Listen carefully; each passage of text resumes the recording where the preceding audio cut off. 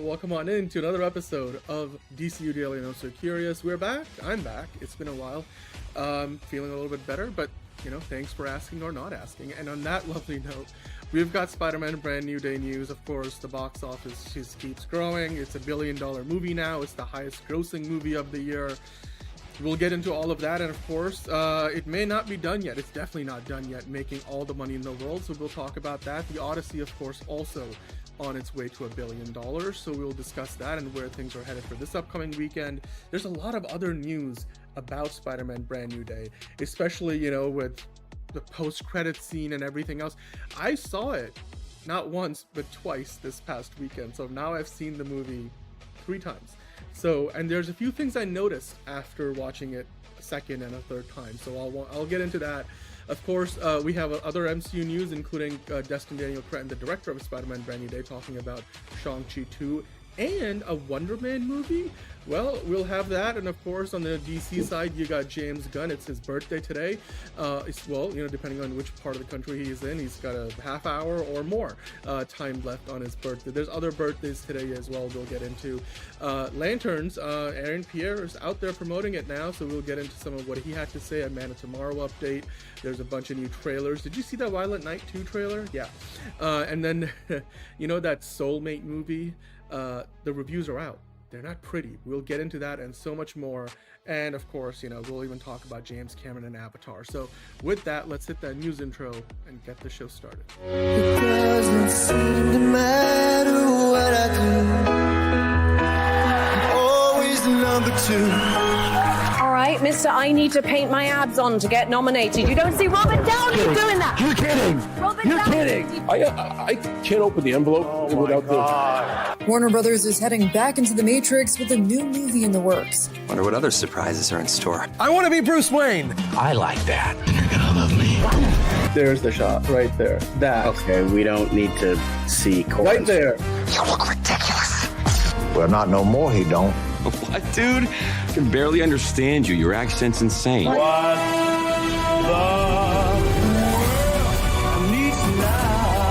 Give me a hand up. Nope, I'm actually okay. Thank you very much. Oh, wow! Wow!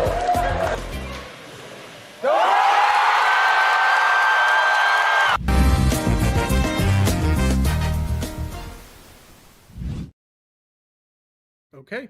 All right. Well, welcome on in. I didn't even mention, David Ellison. This whole trial that the state attorneys got him, in Paramount tied up in, is that going to be the final straw? Is David Ellison and Paramount going to reach their breaking point as the trial, extends possibly, not just into 2027. I mean, 2028 and beyond. We'll get into that later in the show, the business of Hollywood. Disney also making some moves, and of course we'll talk about Avengers Doomsday, and how Destin Cretton, the story behind whether he was going to direct it and who made the decision not to. That was interesting stuff that I didn't know about until today. And it is a Wednesday going to Thursday, but we will do a Mount Rushmore Monday because we didn't do a show on Monday, and yesterday I was out sick. So, hey, we saved it for today. You guys sent us more of your picks, and we'll get into all of them. To do that and so much more, of course, with me, I've got John. How are you doing? Could be better. Tired. Want to go to sleep. But here I am because I need money. So, hello. Cool. All right. Appreciate the honesty. On that note, D. Cole is here as well, saying happy birthday to James Gunn. Indeed, happy birthday to the one and only James Gunn, co-CEO of DC Studios. Fancast Friday, the poll is up. Go work on magic on it. Vote. The link is in the chat. It's in the description, and you could just go to youtube.com/osocurious, and in the post section you'll find it. Monique saying, "How do y'all? Wonderful Wednesday to you." It's baked chicken thighs. I was thinking about baking chicken thighs. I've just got them marinated right now. So maybe tomorrow. English pea salad, sour cream cucumber salad, grilled onion. Is that gnocchi? Is that how you say it? Gnocchi bacon ranch pasta salad. Wow. That is one hell of a salad. Thank you, Monique, for that. Hello to Figure Drawing. You watched Brandy. I did see it 3 times. By the way, it's gnocchi. Gnocchi? All right. I asked, like, you didn't see anything. Okay, gnocchi. Sorry, I was checking the how the poll is doing. That's why because I wanted to see how it's doing. Because Yeah. Christopher Nolan's killing it Honka right honka now. Caleb. Thank fucking God, because I really don't want to do Kratos. So I mean, Caleb even voted for Christopher Nolan. So Figuring saying, can you type in the chat your score for Disclosure Day if you remember? I watched it a couple of days ago. I regret it. No hyperbole. What was that? I think I gave it I want to say it was somewhere between a 2 and a 4 out of 10. It wasn't like a 1 out of 10, like AI, which was like absolute waste of time because, at least some of the UFO nostalgia gets me. Anyway, we'll talk about X-Files later. There's an X-Files movie coming back soon to theaters. I am feeling a lot better. Thank you for your well wishes. I saw everybody, comments from John's post. Justin Geeky Guy, thank you for the super chat. Let's see how much Elon's AI Odyssey makes. Well, I don't think we'll be talking about that on the show, but I'm sure it will not make any kind of money whatsoever because it's going to be on X, and X is a bit of a mess. Yeah, happy birthday to James Gunn. No key is how. Oh, right. John said it. No key. Yeah, I got it. Anyway, John, let's get into the show. As we do often on the show, we start off with the box office report. Of course, the big headline right now is Spider-Man Brand New Day, and then a week or two before that it was The Odyssey. And going into those weekends, we were talking about how, look, the summer hasn't even started yet because the two biggest movies of the year haven't come out yet. Now, Avengers Doomsday is still, a few months away, as is Dune Part 3. We have a few other movies in between, but and then of course Jumanji Open World, you got Angry Birds 3, all these movies coming out in Christmas time, Ebenezer coming out around the Thanksgiving time. But again, the box office this year, we've talked about it, we've followed the story year round, and I think going into this year, like last December, we were talking about studios as well as theaters as well as industry analysts expect 2026 to become one of the biggest years, if not the biggest year at the box office since the pandemic. 2019 being like the big benchmark. Avengers Endgame, of course, was the biggest movie that year. And it looks like that's delivering now. I mean, we've talked about it a lot. I said it earlier. We had a few hits toward the beginning of the year. You had Project Hail Mary, Devil Wears Prada, Toy Story 5 made $1 billion, Michael made $1 billion, Super Mario Galaxy made $1 billion. So we already had $3 billion movies coming into July and now into August. And well, ultimately, the make or break for the year was still going to be Spider-Man Brand New Day and The Odyssey. And the headline in the Hollywood Reporter, I think, is again, evidence of that. The box office is finally back. We're all breathing a hell of a lot easier, which is a quote from one of the executives in distribution, basically one of the theater owners that is being quoted. And John, look, last year was a lot of doom and gloom because there was the whole narrative of survive till 25. And then 2025 ended up being like a lot of misses and like mediocre movies. Like, for example, right? You had four superhero movies, 3 Marvel movies and 3, right? 3. Yeah, 3 Marvel movies and 1 DC movie. And all of them got outgrossed by not just F1, but also a Demon Slayer film.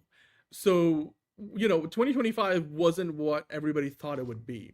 Now, 2026, on the other hand, is well on, its way, and it certainly is currently on track to become the biggest year at the box office since the pandemic, John. Now, I'm going the long way around on this, but like your thoughts on this idea, because again, like getting into the summer months, things were kind of dropping a little bit, and then Supergirl obviously was a big miss. Disclosure Day didn't make as much as some people thought it might. There's been a few ups and downs, but like Michael held out for $1 billion. Devil Wears Prada made a ton of money, hundreds of million, more than some people thought it might. And then of course Toy Story 5 comes in, Minions doing relatively well, and now The Odyssey and Brand New Day.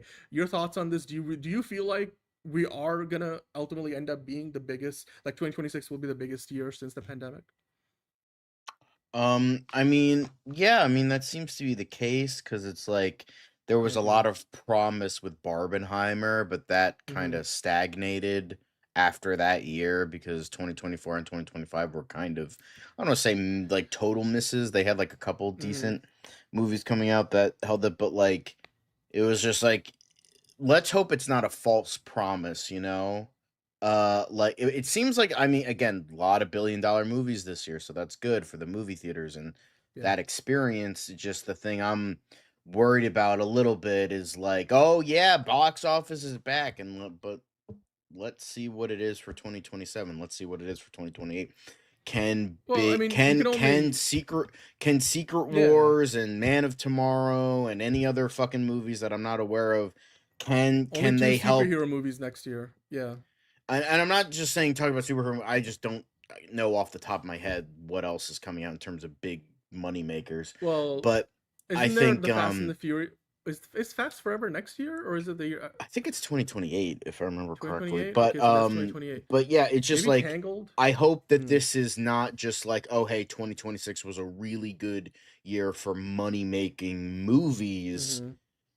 and not like, oh yeah, and that's it. I hope it's like 2026 is really good. Let's keep that fucking goodwill going instead of like, oh, Barbenheimer is brought back and then 2024 and 2025 fell flat. So, not saying that those were bad years. It's I mean, just they like weren't 2023 bad, was but huge. So, yeah, 2023 was huge. I mean, 2020 was it? That's also the same year that Top Gun. No, it wasn't. Wasn't it? Top Gun It was 20 2022.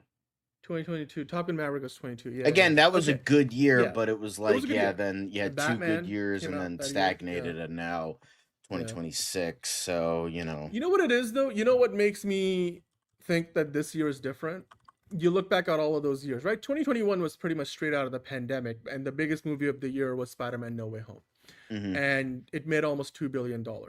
And I mean, you can count the number of billion-dollar movies in 2021 on one hand. You can count the number of billion-dollar movies in 2022 on one hand. 2023 even, you can count it on one hand.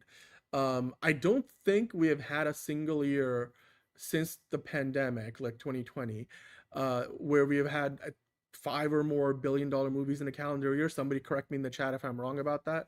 Hello Morkatna. By the way, I've been watching a bunch of stuff online, like with concerts with Hans Zimmer and stuff, and I've noticed like somehow Morkatna pops up in a lot of those comment sections, and I was just like, I took photos. I'm like, I'm keeping track of this. I'm apparently getting the same recommendations as Morkatna.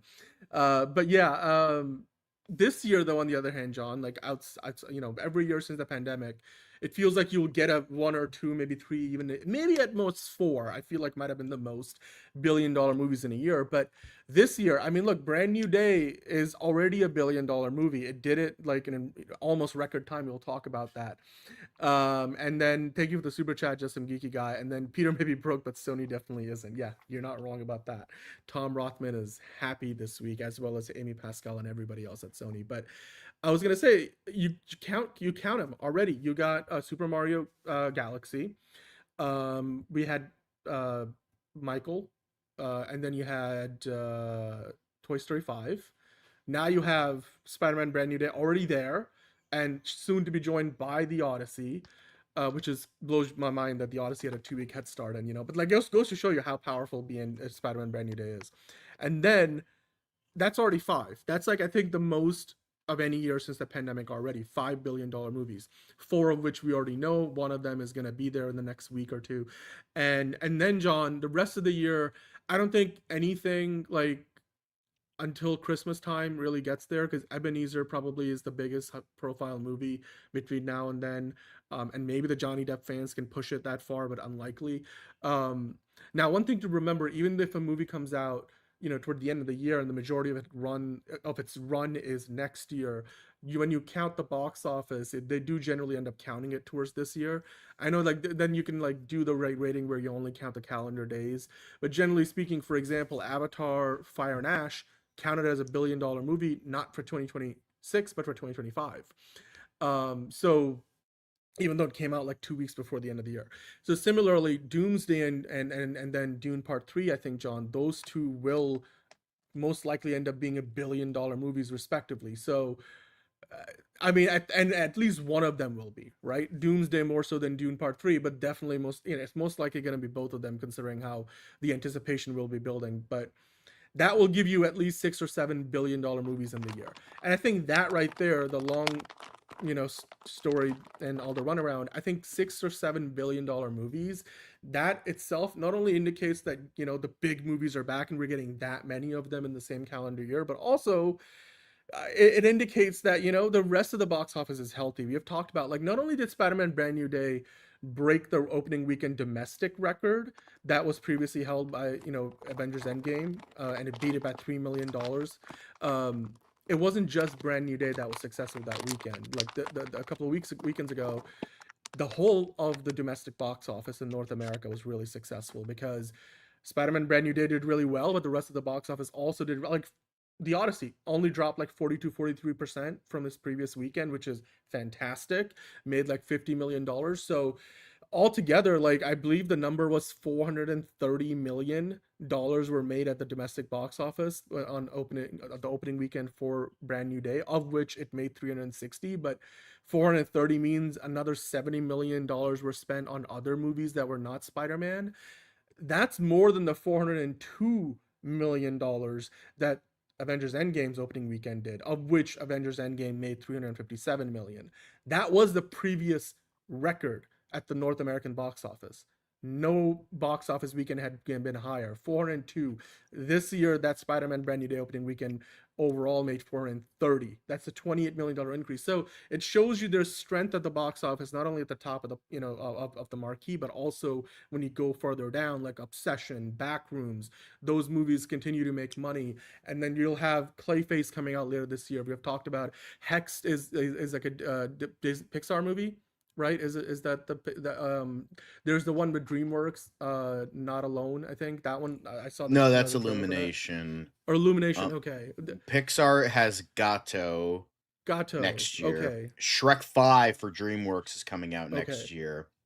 But there's a Pixar movie later this year, right? An original one. Is that Hex? Is that the one? I feel no, like that's a Disney movie. That's not Pixar. That's a Disney. There's only two Pixar movies coming out this year, and it's Hoppers and Toy Story 5, and that's it. Toy Story 5, I don't think anything else. You have Gato next year, and then I think Coco 2 is either coming out next year or 2028. I think it might be 2028, but the point I was trying to make is there's still a couple of big I wanted to go through, like, I'll try to be as quick as I can, but I'm looking at, like, possible billion-dollar movies, or at least big money makers for next year, because I'm looking through, like, the entire, I mean, obviously Beekeeper 2, that's just an easy $3 billion movie right there. I mean, oi. I'm gonna bring back the box office anyway.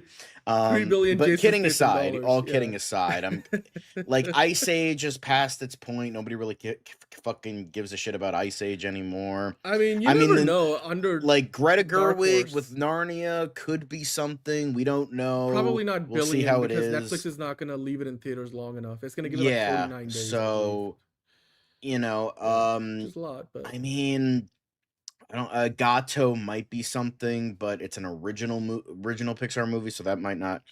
Don't count out Pixar though. But yeah, that is true.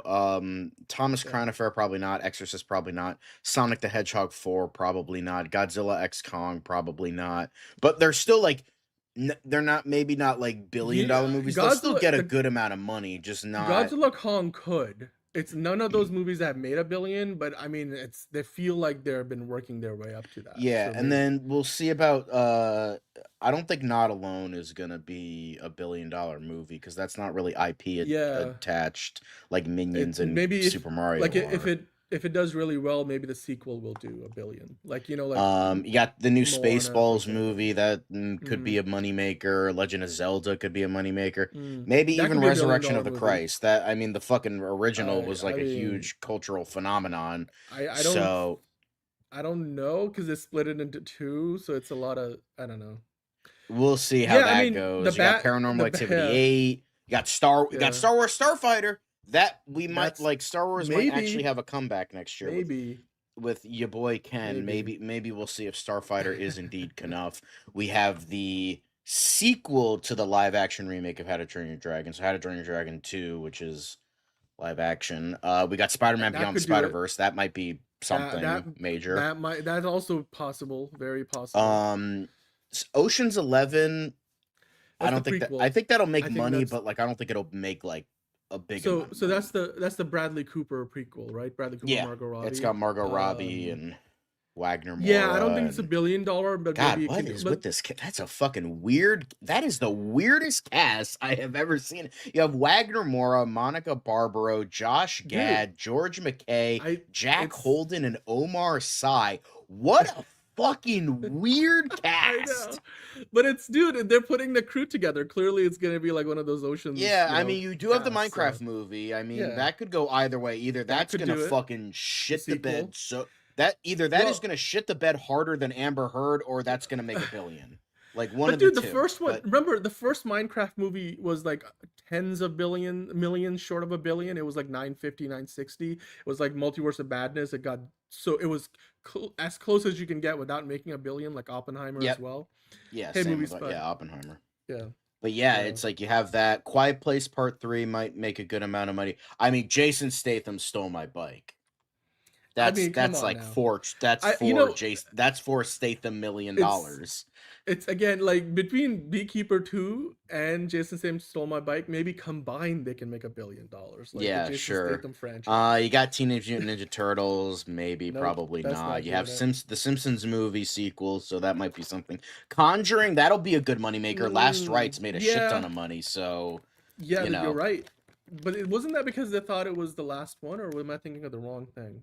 No, I mean that could be that's the a- case, but like people love the fucking Conjuring movies, so. But we'll this is see. the this Just is not the, this is like the Insidious. Nobody gives a prequel, fuck right? about This is Insidious. but no, but this is the prequel with the younger cast that's Yeah, replacing yeah. Patrick. You have Wilson and Farmer Blair Brown. Witch sequel. You have the Mummy Returns sequel. You have Helldivers. That could go either way. We'll talk about the Mummy sequel later. That's gonna be Frozen interesting. 3.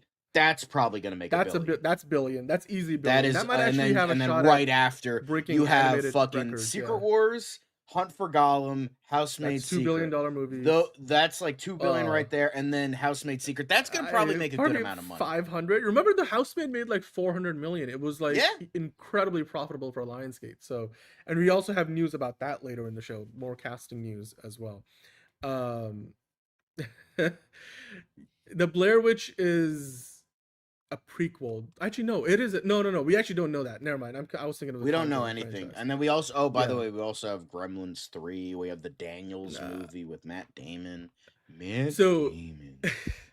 The Gremlins one with Matt Damon, or no, those are two different things. The Gremlins, the Matt Damon, Destin, the Daniels movie, the guys behind Everything Everywhere All at Once. That could be a big event movie that Universal is hiding right now. That could be like a big one. I don't think it's a So the billion. I mean, it would Housemaid depend on what it made is. over $400 million.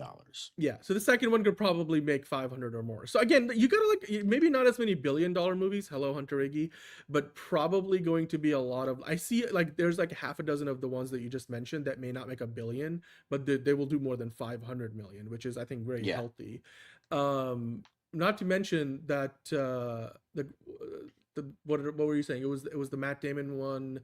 That was a big one. Oh, isn't Godzilla minus zero coming out next year? That's another one. I feel like that one probably makes a shit ton of money too, considering how well it did this year.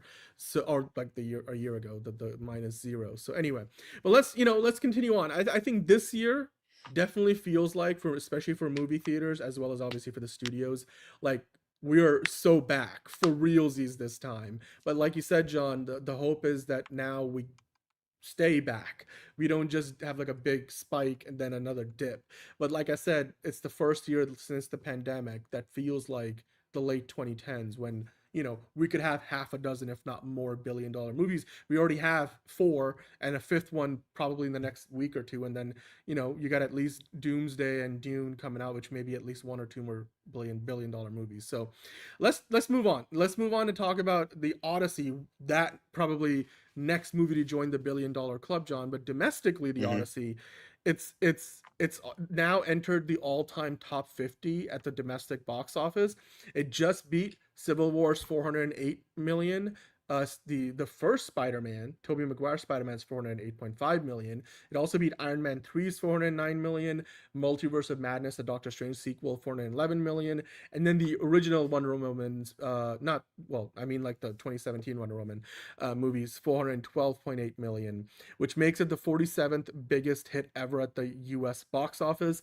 And get this past Tuesday, in its third Tuesday, it only dropped 46% at the box office, which meant that it made more money than Top Gun Maverick did at this point in its run, and that's despite facing the biggest Tuesday of all time for a single movie. That was Brand New Day, which we will talk about later. So again, the Odyssey keeps doing big numbers, and it goes to show you people still are going to see this thing again and again and again, which for a historical epic, for a swords and sandals picture that there was a lot of front loadedness on it because everybody wanted to go see it opening weekend, see it in IMAX. People just keep going to see it. It's longer than Brand New Day by half an hour. It's almost 3 hours long, but people keep going to see it. So if you go to the next thing for a moment, I just want to again kind of finish the conversation around the Odyssey.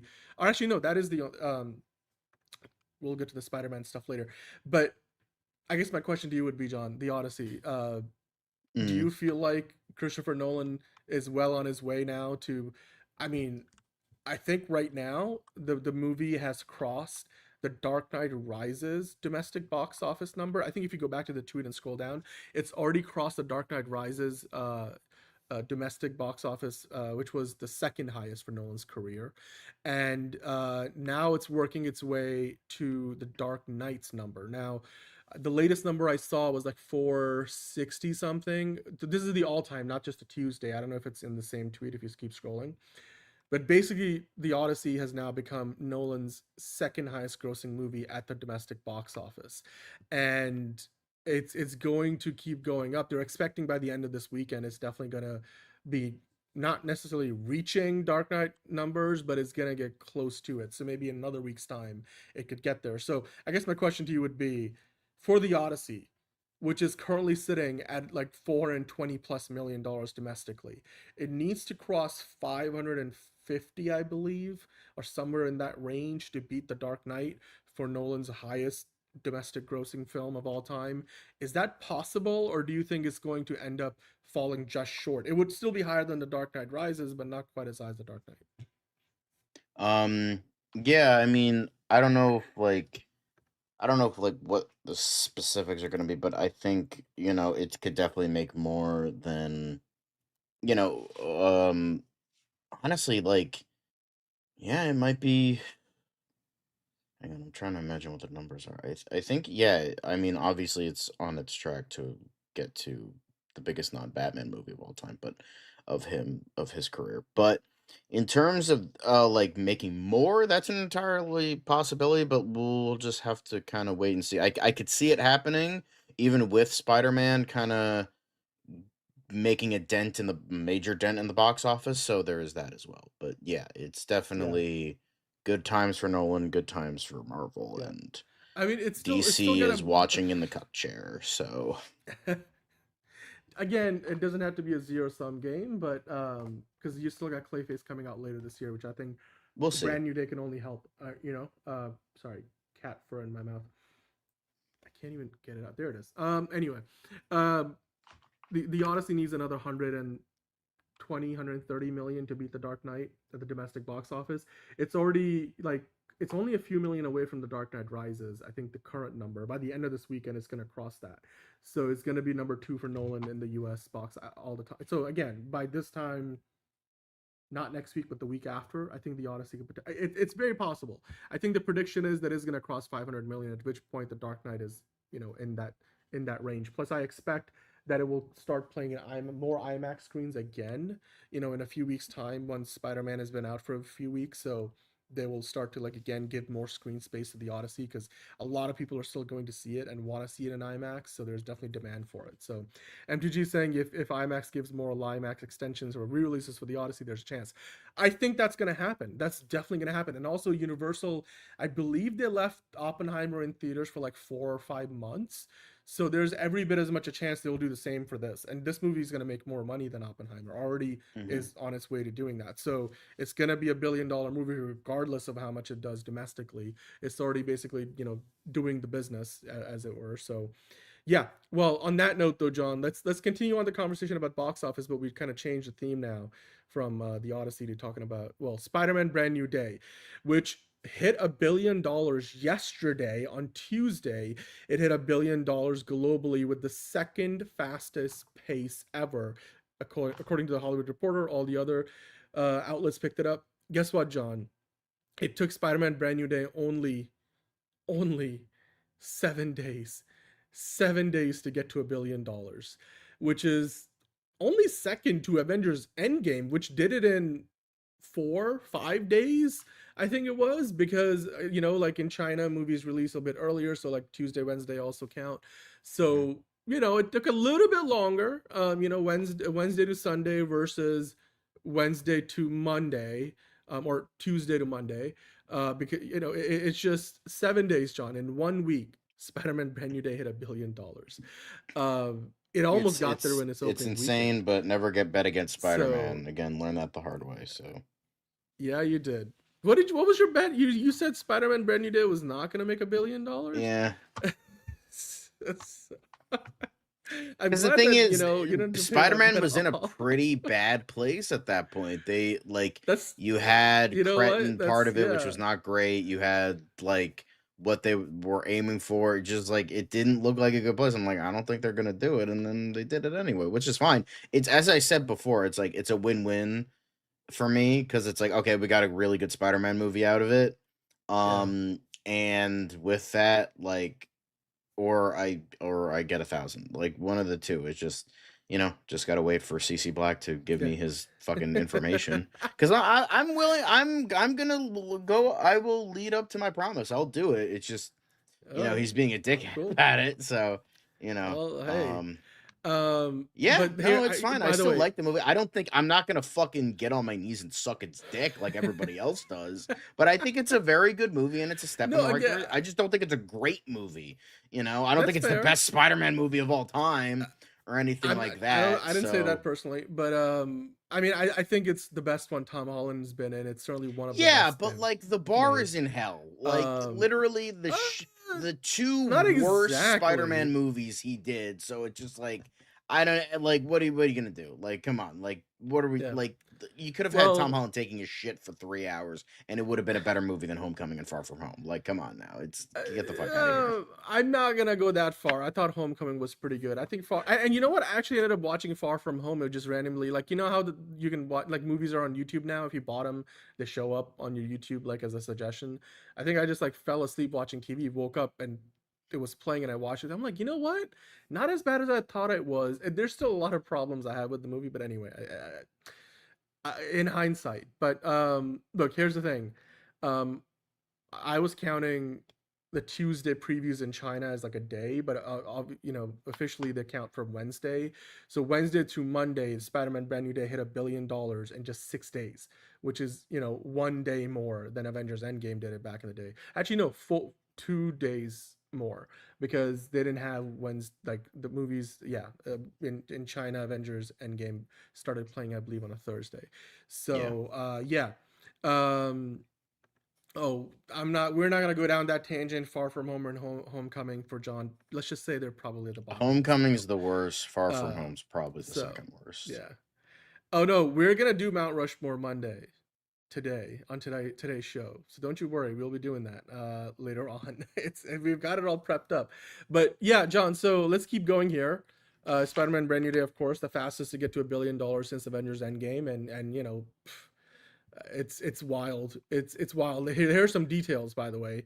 It already, in just 7 days now, Spider-Man Brand New Day has beat Toy Story's $1.07 billion. It's become the biggest movie of the year. It's already beaten Far From Home's $1.13 billion, which was, which is now it was previously the second biggest Spidey film. Now it's the third biggest. Because the biggest is No Way Home, still almost $2 billion. Aquaman made $1.15 billion. Now it's beat that. Civil War made $1.16 billion. Now it's beat that. It's actually now that's 9th highest grossing comic book movie of all time at the global box office. And get this, on Tuesday, its first Tuesday abroad, Spider-Man made $60.5 million. That's a Tuesday. Tuesdays are meant to be one of the I literally just went to the movies today, at days. 7, and I got there early because I went to see a Fathom event, and they don't have previews, so I like to get there really early just in case, because I don't trust 6-7 o'clock traffic. So I got there at 6:30, and there was the longest fucking line for both the A-list line and the regular line, and I'm like, I had to wait I'm in pretty line sure for my everybody's here to snacks. see Yeah. fucking Spider-Man. And It was what are they watching? What are they fucking like? Motor What City. other Oh, they're seeing Minions and Monsters. Yeah, okay. Like, get the fuck out of here. Like, so it was just insane to me. Like, I mean, Yeah. it makes more sense, like, oh, it's at 7 because, like, everyone's out of work at that point. So that makes sense. I would be curious Yeah. to see, like, what it is at, Dude. like, 2 o'clock in the afternoon. So, Basically, like, get this. By the time we're doing this show live, by the time you probably watch it, if you're not watching this live, Spider-Man would have already beat the entire run of Iron Man 3 because it's already basically 1.22 billion. Like, I think it was at 1.2 billion earlier in the day. So it's going to become the 8th highest comic book movie of all time at the worldwide box office. And then also, John, it's just in 8 days. Like, in 8 days, they're going to get there. Just international, it's over 700 million already. And then domestically, I think the number was over 400 million. We'll go into that in a bit. So at this point, my question to you would be this, John. Given that in less than 1 week's time, this has already become the biggest movie of the year, earned more than $1 billion. Do you think 2 billion is a lock for oh, yeah, Spider-Man Brand New 100%. Day? Yeah, Like, absolutely. There's no competition in fucking August. Yeah. Like, get it. I mean, and- What Coyote versus Acme is going to be the big money breaker? Yeah. Like, come on. Get the fuck out of here. I mean, same. Like, when I went to see Spider-Man Brand New Day over the weekend, so I got a little late to my first screening. So because I have A-list, I booked the next screening that I would be able to time out once that one I was sitting in would finish. So I sat in 2 back-to-back screenings and both were completely full. And John, the crazy thing was that the reactions from the audience felt like day one reactions on a Sunday, which means that there were still people just seeing it for the first time on a Sunday, which is not entirely unusual. But I also saw some people who had seen it multiple times, right? And now, like, just yesterday, now that we've crossed into the Thursday early morning hours here on the show now, Spider-Man Brand New Day was sitting at 1.15 billion in 7 days, highest grossing movie of the year. If you go to the next thing for a moment, it's like the Tuesday alone, you talked about it, right? Do you have the tweet there with the biggest Tuesday? I think actually no, did we just talk about yeah, we did. Okay, so But these are, let's zoom into this. yeah, I mean, these are all the records. biggest that the movie has already opening, broken. biggest weekend at domestic, biggest domestic and global opening for Sony Pictures, domestic and global opening for a Spider-Man franchise, U.S. Canada The advanced biggest ticket sales, previews? U.S. John, previews, biggest this- Friday, biggest domestic and global Yeah. opening for Cretton. Not like there's much to fucking say about that, but domestic and biggest for global for Zendaya? Zendaya, domestic and global for Amy Pascal, domestic Not opening for for Tom Tom Holland. Holland, domestic it was, opening for Kevin Feige as a producer, opening weekend in U.S. admissions in post-COVID era, global weekend for Biggest- AMC theaters, AMC, 4-day for weekend for Regal, 4-day. all-time opening records in territories including France, India, Brazil, India. Spain, Peru, Spain, Colombia, Peru, the India. United Arab Emirates, Saudi Arabia, Arabia. Chile, Turkey, Ecuador, and Belgium. Belgium has freedom. Belgium has that's Spider-Man. 13. 38th Marvel Cinematic Universe Great reference. title to open #1 globally and domestically. Yeah. Biggest global opening for ScreenX and 4DX formats combined. Biggest Dolby Cinema opening weekend domestically. Second biggest global opening ever. Biggest Saturday domestically or second biggest Saturday domestically. Second biggest Sunday domestically. Yeah. Only By the all way, of which are this is- behind Avengers Yeah. Endgame. And this is also the second biggest opening weekend worldwide for Tom Holland, only behind Avengers Endgame. Did you notice? I don't know if on yesterday's show you talked about this. Tom Holland now has the 4 biggest opening weekends of all time. Number 1, Avengers Endgame. Number 2, Spider-Man Brand New Day. Number 3, Spider-Man No Way Home. Number 4, Avengers Infinity War. You know Tom who Holland. else was also in all of Think those it's- movies? The CEO himself. Jacob Batalon. Yeah, the I will say CEO though, of Sex. The- I think the- that's the- why. I think that's Yeah. why. You know, you got Yeah. because the thing is they knew they weren't gonna get Yeah. anywhere unless they had the CEO of Sex there. Yeah. By the way, I know it's United Arab Emirates, but like nobody. Emirates, like, whatever. I'm an Emirates- American. I'll Emirates say is- Emirates. yeah, All right, yeah. get the fuck out of here.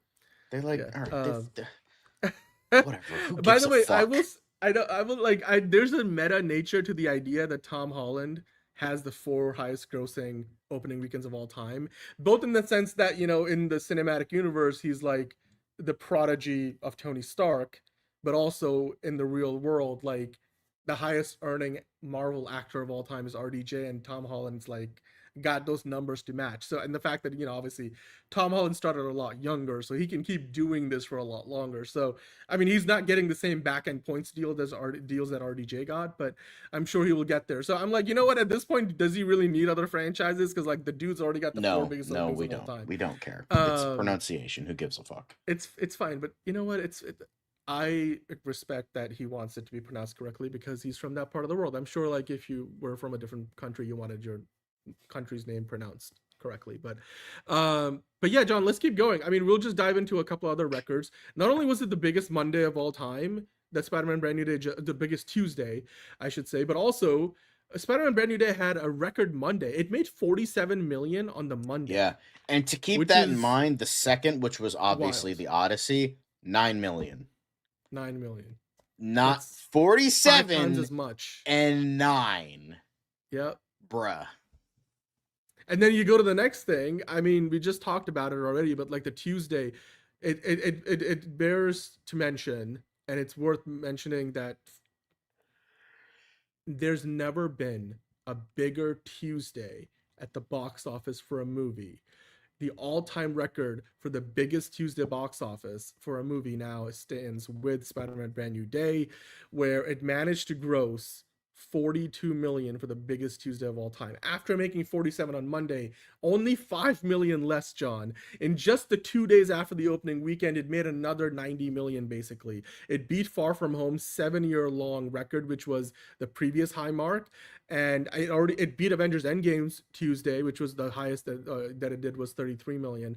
So yeah, just huge numbers. It's already hit basically 450 million in 5 days. Now, as we're going to Wednesday into Thursday, it's already, we don't know the final number yet, but this movie's already made more than 450 domestically. And then it's made well over 700 internationally. It's already past 1.2 billion. Like, you know, 2 billion, there's a reason why they're saying Spider-Man Brand New Day could make 2 billion at the box office. So yeah, I mean, I don't know if Tom Holland's gonna do this till he's 90, but I'm sure he's gonna be doing this for a lot longer, considering that, you know, this is probably a part of an entire trilogy, and then however many Avengers movies he ends up in. Hey Chimera, yeah, love to see it. MCU rises. And you know what? Superhero fatigue is not real. John, one thing we didn't mention, there's been 30, that was in that Deadline article, there's been 38 Marvel movies in the MCU, and all 38 MCU movies have opened number 1 on their opening weekends. Even the ones that ultimately, you know, like the Marvels and Quantumania, the ones that flopped or didn't do very well, all of them, including during the pandemic, Black Widow, Shang-Chi, which wasn't as much of a big deal, but nonetheless, all 38 MCU movies have opened number 1 at the box office. That kind of a streak, I don't know, man. That's like, I don't think any franchise will ever replicate that kind nothing. of a Not like James Bond, Godzilla. Nope, not even close. Nothing. That's why it's like all 38. That's why, like, I don't take I try not to take like the Supergirl hate like seriously, because like like plenty of great, even better movies bombed. Like, look at The Nice Guys. That's like one of the best fucking comedy action classics in the last fucking 30 years. Nobody went to see it. And nobody went to go see it because of fucking Angry Birds 2. So like, you know, that, and everyone nobody fucking remembers Angry Birds. Everyone remembers The Nice Guys and how amazing that. Honestly, I fucking might watch that again tonight because of how fucking great it is. It's like the other guys. But like, you don't there's see like it something coming, like but that, it's and so good. like, you know, and it just, Supergirl, like, it was on shaky ground. I honestly, I might do a video for the channel on, like, you know, 5 things as to why Supergirl kind of failed. I know we've talked about it on the show, but I'd like a good video about like talking about that, because I think it's an interesting topic to talk, and not in like a negative way, just like, hey, this is why I did, and not like, oh, because fucking Millie Alcock's ugly, like, nothing like that. Just like like logistical, because I've thought about it the last couple days, and I think a good, you know, that Yeah, just there's that. visualizing it So, and then again you know, pointing it it's out. just Yeah, like, yeah. but it's the thing is, it's also kind of a not fair comparison because Supergirl, C-list character, she only had one movie It's beforehand not. that was from fucking 40 years ago that nobody Yeah. remembers. And And Spider-Man. Spider-Man is It's just fucking Spider-Man, it's bro. It's Spider-Man. motherfucking It's not a fair Spider-Man. That's comparison. like not fair. Like you could Yeah. see a I better don't think it comparison was would be to ever. Captain Marvel, and that movie made $1 billion. Yeah. So like, you know, that would be an fairer Yeah. comparison. And that movie also Fairer, sucked. So but like, you know. fairer, but even then, because like it didn't, like Supergirl only has Superman behind it And in on terms top of of the that, MCU momentum. has a bigger, longer built-in fan Yeah. base than the DCU Like does. Yeah, it has Supergirl DC was fans. like, for But like, example, like, you know, it's not a fair comparison either, but Supergirl was like the second movie in the DCU, which would be like the first Iron Man movie, which is not a fair comparison. Actually, no, the Incredible Hulk. it would The be Incredible the Hulk was the Incredible Hulk. and you know, like even then, it's not a fair But comparison. even then, because, the like, we're Incredible 20 Hulk years made apart. money, and it But was still yeah, mixed reception rather than mixed to yeah, negative that Supergirl was. So yeah, it's hard to compare, you know. yeah. It's But yeah. it's But not anyway, fair. It's not. I'm looking forward to that video. I'm gonna. I can't wait to like. Yeah, that the 5 reasons why Supergirl failed. I want to answer Movie Spud's question. Then I have one other thing to add before we move on. But the question is a good one. Movie Spud asking, will Spider-Man Brand New Day beat The Force Awakens, Star Wars The Force Awakens, and end up being the biggest domestic movie of all time, or will Doomsday do it? Now look, I believe, somebody give me the exact number, but I believe The Force Awakens made $900 million at the domestic box office. And that's a number that I don't think will ever be replicated. No, it almost made $1 billion at the domestic box office, Sean. I don't know a movie. I think the next highest movie sits at like 600 or something like that. So Spider-Man Brand New Day could definitely get close. I don't think it's going to do it. And if Avengers Endgame couldn't make that, then I do not think that Avengers Doomsday is going to do it. But that's nothing to say like all these movies are going to be fantastically successful or amazingly successful. So I don't think it matters. I just think like that $900 million number is just like a once in a lifetime. It's probably, I mean, maybe it will get broken one day. Records are made to be broken. I just don't think that's going to be Spider-Man Brand New Day that will do it. But hello to Jalen in the chat. Chimera saying superhero fatigue, if it was real, Spider-Man wouldn't have done $1 billion opening weekend. Yeah, I mean, look, Supergirl, it's not a fair comparison. I think John was talking about more so why Supergirl failed on its own merits rather than as a comparison to Spider-Man. Even if Supergirl made $1 billion, people will be like, you know, like, look, Spider-Man, like, is gonna double that number. So it's just not a fair comparison. But yeah, all right, let's I just wanted to mention one thing, by the way. I know as we go through the show, I'll mention a few things I noticed while I saw Spider-Man Brand New Day a second and a third time. I've got a list. I was taking notes by the third time I watched the movie. But I think I'm gonna end up making an entire separate video too, John, where I'm just gonna like talk about everything I noticed watching Spider-Man Brand New Day the third time. Because especially by the third time, you were able to really sit back and like, I didn't even realize you saw it the second time. Well, I saw it the same day. I saw it twice on Sunday, I think. Hello, Angelica. And yeah, I saw it 2 times on Sunday, and it was like, for example, considering John, what followed, like Force Awakens isn't too. By the way, talking about Star Wars, did you notice, you know, in that scene where Spider-Man brings MJ back to the apartment and she invites him up, and then Ned is in his room on his laptop, like looking at the video, what just happened, like with Bruce Banner. In the background, in one of the monitors Ned has up, he's got Empire Strikes Back playing, and it's the scene with like the rope, you know, the battle. What's the battle called? The one on the ice with the AT-ATs. And that one, that scene that the reference, because it's cool because that's the scene that the reference when we get the first appearance of Tom Holland's Spider-Man in Civil War. It's like, remember that really old movie, you know, where like we put because they're trying to bring, you know, Giant Man down, like Ant-Man as a giant, and he's like, where'd you get this kid? How young is this? Like, I didn't check the expiration date on, or whatever Tony started, probably not expiration date, but anyway, so like I was like, that's a great reference that they had that. Yeah, there's a Naruto poster in there as well. So there's a bunch of like little small references that I've noticed. Also, I mean, obviously Keith David voices the nature documentary which is like such really a threw you off, fucking waste of Keith but David. You have I mean, Keith but, like, I'm motherfucking okay David, with it. It's like an Easter and you're egg, like, so, you use him for that yeah. shit. Like, go fuck yourself. Get the fuck out of here. How dare Yep. you? How dare you? And by the way, in the movie, I noticed that Bruce Banner refers to Hulk as the other guy. I believe that's the first time we have heard him do it since the first Avengers movie, when he's talking about the Hulk. Yeah, the other guy I spit think the bullets out. I do remember the other that. guy split the bullets. I was like, there are these small callbacks, a couple other things that I wanted to. Again, I'll get into this in a separate video all onto itself, but there's a lot of advertising in the movie. Samsung, Little Caesars. Remember, there's a billboard with a BMW car, which later on Sadie Sink pulls up in with the Uber, basically. I will say, in this movie, did you notice how when they're continuing the visual motif of this Peter Parker as Tony's protege? So he's sitting there and he's like because when he's doing the thing like, all right, generate new hardware, run test, it very much felt like Tony Stark working on the suit in the first couple of Iron Man movies.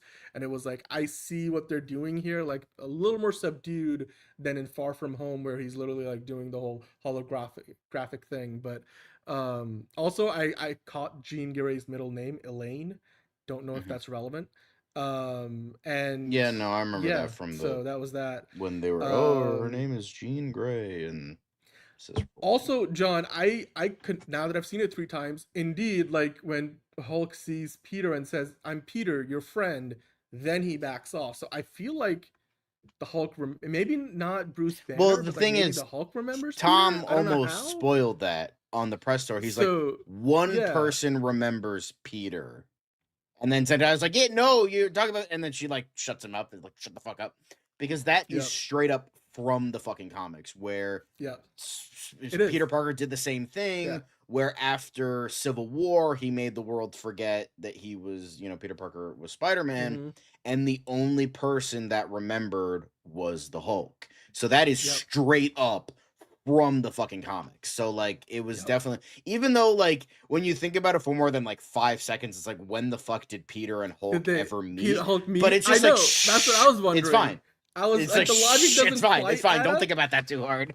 Yeah, doesn't quite add up, but anyway. But my favorite quote from the movie that I want to adding up. My favorite quote from the movie that I want to put on a t-shirt, John, is when Punisher said magic voodoo shit. I'm like, I want magic voodoo shit on a t-shirt. Like, that's when he says it and he's in the hospital with Spider-Man. Banner wasn't around for the spell, but apparently the spell affects everybody in the universe, so that's something.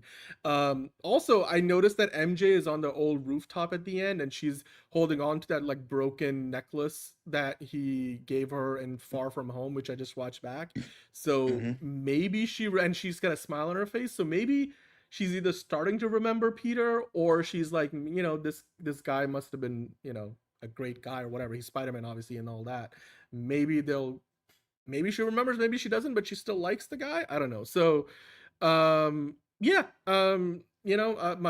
other things I was Dan, like, we're almost an hour in, and I want to go to sleep before 5 in the morning. So, okay, well, I'll go through the rest of the notes later. I was just gonna say, I thought Tom Holland, again, on 3 times watching the movie, feels like the perfect casting for the role, and how he's grown into the role over time. But let's keep going. So, yeah, John, this is kind of interesting. I mean, considering again how big the box office is. A little bit of an aside, we should have mentioned this earlier with the Odyssey, but apparently the highest grossing theater for the Odyssey in 70mm hadn't screened a new movie in 35 years. The last time this theater, the historic Alex Theater in LA, did a first run film was Terminator 2 Judgment Day in 1991. It fits like a few hundred people in there, or it's like close to 1,000 people can fit into this theater. And it's 70mm, not IMAX 70mm, so it's wide but not tall.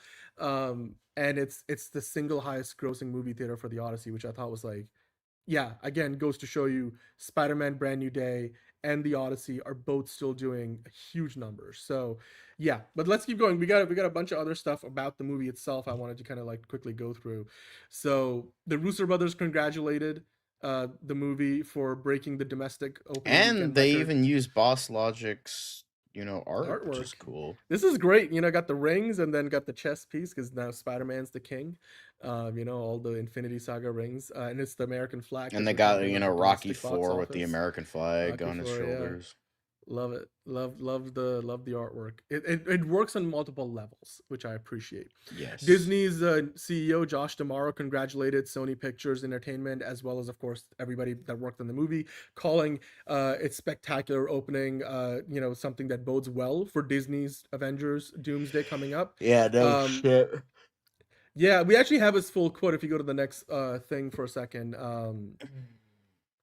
Yeah, he said, congratulations to Sony, Kevin Feige, and Marvel Studios team. It's an unbelievable result. It's one more example that audiences will turn out in force for great theatrical experiences. 65 years after his debut, Spider-Man remains one of the most popular characters through consumer products park streaming. This weekend, it's a great reminder of just how much strength this franchise still has, and it goes without saying that the success of Spider-Man bodes well for our upcoming and highly anticipated Avengers Doomsday film. Obviously, I think Marvel gets a lot of the money from the merch around the movie, but the box office Sony keeps pretty much, if not all, certainly most of it. So did you talk, I'm sure you talked about how Tom Rothman was really excited. He said, wow, thank you to everybody. So I'm sure everybody at Sony and Marvel are happy as fuck. So yeah. Did you see this clip though, John? The behind the scenes of how this again, so much of this was done practically. Now, here's the thing.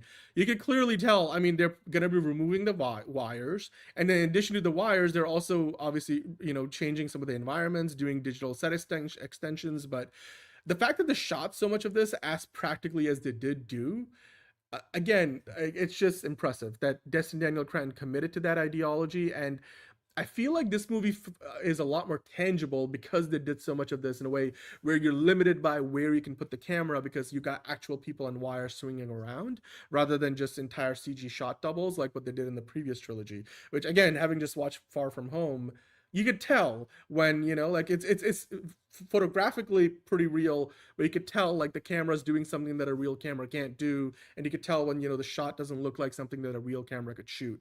In this movie, you get a lot of that where it feels tangible and I like it. I really do love that. Hello, Filmology. How are you doing? Well, yeah, let's keep going, John. We got a bunch more stuff from the movie to dive into, including Tom Holland talking about how he really worked hard for this shirtless scene, the cameo, of course, with Florence Pugh in the movie. She was more than a cameo. She was like a supporting actor. But John, basically Tom Holland was like, look, besides absolutely loving with Florence and the scene going incredibly smoothly and her being the funniest person in the room, I had tried to do that stupid dehydration thing for that scene where I didn't drink any water for the day before and then I drank loads of water the day before that. I tried to see if it would make a difference and the only thing it did is just made me really grumpy. I don't think it really made that much of a difference. It's almost like it's fucking stupid. Well, as I'm sure Tom Holland realized, right? He did say that there wasn't anybody else on set. Like, it would have been weird to have Zendaya and Jacob, on the set. It would have been strange. They were all in their underwear. But, sounds great. He also, again, confirmed that they did get it inspired by some of the beautiful action, quote unquote, and shots has friends in the video game, the latest Spider-Man video game. So, yeah, I you know what, John? One thing I did notice in the movie. You could tell in the bath scenes, the Russian bath scenes, that the translucent nature of the water certainly changed around the chest area for like the two actors, and then like the arms, you could see a little bit deeper into the water. So I'm like, they did something to like, in VFX. It's very subtle because you really don't want to give any sort of a hint that, obviously I don't think Florence Pugh was actually full frontal naked in the pool. They probably just had what a shame. What a shame. But I'm just saying in the movie they had to like hide that. So like it's a little bit of a VFX thing, and you're probably not gonna get a VFX breakdown of it ever. But it was kind of a cool little. I'm like, as somebody who knows how you would probably go about doing that, I was like, yeah, the small details sometimes, But anyway, let's keep going. Other stuff about the movie. Naomi Watts, John. I didn't realize this. When I looked it up on the Saturday or Sunday, when I was reviewing the movies with friends of mine, I was like, "Oh shit, that's Naomi Watts. Who plays Evie," which is crazy because that's the voice assistant, yeah. reunion of Naomi Watts and Tom Holland after they worked together on The Impossible. Great Which was movie. his first film. Yeah, 12 So years ago. yeah, it was insane, but this is pretty cool. Yeah. Yeah, she was like, from playing your mom to playing your AI, 100% human made. Congratulations, Tom, Destin, and the whole Spider-Man Brand New Day team on a historic opening weekend. Immensely proud to even just be a tiny part of this incredible movie. Great to see. Again, I mean, I think we have a photo in here. It looks cool. You get to see just how young Tom Holland was back when they first worked together 12 years ago, which, I mean, you can only imagine. But yeah, I didn't realize it was Naomi Watts' voice either. Not even Yeah, neither did I until I looked it up. Yeah, it's crazy. Yep. So great stuff there. But yeah, I mean, dude, Tom Holland looks a lot older. Do you have it like in the photo in this tweet? If you scroll down, like look at He's a how little young baby. Tom Holland. He's a little baby. It's yeah, wild. And again, I mean, Naomi Watts still looks fantastic. So, yeah, great stuff. Evie.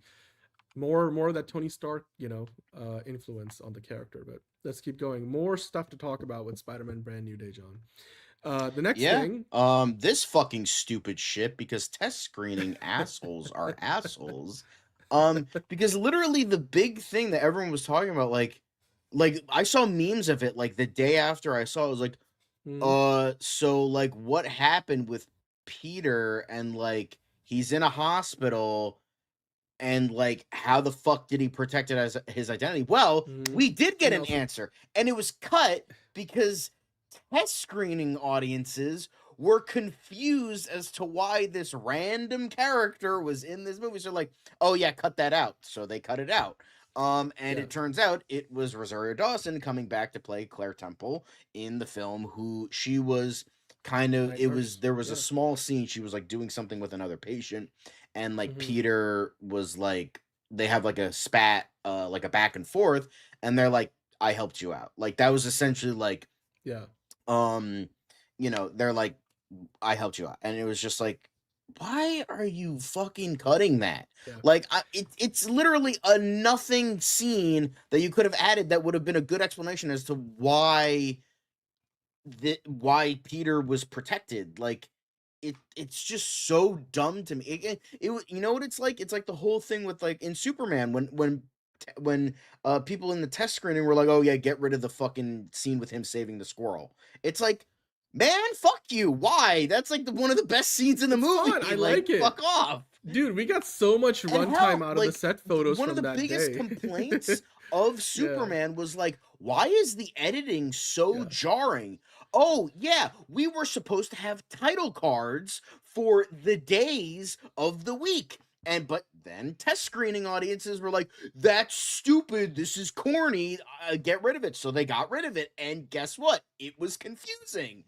Man, like they just need to obliterate fucking test screenings, because this shit is just so, it makes like 9 times out of 10, it makes movies worse. Like, look at I Am Legend. Like they screened the original ending, which was, Will Smith's character not dying, because the whole thing was like, I've been killing this evolved form of human instead of monsters. Oh, maybe I'm the monster, aka more in tune with the fucking book it's based on.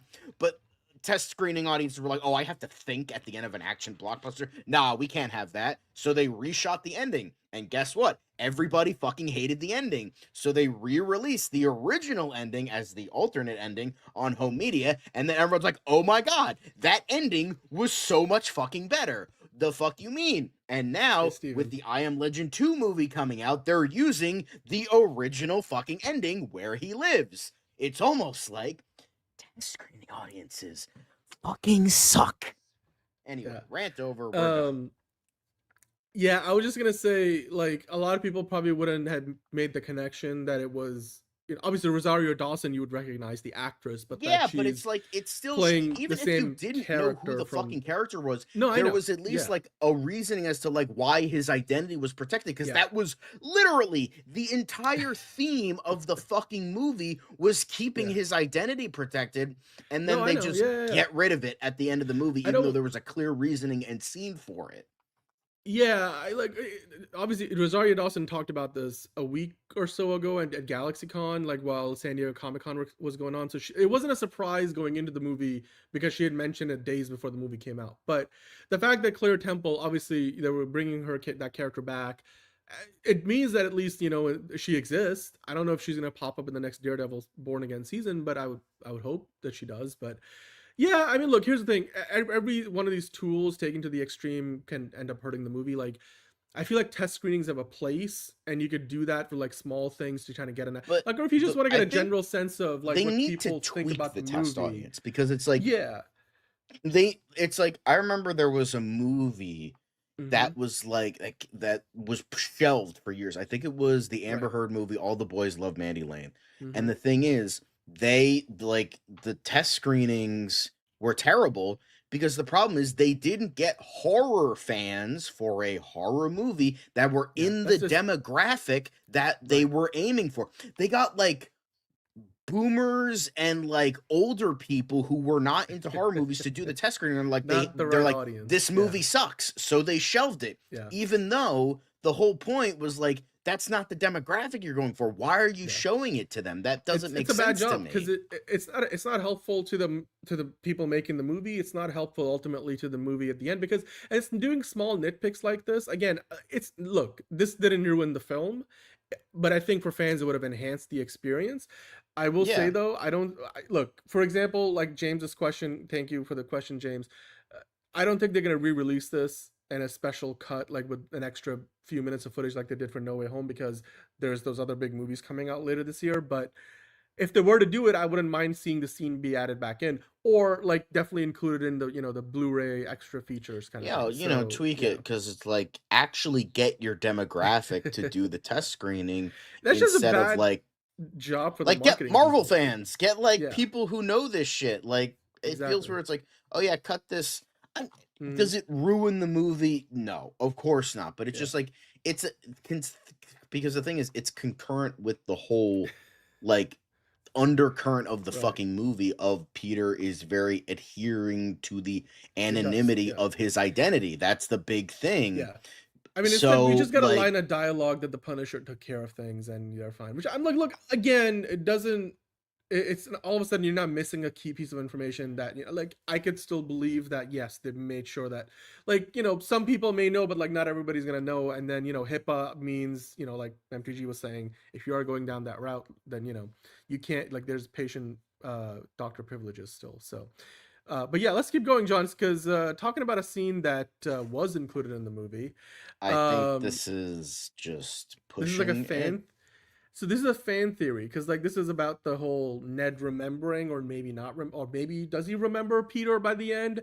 And this one, because I mentioned this before, right? Because and I think you guys have mentioned it before, that in No Way Home, Ned is like almost a natural at using magic and casting spells and stuff. Yeah, Maybe because not they, very advanced. because this came out I think it was before Multiverse of Madness, when Multiverse of Madness Mhm. was supposed to come out before and introduce Miss America, America Right. Chavez, and she was supposed to be the one to open the portals, but it came out before because So they did the Multiverse of Madness got delayed. Yeah. So, But oopsies. basically, the theory this guy is saying, Adnan was saying, the theory is that the handshake that they do in No Way Home, like the last time they shake hands, Ned kind of ended up like, creating this spark with the ring, which is like a little detail, which I don't know, like you could just be like, all right, cool, he's been doing that. Like, this is just, you wouldn't think this was going to lead to anything. But maybe that meant that, there was something there that means that because Ned is still a, big time magic wielder, that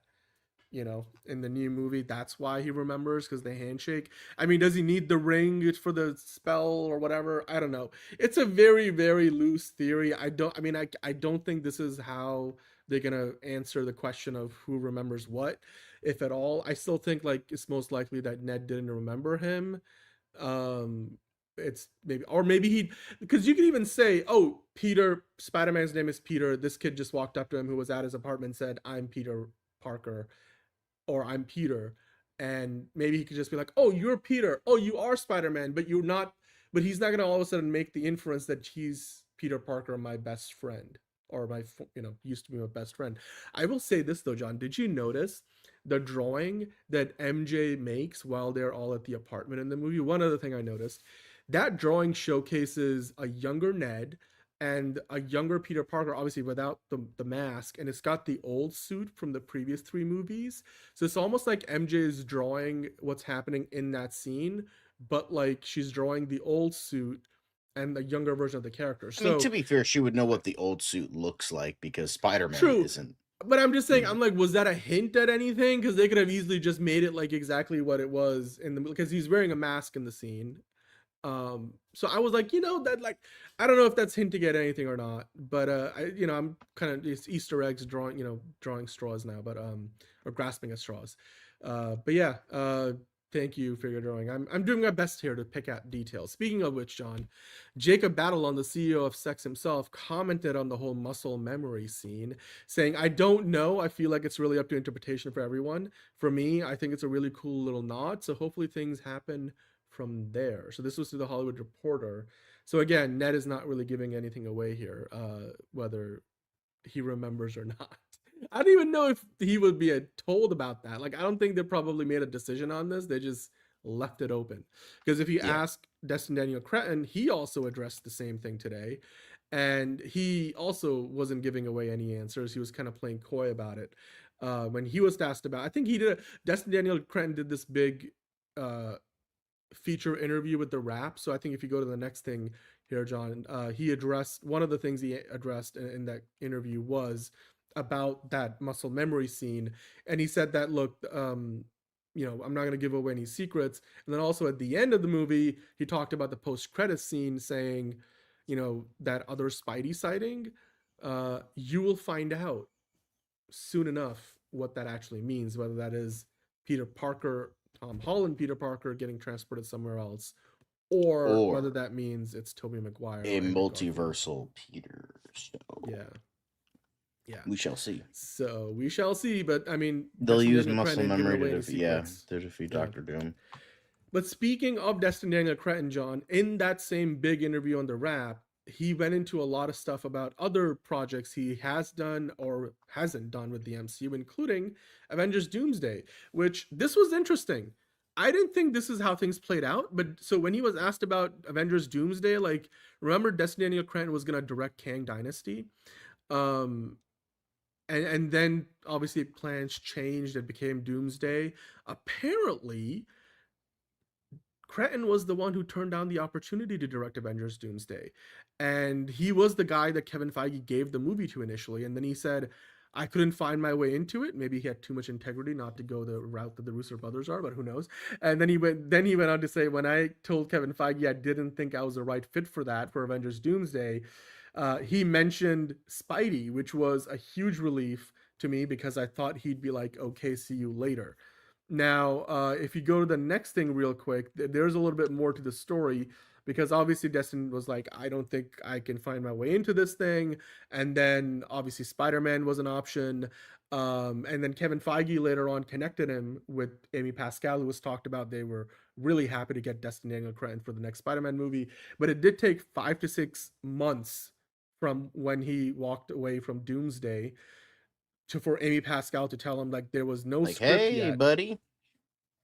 But while we don't have a script, we definitely want you to direct Spider-Man 4. Now, of course, Chris McKenna and Eric Summers are the same guys who wrote the previous trilogy of movies, so it's not like they changed writers. But, although they did allegedly add the writer for Challengers, so who does he? I don't think he gets rewrites. A credit. I don't know if he gets I think he was like a script doctor, uncredited rewrite, something like that. But he was not an official writer. No, I don't think so. Yeah, I don't know. Exactly. I didn't watch the fucking credits. I was busy finding my wallet that fell between the seats. So having seen it 3 times and you sit through the credits for the post-credit scene, I can tell you he didn't get a credit. For 3 times you sat through the fucking credits for the I the did- post yeah, I credit scene. did, You've seen 'cause- it, and it means nothing. It's a shitty post credit scene. Dude, I sit for credits for most movies because I want to respect the people that worked on the movie. By the way, yes, he did sign on to Kang Dynasty, but then when it got turned into Doomsday, I think the idea was Filmology that Destin Daniel Cretton wasn't really like somebody who was like he couldn't figure out like what to do with the So story. And so he's yeah, uncredited, and it's simply yeah. the note was additional literary material, and that's it. Hmm. So, but Yeah. it does say it on his Wikipedia. So Yeah.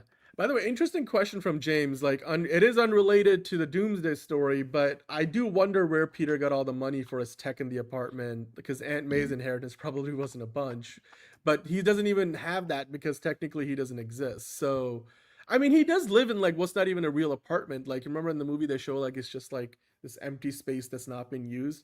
I feel like he could figure shit out. He doesn't even have a job in the movie though, so I don't know like how he makes the money that he does to do what he does, but I don't know. I mean, he maybe could he's have held a on to fucking few like things. delivery job off screen. So There you go. maybe That's there the you go. answer. I don't think it matters too much. They can answer that question very easily.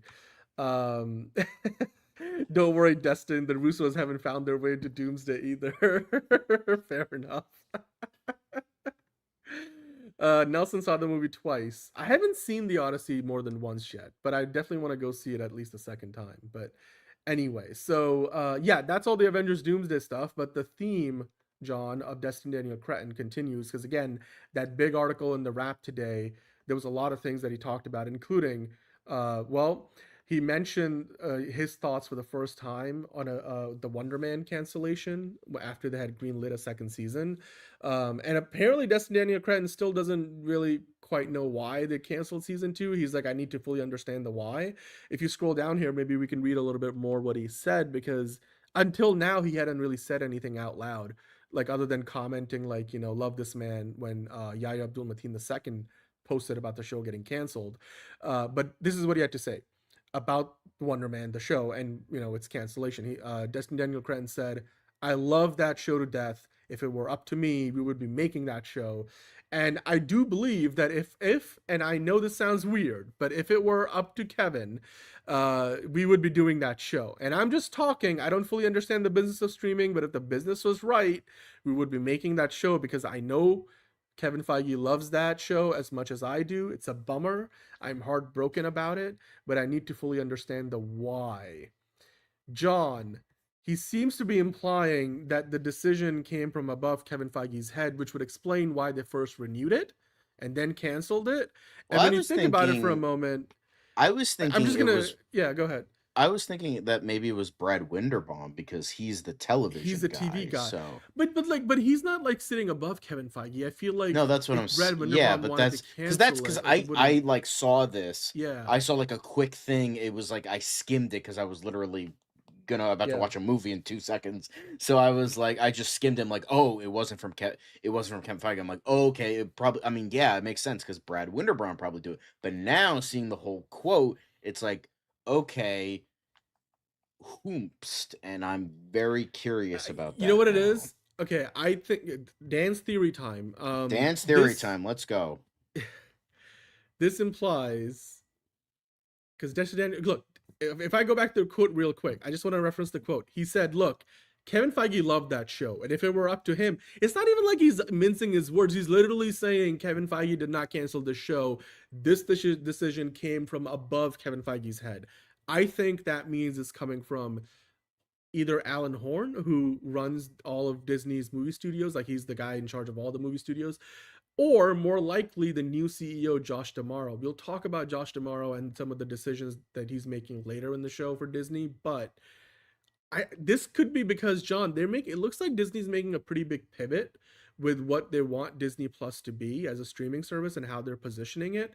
Because if you think about it, after the end of this year with Vision Quest coming out, you have Daredevil Born Again that's continuing, X-Men 97, you have Your Friendly Neighborhood Spider-Man, but all of those shows are significantly lower in budget, and they all are being made the more traditional 1 season a year, 10, 12 episodes, like, you know, more traditional TV structure. Whereas Wonder Man, a 6-episode series, felt very much like the old episodes. Disney Plus model, 8 episodes. But it was like a mini series, essentially, like it was formatted like a mini series where you have these like short episodes and it's a contained story within one season.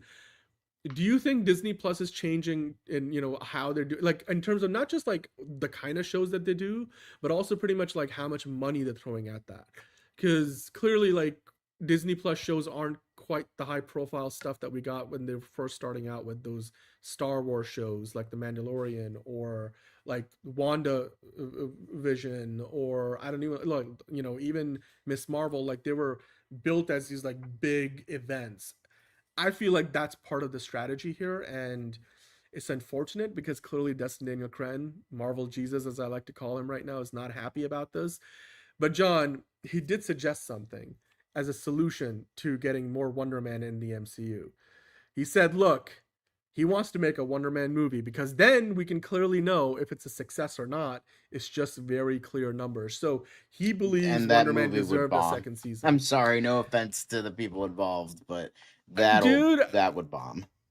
It would depend on how much money they spend on it. If they made an $80 million Wonder Man movie, I think it could make money. Like, I think it could work. I mean, at least he's passionate about it. I appreciate that Destin Daniel Cretton feels confident enough to speak out about this, because clearly I think it's a good idea, but it's just like, I feel like the problem with a movie is that I feel like it would lose what made Wonder Man special. It was this small knit kind of underdog out there kind of thing. Not like totally out of the ordinary. I'm not like acting like it's absolute Martian Manhunter with its like surrealist narrative or anything like that.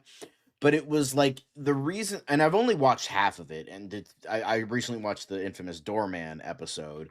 So poor Josh Gad, except not really, because fuck Josh Gad. But he's forever honestly, I want to live in the Marvel universe, because then I never have to fucking think about Josh Gad ever fucking again.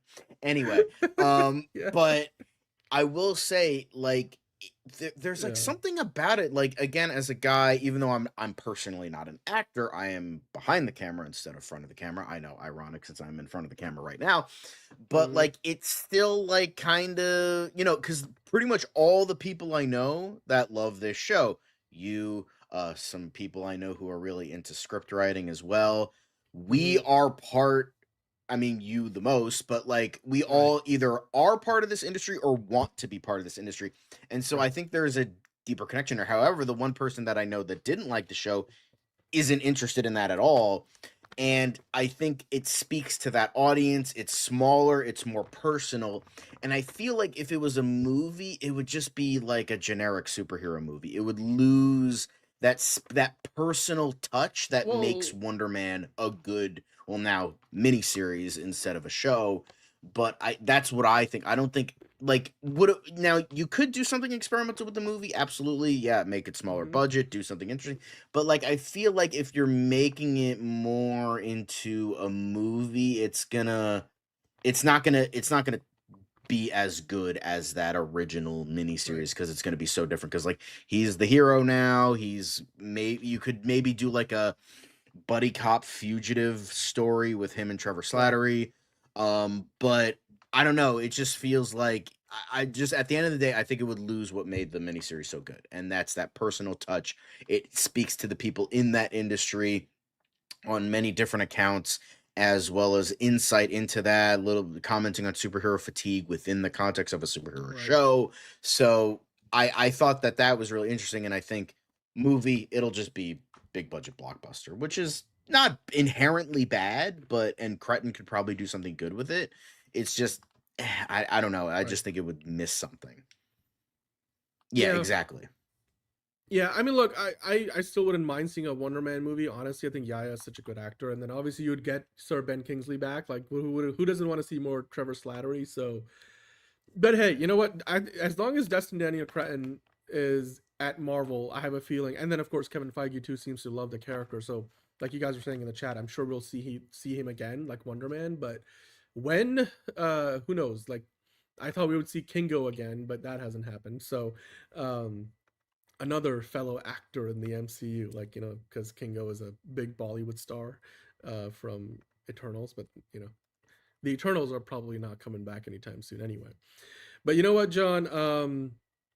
There was one other thing that I want to get into. Well, we're going to keep going here, because yeah, Destin Daniel Cretton, that was a big interview that he did with the Wrap, and one of the other things he touched on was the next Shang-Chi movie.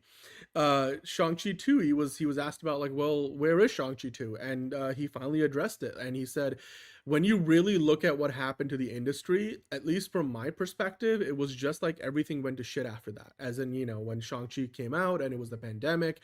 And he said, I feel like if Marvel was there, or if Marvel was where it was before, as in, what happened with the MCU post Endgame, Destin was saying, I feel like if Marvel was where it was before the pandemic, we would have had maybe 2 sequels already.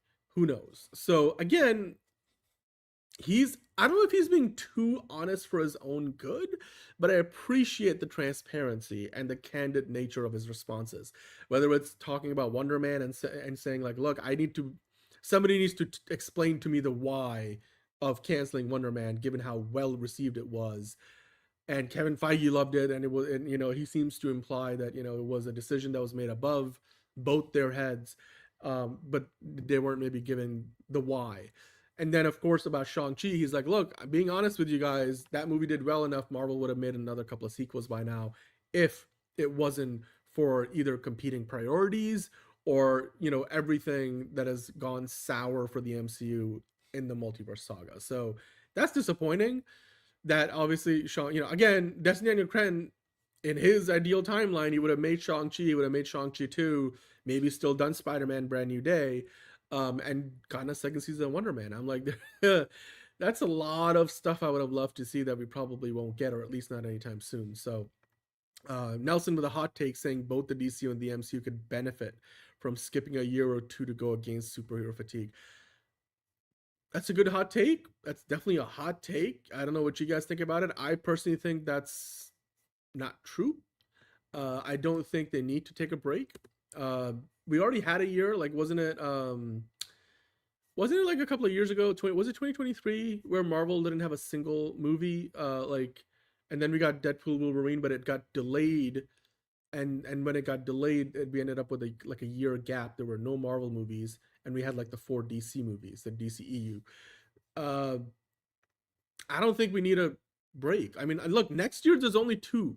This year we had I want to say there's how many were there? There's Brand New Day, there's Doomsday. There wasn't another Marvel movie earlier this year, right? So yeah, there's only 2 Marvel movies this year. There's 2 DC movies with Supergirl and then Clayface coming up. There's 4 this year total. There's no Sony Spider-Man movies this year. Next year there's actually 3. You're gonna have Beyond the Spider-Verse. You're gonna have Man of Tomorrow. You're gonna have Secret Wars. I think that's a good cadence, like that's going back to like the heyday of the MCU. They used to put out 2 movies a year at most. I think after 2014, they didn't really have any years until the pandemic where they put out 1 movie in a single year. But I think that's a good cadence. I don't think we need to take a break. I don't think Marvel needs to take a break. Marvel needs to capitalize on the momentum of Brand New Day and then Doomsday.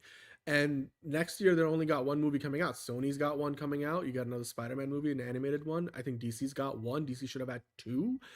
But I don't think you need to take a break. That kills the momentum. I think they'll be fine.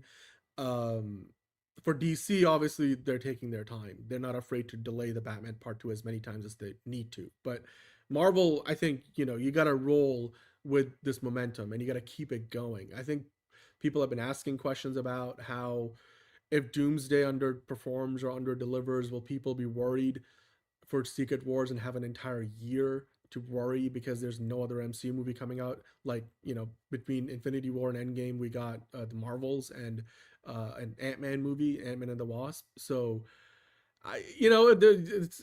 there's both sides of the argument. I personally think that, it's better that they will have maybe a full year gap between the 2 Avengers films, but then people can go watch Beyond the Spider-Verse and you still get a bit of Marvel there, even though it's not MCU Marvel.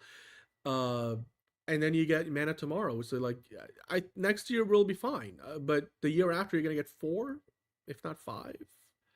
Because you'll have the Batman Part 2. Yeah, you'll have 5. The Batman Part 2 in 2028. You got Dynamic Duo. You have Ghost Rider from Marvel. Probably the X-Men movie. not confirmed yet. And then you got Black Panther 3. So that's 5 in 2028. I feel like next year is a good, like, you go down from 4 to 3, and then you go up from 3 to 5. Yeah, I mean, Sony's putting out one superhero movie next year. Marvel Studios and DC Studios are both putting out one each. So I think next year is going to be like, yeah, we'll space them out, and then a year after, you pick things up again. I think that's fair, and probably the way to go about it. But Jalen saying, I think DC and Marvel should only do 2 to 3 movies max per year, but spread them out. Yeah, I mean, that's their goal. I think Kevin Feige mentioned something like that, and we have talked about James Gunn saying and Peter Safran saying their goal is to do like 2 at most live action movies in a year, then maybe do another 1 or 2 animated ones like Dynamic Duo. So yeah, I think they're both want to cut down on the quantity and then increase the quality. So they're already doing that. Superman and Fantastic Four were close to each other, but I don't think that affected each other's box office. I think 3 weeks apart in the summer months is plenty. Supergirl and Spider-Man, I think, were very well spaced out this year. There was lots of time. So, and sometimes it just means, you got to remember, it's not just these movies. They're competing with other big movies as well. So it's not just DC versus Marvel. It's DC versus Marvel versus Pixar versus Transformers versus the Fast and the Furious versus, I don't know, Jurassic World, the next Kong, Godzilla movie. Like, there's all these other big franchises, that they have to compete against. So movie scheduling, it's not as simple as just Marvel and DC. Well, three probably is too many. I think you can do 3 in a year, but I feel like in 2028 those 3 will work out really well because they're spacing them out, like May, July, December. Now the May and the July are pretty close, but they're still 2 months apart. By the time you get to the July release, the May release would have mostly made all of its money. Like, these movies are very front loaded, especially since the pandemic. Most people go to see superhero films in its opening weekend because they're super fans. So I think they'll be fine. And then the Batman comes out, the Batman Part 2 comes out in February, and then you don't have Dynamic Duo till like September. I think 2028 will be fine. There's like at least a 2-month gap between each of those movies. So anyway, John, let's keep going here. We gotta move on and talk about Daredevil Born Again. One of the things that we have talked about, everybody in Daredevil Born Again season 2 is coming back, like all the Defenders. But there is one character that is not, and that is, of course, Jessica Henwick's Colleen Wing. And she was recently talking about why she actually sort of turned down the opportunity to return. She said, I've said multiple times over the years, I would love to come back. I know that everyone is back this season. I'm not in this season. We did have discussions about whether I should go back this season. But for me, her story ended with her going off into the sunset. She has the Iron Fist. She's got Misty by her side. Daughters of the Dragon is happening. She ended on a really great note. Now, of course, Colleen Wing may not be returning, but John, Jessica Henwick is busy currently on season 3 of Silo, and I don't know if there's another season coming after, but this was actually part of an interview she was doing promoting the show Silo. Are you surprised that she turned down the opportunity to come back, or do you just feel like, maybe for the right occasion, the timing and the right contract, she will down the road? The thing that's kind of weird for me is, like, again, I never saw season 2 of Daredevil or season 2 of Iron Fist, but like that's she went off into the sunset. It sounds like she fucking didn't. Like, apparently she's the new Iron Fist, and like fucking Danny Rand left, but Danny Rand is back. He's back. How are we gonna explain that? He's back. Clearly he's back because we saw set photos of him and Luke Cage hanging out with Luke Cage's kid. So, like, clearly, Danny Rand, I don't know, who the fuck is Orson Randall? Who the fuck is that? But, yeah, and, I mean, even fucking Typhoid Mary is coming back. So, it's just, like, a weird, like, I mean, sure, if you think it ended okay, but I feel like there's more story to tell. Because, like, okay, Daughters of the Dragon is happening. Okay, that means you didn't go walk off into the sunset. Like, you're doing this thing that you could tell this story, and it's like, no, that's not. I don't know. This just seems very confusing. Like, if she doesn't want to come back, that's fine. That's her prerogative. Whatever. But it's just like, I feel like there's so much more story potential, and she just doesn't want to do it, which is okay. It's just the reasoning she's giving makes no sense to me. You know? I don't think Like she's. it's just like I, this just doesn't make sense to me. I don't know. This just feels like if you just I'm be just like, gonna. no, I don't want to come back. Like I don't want to come back to the MCU. Yeah. Like with how it is now, I was interested at first, but then I decided not to come back. Right. Okay, cool. But like to say like, oh, like all this like logistical fucking reasoning where it's like, oh, her story ended on a good note and she walks off into the sunset. Clearly she fucking didn't. And so it's like, where You are we know, now? And it's just, I don't know. It just feels weird yeah. to me. Like you It, could have it given a is. better reason as to why you don't want to come back. I think she's saying all these things because we have heard a lot of actors who weren't coming back for something, and then later on they'll change their mind and start singing a different tune. This is the same thing. She's probably aware of more than she's letting on, and then if she's not back this season, doesn't mean her. I mean, I don't think they're gonna write her character out of canon. Maybe they'll write around it, and like again, they have so far sort of tried to make everything from the original Netflix shows canon, but I think they're still kind of playing it a little bit loose. So I wouldn't be surprised if they retroactively sort of change some things, like they retcon some stuff. But also, honestly, it's not the end of the world, and I think this could also just be throwing us off the scent. This could also just mean that they don't have plans for her back right now. Maybe they didn't even ask her. Maybe, I mean, again, she says that she turned down the opportunity, but we have heard many actors before. Like, remember Chris Evans was talking about how he turned down all these chances that Kevin Feige had pitched about returning as Steve Rogers, and then he heard about like RDJ's back and we're doing Doomsday, and he was like, all right, now I'll be back. I think that was also probably only half true in terms of how he describes it. Again, they're actors and then also they're PR trained. I don't think we're getting the full story. I wouldn't be surprised if she's back in the future. She's probably busy with others. I mean, Silo, she's got a big role in that new season I've been watching, but I wouldn't be surprised if she does return down the road. And then I'm sure they'll address the character and who's Iron Fist in the new season. So anyway, but let's get into some other stuff, John. We got some Marvel quick hits. Let's go through a few of those, and then we'll move on from there. Walk us through. There's other pieces of news that I just don't think we need to go through in too much detail, but we can kind of quick hits. Apparently, Brad Winderbaum introduced 97 Season 2 finale event and updated Season 3 and Season 4 status with the Season 5 tease. I mean, considering that many fans are considering this like one of the best things Marvel has going right now, and clearly, like, Beau DeMayo wasn't the guy that was, like, the anchor of what made this show work, because, right. he got fired for being a creepazoid, so, and the writers' room despite eventually what he would took have up, you believe. Yeah. he took up they took up the slack, and they apparently I've even heard that it's even better than Season 1, so, it's so far, keep it going, bro, keep it going. So he even talked about plans for Season 3 and 4, and even up to Season 5. I mean, that's what I mean. Like, just keep that shit going, bro. Again, doing the job. World no, just no. Animated Avengers, nobody wants Avengers 97 or whatever the fuck. Nobody wants to see that. No, nobody wants to see fucking Spider-Man 98. Like, nobody really wants to see that. Get the fuck out of it. Just do new shit. We have your friendly neighborhood Spider-Man. It's fine. We're good. Which is good. Anyway. That's coming out later this year. Do you have the X-Men one? Did we skip past that? The mutants? Oh yeah, sorry. Oh yeah, there you go. There's one, yeah. But mutant stuff: Namor, Miss Marvel, Jean Grey, Sarah Grey, Mr. Immortal, and El Aguila. So we have 6 mutants they've talked about in the MCU so far. If you click the image, it's kind of like a collage. I mean, Namor is a mutant. We've talked about Miss Marvel. They mentioned she's a mutant. You even heard the music. Jean Grey, obviously. Sarah Grey, well, her character is no more, but she was a mutant. Mr. Immortal and El Aguila, are those from one of them is from She-Hulk. Yeah, and Mr. then the other one Immortal. I believe is, I think, are they both from She-Hulk?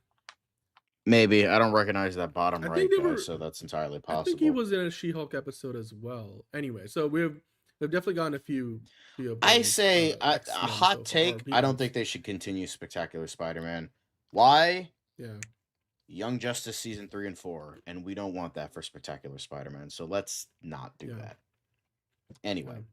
keep going. But apparently fans rally around Spider-Man trilogy director John Watts after Toxic Losers, what a headline, This was hijacked terrible. his Like, Instagram comments. So So I don't get why people had to go and he's not even posted on his account since 2021, and people just want to go and crap on his movies because They were like, "Oh, why? Like, look, a real director finally directed a real Spider-Man movie." Which Boo. is like, correct. okay, But like, okay, you know, but like, it's don't still, this fucking is be like, a you don't need dickhead to. about it. Yeah, like, you need to abuse the guy. Like, here's the thing. Here's the fact, right? This is the fact. Those 3 Spider-Man movies made more money than any other iteration of Spider-Man before it. They made That doesn't mean almost quality, 4. but yes, you're correct. Okay, yeah, but dude, it does it to a I mean, there's, when there's a quality that, great quantity has a quality unto itself, as Winston Churchill said, or to something to that effect. And those 3 Spider-Man movies made almost $4 billion. John Watts, I mean, look, most people love No Way Home, and your mileage may vary with the other 2 or all 3, but there's no denying that John Watts had the most financially successful and one of the most beloved Spider-Man trilogies of all time. So again, if you didn't like it, you don't have to go and bully the guy on the internet. It's just not fair. There was one person who went in and left a good comment, which, again, regardless of whether you love the movies or not, John, if you scroll down, I think it's in this article, because this kind of, like, toxic fandom, it's just not right. But there was one person who wrote him a nice sentiment. He said, "I just came by to say how much I loved your Spider-Man trilogy as well as the new one. You set them up to soar, but none of it works without what came before. Loved your trilogy, sir. Don't listen to trolls." And that's true, because again, there's a lot of stuff in Brand New Day that wasn't set up in Brand New Day, that was set up in the John Watts movies. Like, we wouldn't have Michael Mando playing Scorpion if it wasn't from those movies that John Watts directed. The MJ and Ned, like, go back to Far From Home. That's the movie where they become, you start to become like a trio of friends, and then in No Way Home, you see that relationship develop. It's also, Ned was introduced in Homecoming. Like, there's just a lot of things.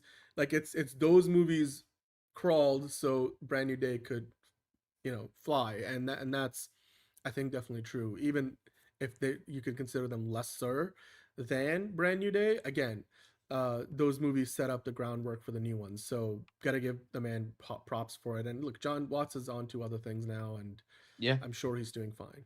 Yeah. But Sony Pictures has released 10 new posters for all of its Spider-Man movies. I noticed these. So Now when you see these, like, the listings on your streaming services and stuff, they're kind of like are trying to, like, create some Raimi posters, we're all consistency. set. Thanks. Yeah. Honestly, they're not wrong. Those are pretty Well, peak. they did make them for all 10 of the movies minus Brand New Day to kind of like match and provide some harmony amongst the different iterations. I look, these aren't going to replace the original posters, and most people are not going to put these ones on their walls, but it is good because it's kind of like what they did with the Fast and the Furious movies a few years ago, when they did like a big box set, and then they all got, like, Marvel did these with the MCU for the Infinity Saga, that whole collection, and so I'm fine. It's just artwork, It doesn't mean that, this change where these movies stand in your mind, or whether you like them or not, but I like it. Not gonna lie. It's all Yeah, cool. they're not wrong. Yeah. Yeah, but dude, you can describe most. Like, jeez, I will posters say like they're that. pretty bad. Holy fuck, That these was are not good. good. That's pretty bad. My favorite Spider-Man movie to this day is TASM 2, but I know I'm in the minority on that. Yep. Well, Caleb and I kind of agree on that one thing: The Amazing Spider-Man 2. I mean, it Keep has a going. really good, like, opening swinging scene. Dude, I think and the suit again, is peak. Electro Andrew was Garfield's better. great as always. Electro was better than most people give him credit for, and also, at the end, I will always laugh at Paul Giamatti's Rhino. I'll kill you, I'll crush you, and then it's just, I mean, the movie ends on a really high note. Anyway, I Everyone digress. confirmed that Ezra from fucking Star Wars Rebels was Paul. He was Paul. It's confirmed, 100%. According to subtitle versions of Brand New Day, he's Paul. Haha, isn't it so funny? Anyway, moving the fuck on. And then Loser by Tame Impala reaches. Oh my god, a song was in a popular movie, so it peaks on fucking Spotify. Wow. Well, Meanwhile, Fire is hot. Well, I brought this up because not only is it doing great on the global Spotify charts, but it's also, we've been talking about, I feel like, for so long about how Supergirl botched all of its needle drops, and I feel like this movie had really good ones, and they were really well placed. So I'm just, again, gonna appreciate what we got with the needle drops in this movie. So, yeah. Cool. anyway. But yeah, I mentioned this, and you're like, no way, that's true.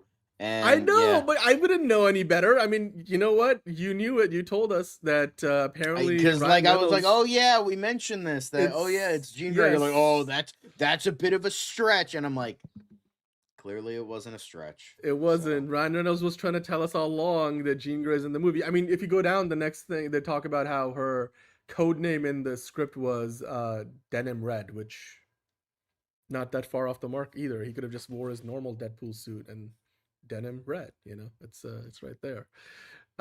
Also, yes, John Watts had a lot of COVID restrictions for 2 of his 3 movies. Destin Daniel Cretton did not have that, so he could do a lot more practically, a lot of the action stuff.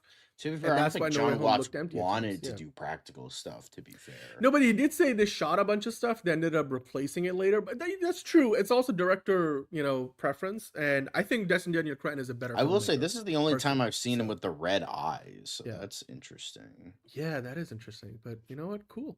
I will try to catch Brand New Day in IMAX. But anyway. And then this is. Can you put on the sound for this? I'm gonna listen to this because this is great. Sadie Sink totally roasts Tom Holland.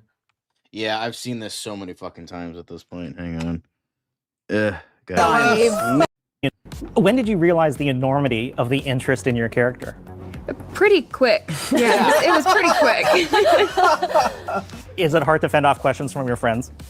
Not really. Just keep your mouth shut. It's not that. Yeah, it's not that hard. Yeah, that's good advice. Yep. Good advice. I've heard that many times. Many times. You would think. Yeah, you right. Would think. It's been a whole decade of that. Damn. When did you? Nice. Nice. I've heard that many times. Just keep your mouth shut. It's not that hard. Keep your fucking mouth shut, you little bitch. Goddamn. It's just, and then there was someone did an edit of like fucking Sadie Sink getting all these questions. Like one time they asked her like, "Oh, so what's your role in Spider-Man?" And she's like, "This is the Stranger Things fucking premiere. Why are you asking me this?" Yeah, she knows how to deflect, whereas Tom Holland is. And then there was this other. Oh my god, it was so cringy. I'm like, I will say the one time I feel bad for actors is when they have to deal with these dipshit fucking interviewers on these god awful press junkets. The one time I will ever feel bad for any actor, except for like Jared Leto, but fuck that guy. But it's like. Like there was this one guy. Oh my god, it was so cringy. It was. I'll send it to you later. But it was like this guy was like, "Oh, just like I want to know your thoughts." And so she's like, "Oh yeah, of course. Lay it on me." She's like, "I just want to know your thoughts. Like, if I went into a store and bought a pair of pants that were jeans and they were of the gray variety," and then he stops talking, and she's like, "What does that mean at all?" And then it was just this painful, awkward silence. And it's just like, "Oh, Sadie, I feel so bad for you right now." And it's so bad. Anyway, I mean, but look, she was a trooper. She did a lot of great stuff. So she's good a for star. her. Like this is the best kind of thing. Like to launch her career in the movies now. I think. Yeah. She's done a lot of stage work. I just building wish, out a career. I just wish, she wasn't fucking a villain and in a Spider-Man movie, but that's. I'm fine with. Look, again, I know that's a you thing, and I know there's a lot of other people. That's not just a me thing. That's a I know. lot. Like that's I said, a lot of people thing. You know what? Fair enough, but I'm like, for this, I don't get into the I don't like this thing for the sake of this thing. I'm like, in the movie, it worked for me, and it sets her up for the future. And like Tony said in one of the comments from these previous show, he's like, look, she's gonna be a big part of the MCU. The mutants are coming, and why not set it up in your biggest franchise? And obviously, it's working. So. Although apparently. This person again, rumor mill, grain of salt time. Just for a moment, I want to set the table before you go into this because this guy here, by the way, she did a great job as Jean Grey Nelson. I will say, good job. Main middleman is one of those scoopers that we don't hear from very often. We have talked about him before once or twice, but he hasn't really gotten a lot of things like on the money. He's not really the first person, but he, them, or they, whatever, he, she, them. But he did put this out there, and I figured we want to go through it. Maybe it's real. For all we know, this could all be just BS. I mean, it would make kind of sense, but we'll see. But yeah, what did he say? So They said Jean Grey's actions will have far-reaching consequences and will be considered terrorism by anti-mutants. Politicians will use the attack to speak out against mutants, giving a voice to anti-mutants. The X-Men will be under humans' disapproval because anti-mutants will claim that the team includes a terrorist, even when they save the day. The Brotherhood of Mutants will emerge from the debate over mutant pride, but will spiral out of control. Magneto will use Jean's actions to influence Charles and try to win her over to his side. They intend to have established heroes torn between supporting and speaking out against mutants. Hatred toward mutants will also extend to heroes, and some will dislike mutants because of the reputation heroes now have. They intend for Peter Parker to be a friend of the X-Men, but Magneto and his followers will hold Spider-Man responsible for the mutant cure, and he will be considered an enemy by most mutants. Metzger will return to work secretly with Bolivar Trask. The events that trigger certain types of mutants and people within the MCU will be quite traumatic, and this is what will lead to accidents and destruction that will fuel the human race hatred. Most of the actors announced for X-Men will appear in Avengers Secret Wars, as the end will establish the new unified universe, and we'll get a glimpse of that new universe featuring scenes with some mutants who will join the X-Men and play important roles for the next phase. Plus, Ned Leeds remembers Peter because he is indeed a sorcerer, and his magical side will be explored in the future. So I can see a bunch of this. It kind of, although I will say it kind of makes me hate Jean's inclusion in Spider-Man a little bit more, because it's just like, oh wow, you're really setting up fucking everything with X-Men from a Spider-Man movie, and it just puts a bad taste in my I'm mouth. okay with it. It's but just like the MCU, the weird thing for me is like, I don't know, it's just I think like this all makes sense. But and the thing is, I think this makes sense to me. The big problem I have is you are creating a space of like people to be on the racist people's side, because Jean Grey was 100% in the fucking wrong, and she was a villain, and she was a bad guy. So now you're going to have fans of these movies being like, oh yeah, Jean Grey, this version of the character shouldn't be on the X-Men. She did a lot of horrible things. And the anti-mutant stuff makes fucking sense. And now you're making the future. Yes, there's a lot of nuance there, but at the same time, it's like, well, you have this character that acted out of character, and now the world hates mutants because of that. It's like, yeah, they have every right to fucking hate. At least with the original X-Men movies, like, there was a lot more nuance, there was a lot more intrigue, there was a lot more kind of going back and forth, but you're still on the X-Men side. Now you're gonna have a lot of people being like, God knows, like, I'm watching these movies and I'm like, I'm not on fucking Jean Grey's side. She was a fucking it's right. Yeah, she is a terrorist. She should have been fucking killed. Like, yeah, oh no, my sister died. Okay, like, yeah, people die every day. I understood her motivation. No, I understood her motivation, but I think you're making a few presumptions, because it's that whole thing of like, oh, this meta knowledge that she's meant to be an X-Man or like one of the X-Men characters. Look, I think we should just take it as, because here's the thing, I don't know if they're gonna just straight up redeem Jean Grey or they're gonna keep her in the gray. And if anything, I disagree with you. I think there was nothing but nuance to like how they went about, with the way the things play out in the movie. So. There's like it's definitely reading WandaVision finale vibes of, they'll never know what you sacrificed. Oh, keeping an entire city hostage? Oh, yeah. Yeah, but then, oh no, I mean, her Wanda two went kids back. that didn't exist. Oh no, she also kept an entire fucking town hostage, and she's the bad guy. Yeah, like, and then she was the bad guy in Doctor Strange Multiverse of Madness. Again, you're making a presumption that they're gonna turn Jean Grey into an X-Men character. Look, they just cast Samara Weaving as Emma Frost. We're gonna get the Hell Divers Club. Is that the name? Hellfire Club? Hellfire. Sorry. Hell Divers is different thing. Liberty. Yeah, I know. Never mind. But yeah, the Hellfire Club. I have a feeling that she's gonna end up being like mentored by Emma Frost. That's complete speculation. I mean, that's kind of what was supposed. That's what was supposed to happen in Dark Phoenix, but then they made it aliens for fucking some reason. I don't think Jessica Chastain remembers what character she played in that film. She played Buck. Don't you remember the amazing, famous Marvel character Buck? Oh God. Yeah.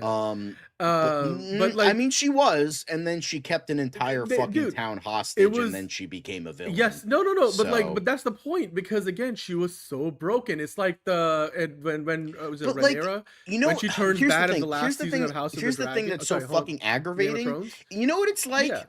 It's like being like, oh yeah, that kid that got bullied. Oh yeah, it totally makes sense for him to shoot up a fucking school. He was broken and bullied. It's like, oh, so he's okay to fucking shoot innocent kids? No, it's not because okay. He got Nobody, bullied? no. That's the No, fucking John, it's reasoning not we're dealing with No, here. but like, I don't know what I think you're making. I don't know what argument you're making. No, and nobody ever says like, oh, it's justified. I'm just what it's saying. Look, all it is like these stories need to have an internal logic that is self-consistent, and there's nothing regarding the internal logic of the events of Spider-Man Brand New Day that is not self-consistent. It all makes sense how things play out. Like, clearly Jean Grey has a lot of issues. Like, when she jumped into the Punisher's mind, she was like, this guy has issues. I'm like, you have issues. And like, she was so broken. Like, it's just also, like, and I don't think she's gonna all of a sudden become like, I think we shouldn't assume that the Marvel version of the X-Men team is gonna be where the Fox like movies this started. just feels like the wrong way of doing this But character. again, I think you're presuming like where they're gonna go next. I feel like we should just wait and see where they go next. It's like, and again, it's one word. Look, you can disagree with what they're doing. Like, for example, if you didn't like the way Ben Affleck's Batman was characterized, that's completely fine. It's just the direction they went in. Or like, you know, some people, like, I don't know many people, but some people probably didn't like the Tobey Maguire Spider-Man. But to each their own. Like, it's a decision they made, you know, like it is. And by the way, I agree with Grebel with the whole thing of the X-Men are going to be in this universe. Everything is connected. The one thing I made a note of, it's just the MCU feels alive in this movie. I can't look at it, you know, like as its own movie, though. That's the thing that's a little bit annoying.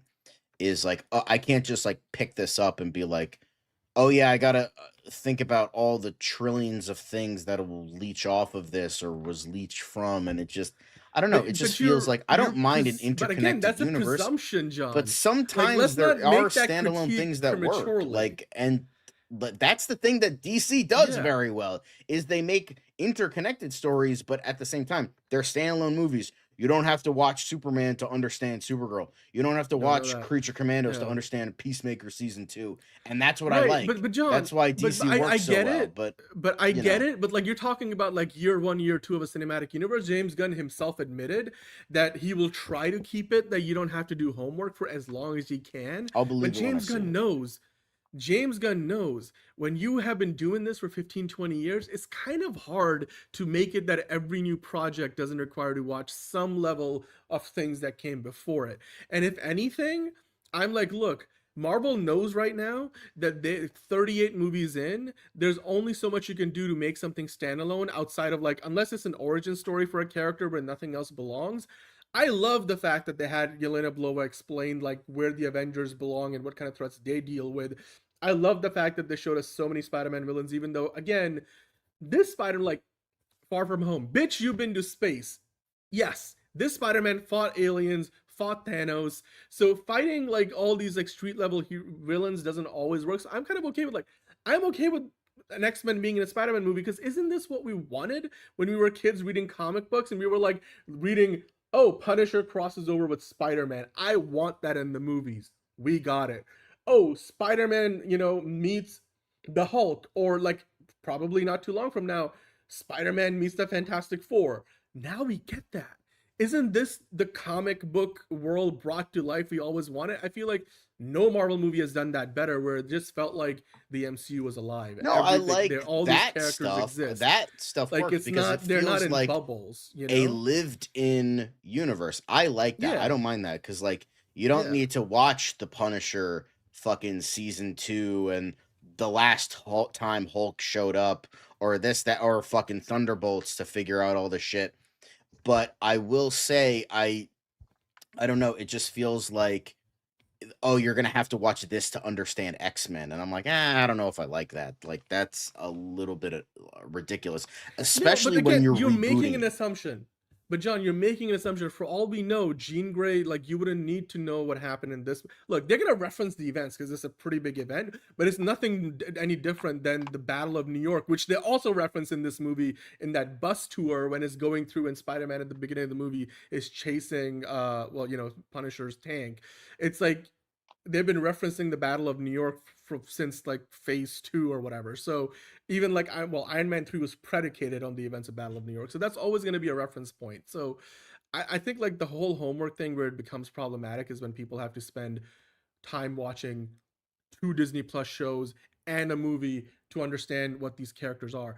I think it makes a lot more sense when you're like, okay, so next time you see Jean Grey, she will exist as a character, and whether you saw or didn't see Brand New Day, which, I mean, given how much money he's making, everybody's seen the movie, you could still understand the character. Like, for example, if you just watch Peacemaker, the TV show, you understand the cameo in Superman, but if you never watch Peacemaker, the TV show, the cameo in Superman still works.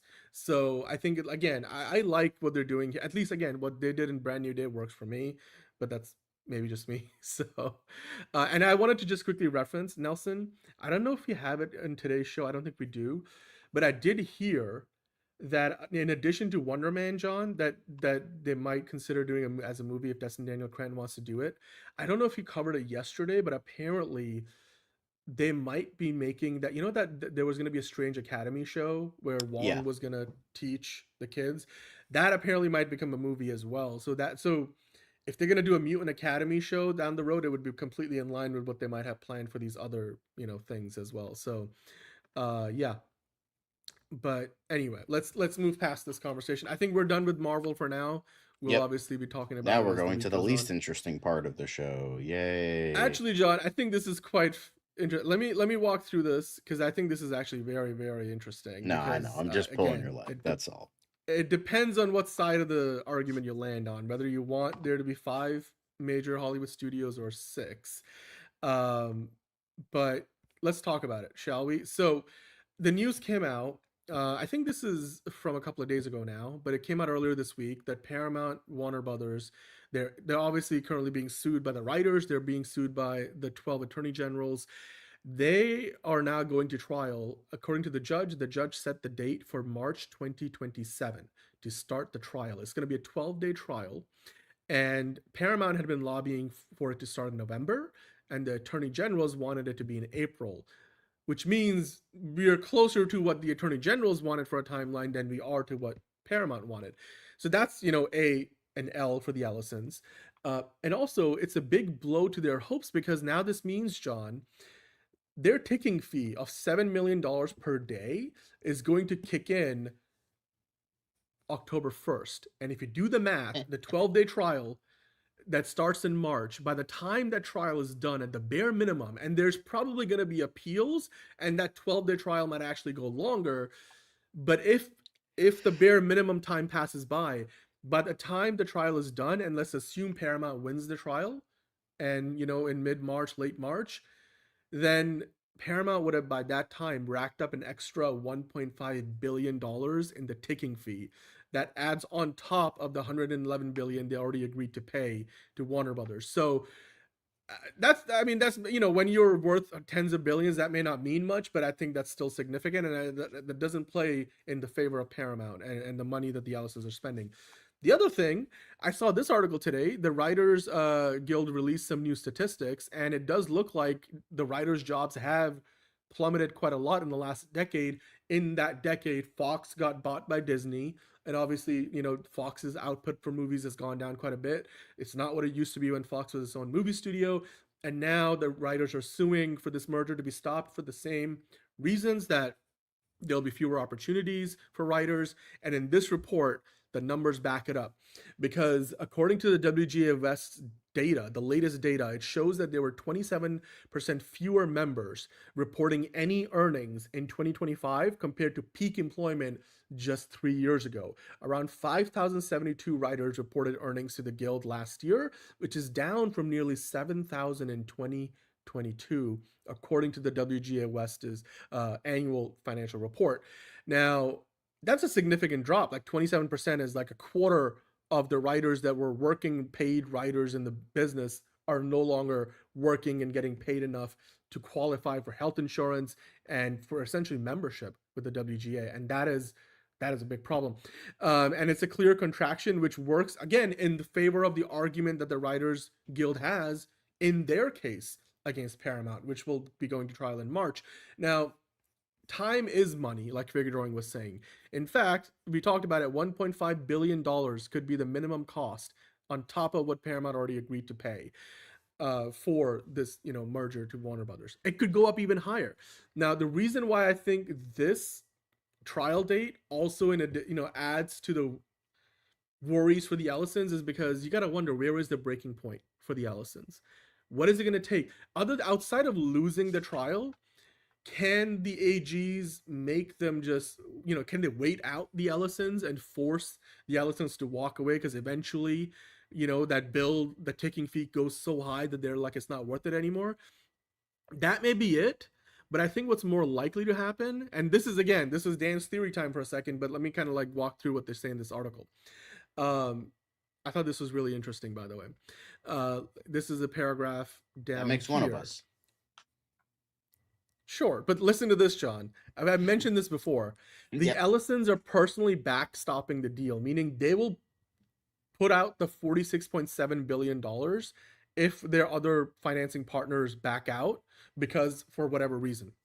The longer this deal goes on, considering the events that are going on in the world and what's going on in the Middle East, and that $46.7 billion would be coming from Middle Eastern wealth funds, there's a chance they may back out. Now, you might be saying the Ellisons got plenty of money to like back this up and they'll do it. They've already committed to it. But Larry Ellison, the father of David Ellison, his fortune is largely derived from his ownership or his founding owner, role in Oracle. But Oracle, which is a big part of the AI business, well, their stock hasn't been doing very well of late. When this deal was originally signed on, Larry Ellison was worth $300 billion. Now, the Oracle stock has come down quite a bit since then, and that's affected his worth. He's now worth $181 billion. That's like almost half of his net worth wiped out. Now, $181 billion is still quite a bit. That still clearly covers the $46.7 billion 3 times over, or if not more, 4 times over. But John, I think it could get worse, because if this AI bubble bursts between now and when this trial ends, or before this trial ends, then there's very much a chance that maybe the Ellisons can't back up, or backstop the money. They can't actually cash the checks they've been writing, because look, the reason why the Oracle stock has been dropping is because now they're starting to borrow money. They don't have as much money in the bank to make these data centers, and that debt isn't looking very pretty for all these hyperscalers like Amazon and Meta and Google that are building more and more data centers, but they don't have the money to do it themselves. It's not coming from their revenues. Now they're borrowing billions of dollars. And so the stock market is kind of getting squeamish that, you don't have a lot of cash on hand. You're going from a net positive business to becoming, net negative. So all the capital spending, I think Oracle could be in a much worse position financially. And if because of that, the Ellisons their wealth goes down, I think there's a chance. I don't know what the threshold is exactly, but I would bet, look, they've predicted, there's some analysts out there saying this trial and all the appeals that could happen, even if it goes all to the Supreme Court, could take 15 to 18 months. We were just talking about it last week. One of the analysts was like, this could go on for more than a year. There's no guarantee this is done by end of March or even June, which is what Paramount wants to do, is finish this by June of next year. So it's a lot. It could be in 1.5 billion in just the next 5 months. You multiply that by, I don't know, by 5, 6. That's like an extra $10+ billion you're talking about on top of what they're already committed. And if they can't even back up what they're already committed because that the AI bubble is bursting, or again, they don't have as much money in the bank, then there's a very good chance that maybe the AGs could hold them out. But anyway, the other thing I wanted to mention, I don't know, John, you tell me this. I want your opinion on this. Recently, we talked about TKO's Ari Emanuel supported this in a public op-ed in Washington Post.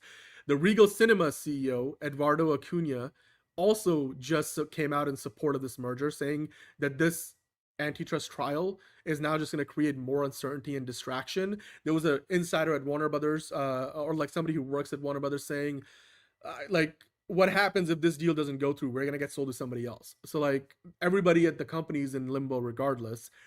But the CEO of Regal says they need to just come up with a solution, and so that we can move on. They need to settle this. This antitrust trial only, puts 2 studios in limbo for that much longer. And then Ari Emanuel, the running TKO, who of course signed a deal for UFC with Paramount, was in support of it.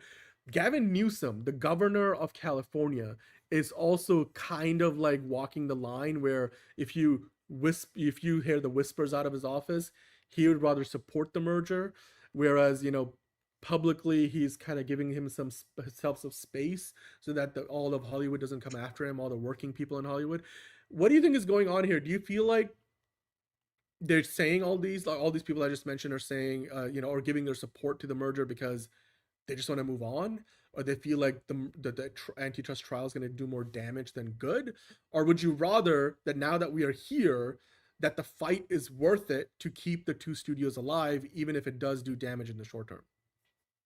I don't know. It's just whatever to stop it at this point. Like I don't know anything about anything. But it's just stopping it would mean like we're gonna go through a period, like maybe in the next 2 years, for this to like play itself out, and then Warner Brothers will be worth less, and Paramount would owe way more. So I think the longer this goes, the less likely this happens, and then, I mean, Warner Brothers stock is probably gonna crash. And then I look, my prediction is, and we'll leave this story here for now. I think if this deal doesn't go through and the antitrust trial, like Paramount loses to the state attorney generals and the writers, NBC Universal would have split off from Comcast by then. There's a very good chance that NBC comes back into the picture and says, let's combine Warner Brothers and Universal.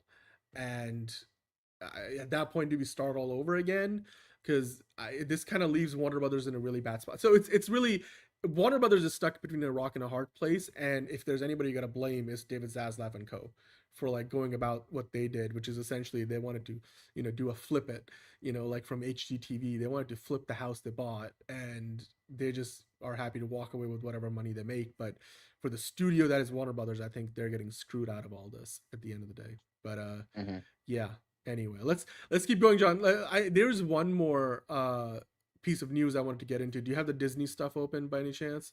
I wanted to talk about that topic for a moment. Yeah, we're done talking about the Warner Brothers update. The significant thing, of course, is that the trial is set for March, and that means by the time the trial is done, Paramount's going to owe an extra $1.5 billion to Warner Brothers, which they'll have to pay once the deal closes, if it closes. But yeah, let's talk about this other thing. So a few things from Disney. Remember Josh D'Amaro, the new CEO, we talked about earlier, he was congratulating Spider-Man Brand New Day for all the success for Sony and stuff, and he thinks that it's going to have a good impact on Doomsday's box office. Well, Disney and TikTok, under Josh D'Amaro's regime now, have inked a new wide-ranging deal with videos from TikTok set to be added on Disney+. So creators on TikTok can sign an agreement, and then they would get access to Disney and photo and video assets, and then they can create videos under this program, and then those videos will live both on TikTok and Disney. This is kind of like what Sora was, except it's not going to be like AI generated video.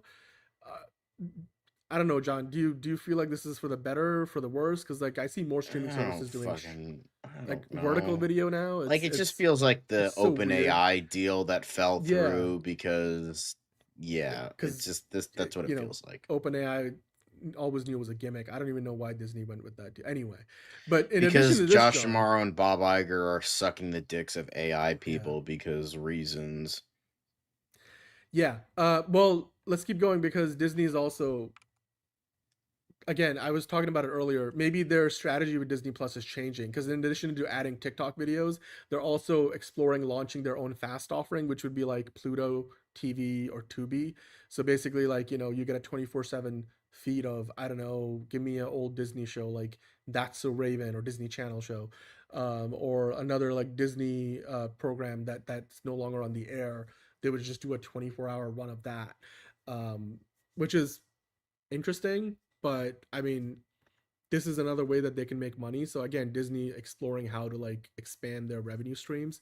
And it goes to show that Josh D'Amaro is doubling down on streaming, which is it tells us where his head is at. Not to mention, John, they finally sold their half of A&E to Hearst. The final price tag is out if you go to the next thing. Remember I mentioned that the owner of Lifetime History Networks, A&E, I'm sure you watched a lot of documentaries on there.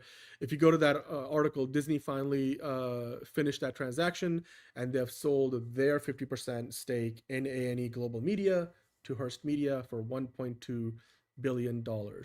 So that's done. I think A&E, like I mentioned, they've got a lot of offices in the New York and Connecticut area. But yeah, go to the, do you have the link up, John? I don't know. Yep. if you're that's done. So remember, Hearst also owns 18% of ESPN, which is like a small amount, but like still. Gotcha. So they're still kind of like working together on that, but like A&E is no longer going to have any ownership by Disney. But yeah, this was since the 80s that they did this 50-50 split. And then also, John, speaking of selling things, Disney has already sold out all of its ads for next year's Super Bowl, the first one ever to be hosted on ESPN. And this was after they were asking for $10 million for each 30-second ad, which I believe is up by 1 or 2 million from what Fox was doing a year ago. So despite that price tag, Disney has already sold off the entire ad inventory for the Super Bowl. Last year, Fox didn't do that until, I think, was it NBC or Fox? I think it was NBC last year, right? NBC hadn't done it till September. They already done this by the start of August. So like it just keeps selling out faster and faster. I mean, A&E still has a lot of value. I mean, 1.2 billion is fine. I'm sure Disney's not going to miss that money. But yeah, there you go. Those are all the business of Hollywood updates. Let's move on to some trailer talk, John. I don't know if you saw any of these trailers, but I did. I saw this one because there was the whole thing in regards to Basim Tariq. I think that's how you pronounce his name. He was one of the many. Basim Tariq? Yeah. Well, he was one of the many directors for Blade. And yeah. when his version fell through, he's like, okay, I'm gonna make my own Blade with blackjack and hookers and also a baby. And then he's like, hey, Mahershala, I see that you still haven't made that Blade movie. Why don't you use your swordplay skills on this movie? And he's like, I bet. So your mother became essentially the Mahershala Ali Blade movie we're never gonna get now. Yes, it's very different because it, like, with the ideas and themes of this movie, very different from what would have been with Blade, but it's the closest we have. And but even outside of that, it looks like a really it looks really good. Like even like not, he doesn't, I don't think he says a word throughout this entire fucking trailer, but John fucking Cho, him playing a villain and no dialogue, and he fucking kills it. Like, damn, I can't fucking wait for that. Like, holy fucking shit. Goddamn, who knew? Fucking, I mean, look, this movie looks fantastic. Harold, and fucking, just being, Texan piece of shit. And it's just like, shit, bro. By the way, every time I hear the title for this movie, it reminds me of that scene from Brooklyn Nine-Nine where Jake. I know, I said that. I made that joke, and then your mother, and your mother, and your mother is that's. Yeah, Giancarlo. Let's try to find him. There he is. That's him. Oh, no, hang on. Let me go. There he is. Dude, Marsha Ali looks so fantastic. Like, there he is. That's Giancarlo. I can't wait for this movie. Also, great representation. We don't see a lot of Muslim characters in most movies, or as much as maybe. But again, Marsha Ali, 2-time Oscar-winning actor. He's using all the skills he said he got for Blade in this movie instead. So love it. Love this. Like, can't wait for and this look movie. at like the colors. We're loving the colors here. Yeah, dude, this is the Blade movie everybody wanted. I'm like, they should advertise this from the would-be makers of Blade, or for the people who wanted to bring you Blade. I don't even know who Basim Tariq. Hold on, I'm gonna look up this fool. Who the fuck is this guy? From the people who almost brought you Blade comes your mother, your mother, your mother. So yeah. So he's like kind of worked on like a couple things. He's worked on some documentaries, some short films. The last movie he worked on was a movie with Riz Ahmed from 2020 called Mogul Mowgli, but that was a while ago. But that was the last movie he did, because I guess, he was kind of in development hell for Blade for a while, so... I forget if it was his version of the movie that was going to be a period piece, like it was going to take place in like the 20s or something like that. The 20s. It was why that was to me the most fascinating version of the film. But yeah, I hope this movie makes a lot of money. You guys should go see it. Amazon MGM Studios putting this out again. Have a great slate of theatrical movies. I can't wait for this. I'm gonna go watch this. You guys should go watch it too when it comes out. Make it make money. Maybe that will convince Kevin Feige to revisit that director. Well, too late, because Mahershala Ali's like, I'm donezo. Get me the fuck out of here, bro. Well, I mean, maybe if Kevin Feige Feige only ever says, gonna like, be hey, one Blade. So. Hey, you know what? Money talks, and so BS walks, and bullshit walks. So yeah, I guess you know what? It's right there in the saying. Let's keep going. There is the trailer that Liz shared with us. She loved this one. Liz loved it. Violent Night 2. David Harbour's back as a buff Santa. I really liked the first one. Is it a Christmas classic? No, but it's fucking so Hop from Stranger Things beating the shit out of dudes Die Hard style. All right, can we just and isn't Kristen Bell like Mrs. Claus? Yeah, which is like the age gap is a little weird, but it's fine. It's fine. We're good. It works. I mean, dude, she's had work done, but she looks great. She's got that Netflix show still going, I think. I was also gonna say I read an interview with the director Tommy Rocola. He was talking about how they almost had a Mrs. Claus in the first Violent Night, and then it was a very different character and not Kristen Scott or Kristen Bell in the role. So this is great. Love it. Violent Night 2. Can't wait for the movie. Oh my god! Holy shit! They're only 5 years apart. 5 years apart. But he looks like he's like difference. 70, and she looks like she's 20. Yeah. Well, I mean, he's got like a huge beard. Like David Harbour does look a bit older than he actually is. To be fair, whereas Kristen Bell, so much. Kristen Bell still looks like she did in fucking Veronica Mars at this point. That woman has not aged. Didn't they do like a reboot of that or like a requel that she was in? Wasn't there? Yeah, they did a movie and nobody fucking remembered it. Yeah. So, but this looks good. This I mean, this looks awesome. This looks like a lot of fun. Between this and the trailer for the new Mutiny movie that Jason Statham's on, I'm like, these movies are probably not going to be great, but they'll be fun to watch because I just want to watch Jason Statham. No, this will be great. Fucking Mutiny is just going to be Jason Statham and Jason Statham doing the Jason Stathaming. That's nothing wrong with that. There's nothing wrong with that, John. I would totally watch it. Like, what? Yeah, it's a mutiny. Who are you? I'm the working man. I'm the beekeeper. Sounds like a bank joke, man. Yeah, Jason. Yeah, Jason. Like, what do we? Come on. The librarian is my favorite one. I'm the librarian. I'm the librarian. Yeah, I told you to be quiet. Or no, I'm the barista. I called your name twice. We need. Or that, another like, one where he's sketch. like, "I'm up the floor. You walked on top of my moth floor. Who the fuck are you? I'm the janitor." Godfrey is so much better than me. I hope that when Beekeeper 2 comes out next year, that Jason Statham goes and hosts SNL and they turn this stuff into like 5 sketches.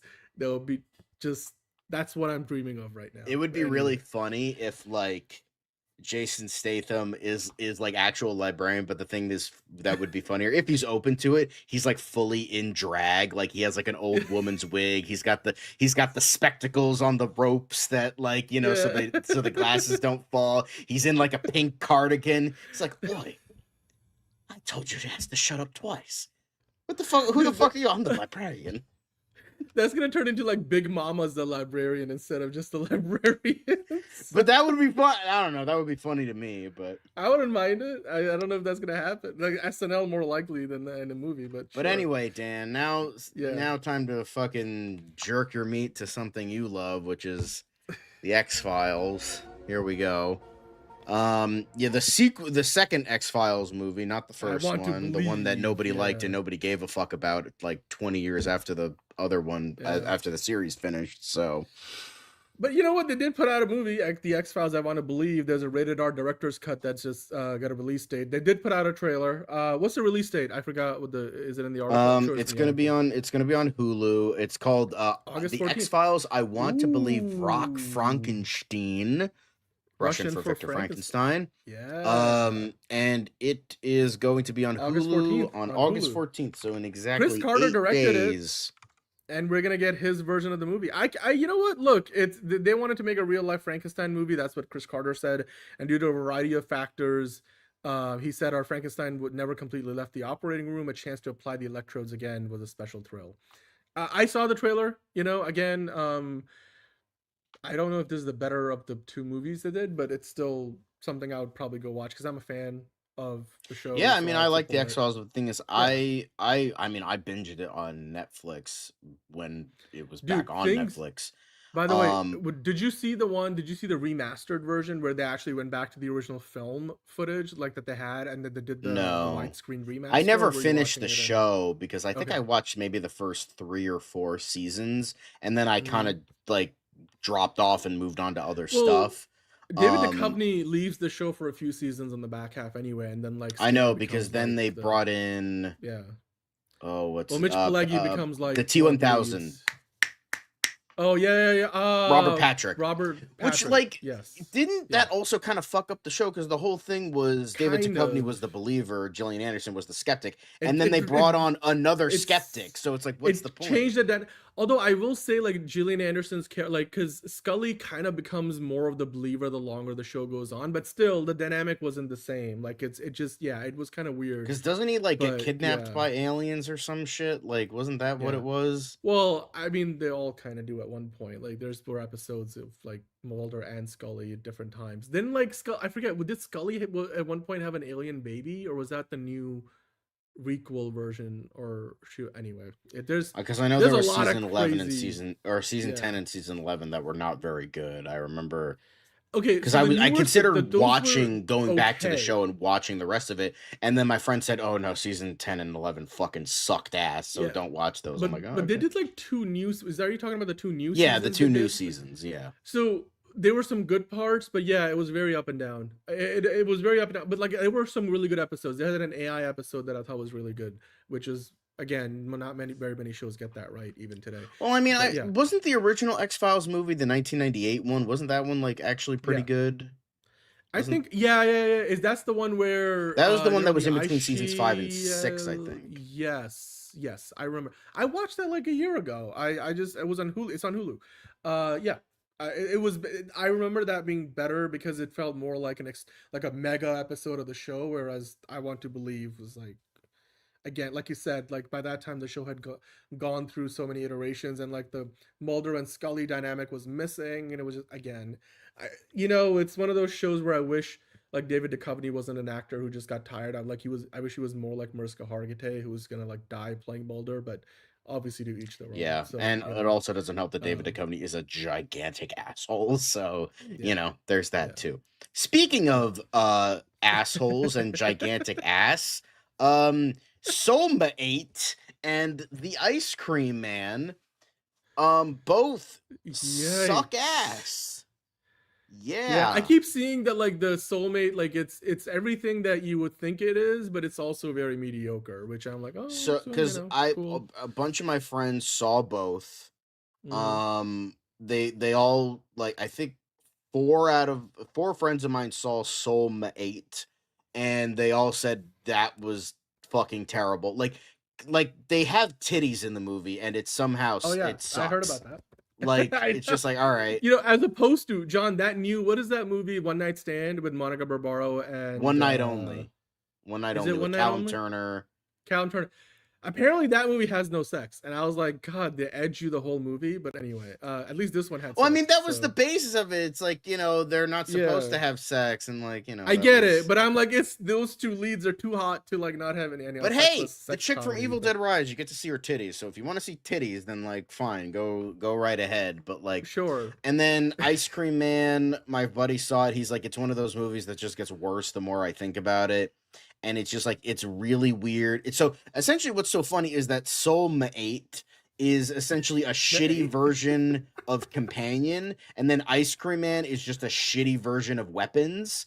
So it's just like it's Eli Roth's Weapons, but not good, which is par for the course because Eli Roth is a fucking horrendously awful director that still somehow keeps getting work. Oh yeah, because he, Jewish. So it's just like, he just fucking keeps getting work, and we can figure out why, but it's a bullshit reason why. But yeah, so now and then it's also there's generative AI that he Soulmate. But it also doesn't help that Ice Cream Man it uses Gen AI. My god, no. And then it also there's a joke about like bodily issues, like apparently the word retard is used many times throughout the film. Apparently there is literally a joke where a little girl says, "I'm 12 years old, of course I know how to throw up," like making a joke about bulimia, which is real fun. And then apparently there's also like someone noticed this while watching that a lot of the little girls in the movie are like very sexualized for some reason. So that's really gross. So yeah, Eli Roth, he's gross, a hack, and a horrible director. Don't go support Ice Cream Man at all. Not even like, guys, I'm like not even like being funny about this. Like, please don't support. Not even like, oh, I'm gonna hate watch it. Don't. If you want to watch it, pirate it. Like, I would say go out and pirate it if you really want to watch it. But this is the kind of filth that we don't want to see in movies. So please don't go see it. Don't go watch it. You could go see Soulmate if you want, but like it's just it's just gross. It's just both of these are weird, gross, boring movies and not very good, and it's just like just don't support this crap. Don't. I mean, considering Tarantino and Eli Roth are like buddy, that makes a lot of sense. But yeah, it's just opens the doors for you. Gross. I haven't seen Other Mommy yet. Is that out? I don't know. But Soulmate has a 55%. That's only off 11 Rotten reviews, Tomatoes. And then Ice Cream Man has a rotten 32%. Off 57 reviews, which is again not good at all. But maybe you want to know how bad Eli Roth is. You want to know how bad Eli Roth is? I'd much rather watch every Taika Waititi's movie all the way through than ever watch an Eli Roth movie. And I fucking hate Taika Waititi's. So dude, he's got an Oscar-winning screenwriter. Okay, Roberto Benigni has an Oscar. That doesn't make him a good filmmaker. Okay, I thought that regardless of like the Thor ones, what you think about the Thor movies, I thought that was a great movie. And he's got a good one coming up. What's that one called? Clara and the Sun. Clara and the Sun. It's just like Jenna Ortega, honey pie. You need a fucking better agent, baby. You need a better agent. I'm sorry. Like going from like fucking The Weeknd's ego stroking trip and then fucking that guys, dude. No, I think that movie looks okay. It looks, if not okay, it looks good. So, but anyway, you know what? We're gonna move on from Movie Talk Madness. I think that's all we got for that. Now, a couple of days, maybe even 3 days, depending on when you're watching this behind. But how can we not do a Mount Rushmore Monday? You guys voted for it. Marvel movies were the winner, which is timely with Spider-Man Brand New Day making all the money in the world. I mean, I think that's the reason why it won, Dan. That's, but, no, I know. That's the reason why it was on the poll. I mean, I'm surprised Marvel movies or Spider-Man movies didn't win the tier list. It was close. Towards the end, it was really close. It was like a couple percentiles off. A couple percentage points. But, maybe it means they'll be back on the poll for next week, so I guess there's still time yet. But anyway, Marvel movies, we got Mount Rushmores. It's apparently very bad. Hurry Up Tomorrow is apparently very, very bad. And I don't mind The Weeknd. He's a talented guy, but he's just not a good actor. By the way... Shut up. I got calls to make. So... because we delayed this week's Mount Rushmore Monday, so now we're doing it on a Wednesday or a Thursday, depending on when you're watching. Basically, we ended up getting like a record 16 Mount Rushmore. So Yeah, we Oh got a lot boy, to get I can't into. wait for this to go for another Yeah. fucking hour. Yay. I mean, I don't know, John. We still got DCU Daily and Quicket, so Oh I wouldn't be boy. surprised. Ain't that Let's do it. All right. So I'll start us off. Figure drawing. I don't know if you're in the chat. I'm You still are in here. the chat. Calm down. So figure I had to drawing blow out is my candle. The wick was too big. that's good. You know, you don't want to set your apartment on fire. But figure drawings, Mount Rushmore Monday goes first. I didn't do this in the order of submission. I just kind of put them in an order. It will make sense later why I put these in the order that I did.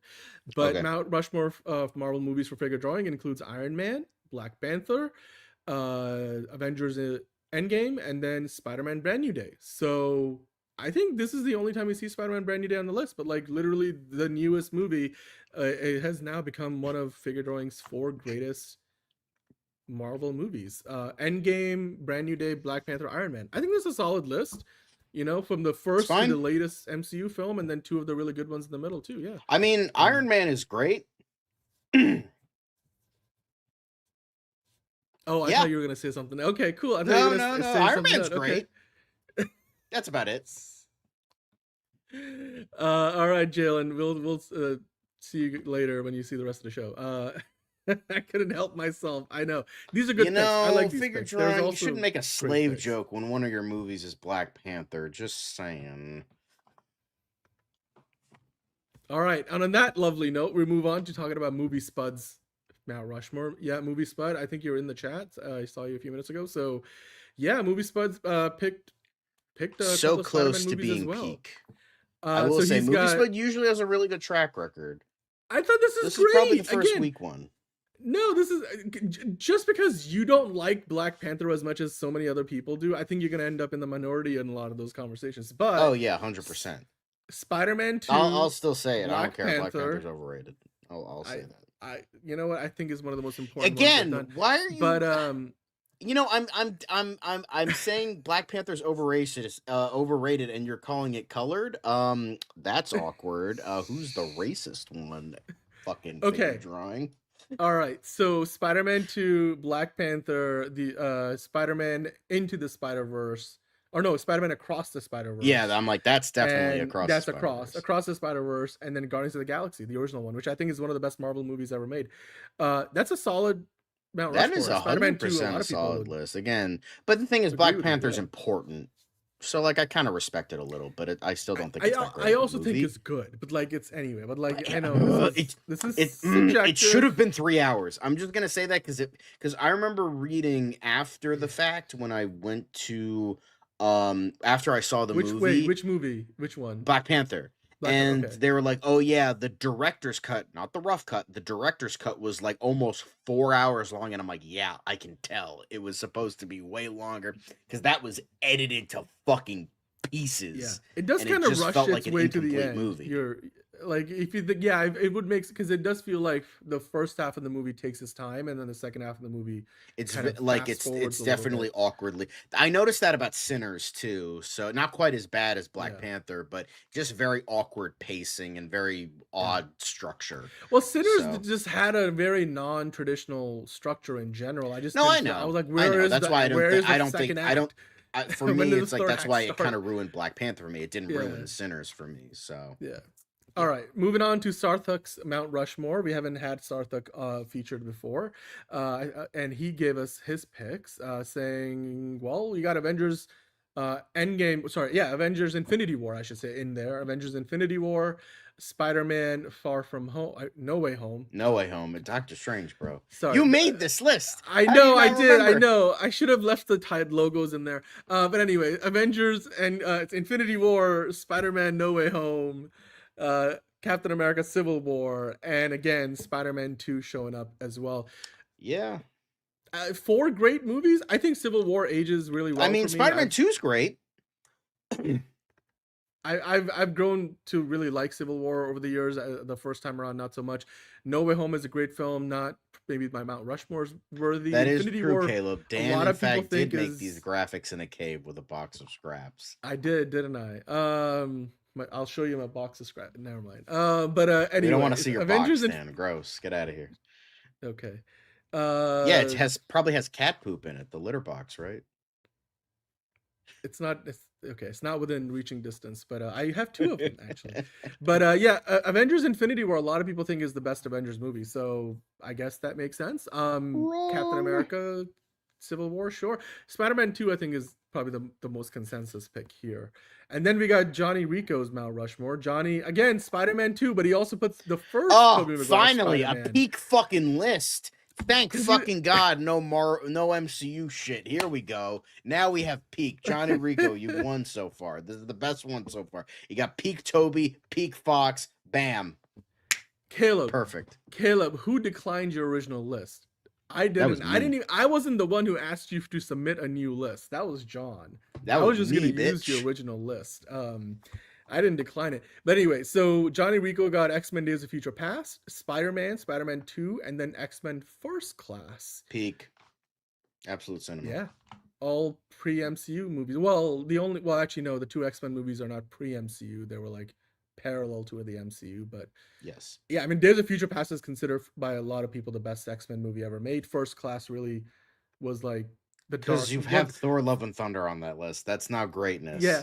That's worth less than the fucking Klingon poop that attaches to my ass hair. Get the fuck out of here. But I mean, for this Mount Rushmore, Johnny Rico, I think X-Men First Class was like to the X-Men franchise what Batman Begins was to Batman. So I agree. Not nearly as good as Batman Begins, but still very good. It's still, dude, at the time when it came out, I was like, this couldn't be any better than X-Men The Last Stand, but that was such a low bar. All right, MTG, that's fair. You didn't submit your picks this week, though, so I don't think we have them, MTG, but make sure to send them next time. Another fucking peak list. Nelson's in the chat. Buddy. Nelson, you could tell us why you picked these. You got Spider-Man 2. Again, Spider-Man 2 so far has showed up in a lot of these. Then you got X2, X-Men United, the original Iron Man movie with Robert Downey Jr., and then Guardians of the Galaxy. Peak. I would say list. this is probably even better than the last one because X2 is better than First Class. So I love the X2 love. X2 is like probably one of the most underrated superhero movies of all time now because nobody fucking talks about it anymore. And X2 is like fucking peak. It's underrated. I mean, the opening sequence too, in general, just I think it's the most like consistent quality of those original 3 the original trilogy. I think X2 was consistently good from end to end, more so than the first and the third movie. Yeah. But that's a great set of picks, Nelson, and thank you for sending those in. Moving on to the next one, we got Stacy. Stacy submitted her picks. I think Nelson and Stacy submitted their more recently, so if you had done this on Monday, these wouldn't be here. But Stacy picked why Howard the Duck is on the list, but I still fucking hate it. Because a movie with duck tits should not be on any list ever. It's in there. Unless it's the worst. Yeah, well, Figure Drawing, that's a good explanation for the most important Marvel movies. I get it. I think we had, I forgot to read out your note that you sent us, but MTG sent us his picks: Black Panther, Logan, Guardians 3, Toby 2. Cool. We'll see a lot of Logan later. He is Peter too. Yeah, he is Peter too. So Stacy's got Howard the Duck, the original Blade movie, Captain America the Winter Soldier, which we'll see a lot more of. Hello, Chuck Rod. And then we got Black Widow in there too. I think that's the only time we see Black Widow. I mean, I think Widow's there's 2 okay. questionable. Look, there's for a Mount Rushmore, there are 2 very questionable choices in here, which is obviously Howard the Duck and Black Widow. But Blade and Winter Soldier. The thing is with Howard the Duck, it's a terrible movie. It is 100% an awful movie. Yeah. But it was the first Marvel movie, technically, back in 1988. It was the first ever Marvel movie on the big screen. So there's some like importance there. I think that's probably why Stacy picked it. But hey, you know what? If it wasn't for Howard the Duck failing, we wouldn't have Pixar. So you know what? I'm glad Howard the Duck failed. Yeah. Well, thank you, Stacy, for your picks. As always, we appreciate you taking part in these. Now we have Caleb's Mount Rushmore. You got Thor: Love and Thunder, which I looked at this and I was like, you know what, man? This is probably what Caleb was thinking when he submitted this. He was thinking very highly of himself. Greatness. Caleb picked greatness. Greatness personified. This is how I was feeling when Caleb submitted these picks. But anyway, then he also added X-Men Origins Wolverine for good measure, which, you know what? I mean, it has one of the best shots in a Marvel movie of all time.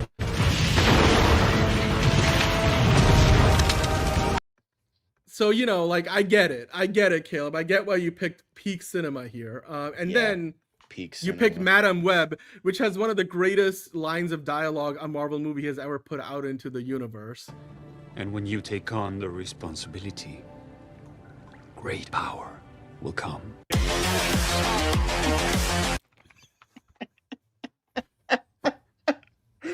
I'm glad you got the edited version of that. Great power will what? Anyway, okay. Great power will come.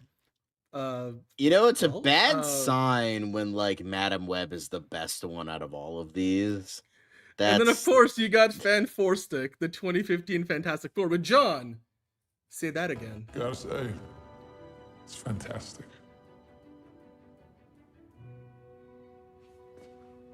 Say that again. See, Caleb picked these movies for those iconic moments, and I think that's why Caleb's Mount Rushmore is truly one of a kind. So very much appreciated. Yeah, because it Caleb. has the worst movie. Like it was the inverse. Like if you want Mount Rushmore of horrible Marvel movies, then there you go. I mean, if he was doing that truly, he didn't even do a good job of that because he left Morbius off the list. But anyway, let's move on to Caleb's real Mount Rushmore that John asked for. And in that, Caleb gave us X-Men First Class, The Wolverine, which sure, Guardians of the Galaxy Volume 3, which is great. And not even the best Iron Guardians Man movie. 3. Iron Man 3. I'm Trevor Slattery. Cool. Hey, Marco's here just in time. But yeah, this is a good list. you, I like Caleb. this list. Good It's not the list. greatest list, but it's good. It's better than Honestly, I Stacey's list. prefer this because the car wreck that this is, I prefer this over the other one. So honestly, we should have just stuck with the real, not the real, but the OG. But I had Mount to make Rushmore that Caleb joke. I'm Sandberg. sorry. Like Caleb, you It's all can, good. do all good. something. Yeah. And when you take on the responsibility, great power will come. You gotta send me that video. I will totally send you that video. Anyway, let's move on. Monique is here. Monique, tell us why you picked these movies. Actually, I have your notes. I'll go through them in a second. But Monique picked Blade 2, Captain America, The First Avenger, probably because, that moment when Peggy Carter goes and just like, I want to grab those cap titties. And that was the reason why. And then we got, Captain America, Let me guess, Civil you got War, like, Superman Deadpool and Wolverine. 4. You're gonna have Batman and Robin. You're gonna have Catwoman, and that Birds of Prey BVS or the theatrical cut of Justice League. One of the two. No, or was it a TV? No, the 2000s was a TV show. Never mind. There was only one Birds of Prey movie. But anyway, Blade 2, First Avenger, Civil War, and Deadpool and Wolverine. So this is what Monique said, why she picked these movies. Blade 2, everything she loved about Blade, but better. The enemies working together trope is particularly well done. Plus, Ron Perlman rocks. Yeah, very hard. Anyway, then Captain America, the first. Oh, that's nice. He's going to be at the con I'm at, so that's fun. Well, you should get a photo and then we'll feature it on the show. Like Liz sends us all her adventures. So we can be, we can vicariously live through you. But anyway, I don't know Monique if I'm gonna also get a photo with him. I there's a lot of people I want to get autographs from and photos from. So, and I don't want to go completely bankrupt. So, unless you want to pay me before then that would be nice. But sure. and so for Monique's reasoning for the first Avenger, she said, I love period pieces and the story can't be beat. Haley Atwell is so fantastic. I told you, cap titties. Anyway, Steve would burn the world for her, and rightfully so. Exactly. I mean, I burn the world for Haley Atwell. I mean, but, that sentiment applies both ways in that movie. Quite and honestly, I will say, I'm going to say this. I don't think so, anybody's going to agree with me. This is the best uniform that Cap ever had. Period. Like, I love the militaristic vibe, but it still works. It's so good. One of the best Stanley's best cameos as well. Oh man, I'm so fired. Actually, no, that was in The Winter Soldier. Never mind. Hey, Sanju. Well, we didn't get it in time for this show. If you want to send it in the chat, we'll talk about it. But then maybe next time we'll put it up on a graphic. But definitely thank you for sending those in. All right, so Monique said for Civil War, more political thriller than superhero movie. Zemo is a fantastic nemesis villain. Also, can I take a moment to appreciate the business wear looks in this movie? As a fashionista, it is hard to overlook what should have been this movie's impact. Well, I mean, they did look sharp. Like Tony, when he almost got shot by the Winter Soldier, and then when Cap was at the funeral, they were dressed up to the nine. And then Deadpool and Wolverine, again, this time around, Wolverine titties, Cavalrine, and then say less. Monique said, Cavalrine, say less. Once you look past all the filth, it really is a movie about heart. Whether it was Dopinder or Blind Al, it really is about the relationships. I love Dogpool. I will say this, Dogpool is fine, but we got way more Dopinder and Blind Al in the previous Deadpool movies. I wouldn't pick this one for those characters. They're basically in it for like 5 minutes. But you know what, Monique? I think these are good picks. She's got reasonings, and I think the reasoning adds up. Sanju sending his picks live, saying X-Men Days of Future Past, Captain America the Winter Soldier, Logan, and Captain Marvel. Huh? I'm sure you meant Captain America Civil War, because there was no Captain Marvel Civil War. But yeah, those are good picks. Well, unless you're counting Civil War 2 in the comics, where it's Iron Man versus Captain Marvel. Which is not the same as the movie we got, but cool. Sorry, Captain. Yes, we got it. Thank you, Sanju. That's a good set of picks. I mean, Days of Future Past is gonna come up again. Winter Soldier comes up a lot today. Logan. Oh yeah, I mean Logan is. I think it's the best Marvel movie ever made. And then Civil War, like I said, just gets better with time. Civil War shows up quite a bit, but not as much as the movie that you will see from here onwards. Pretty much every Mount Rushmore from here onwards, because Tony submitted his picks yesterday and he picked Logan, which Sanju already mentioned. Logan, Spider-Man 2, Captain America the Winter Soldier, and specifically X-Men Days of Future Past, the road cut. That's the only time we get the road cut of Days of Future Past on this list, John. I have not seen it, so yeah.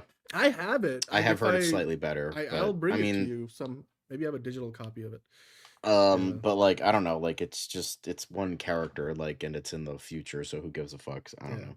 I mean, Tony has the goated list, of course he does, because he's.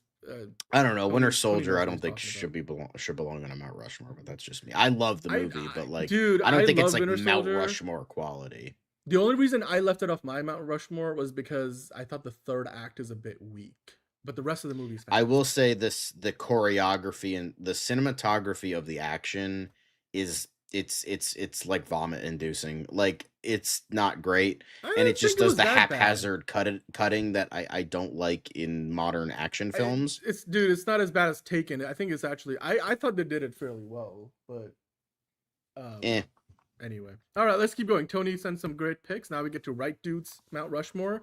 Again, Logan staying right where it belongs, and then you got Winter Soldier moving over one to make room for Spider-Man Into the Spider-Verse. And then, of course, Avengers Infinity War, a lot of people think is the greatest Avengers movie of all time. So, John, Logan, once again, Winter Soldier, once again, Into the Spider-Verse for the first time, which changed animation forever. So I think that's significant. And I will say, I actually like Into the Spider-Verse more than Across the Spider-Verse. I know that's a hot take. I know most people prefer Across, which, don't get me wrong, Across is a great movie, but there are some problems I have with it that now that I've thought of, it doesn't ruin the movie for me, but I think they are some problems that were not Into the Spider-Verse for me personally.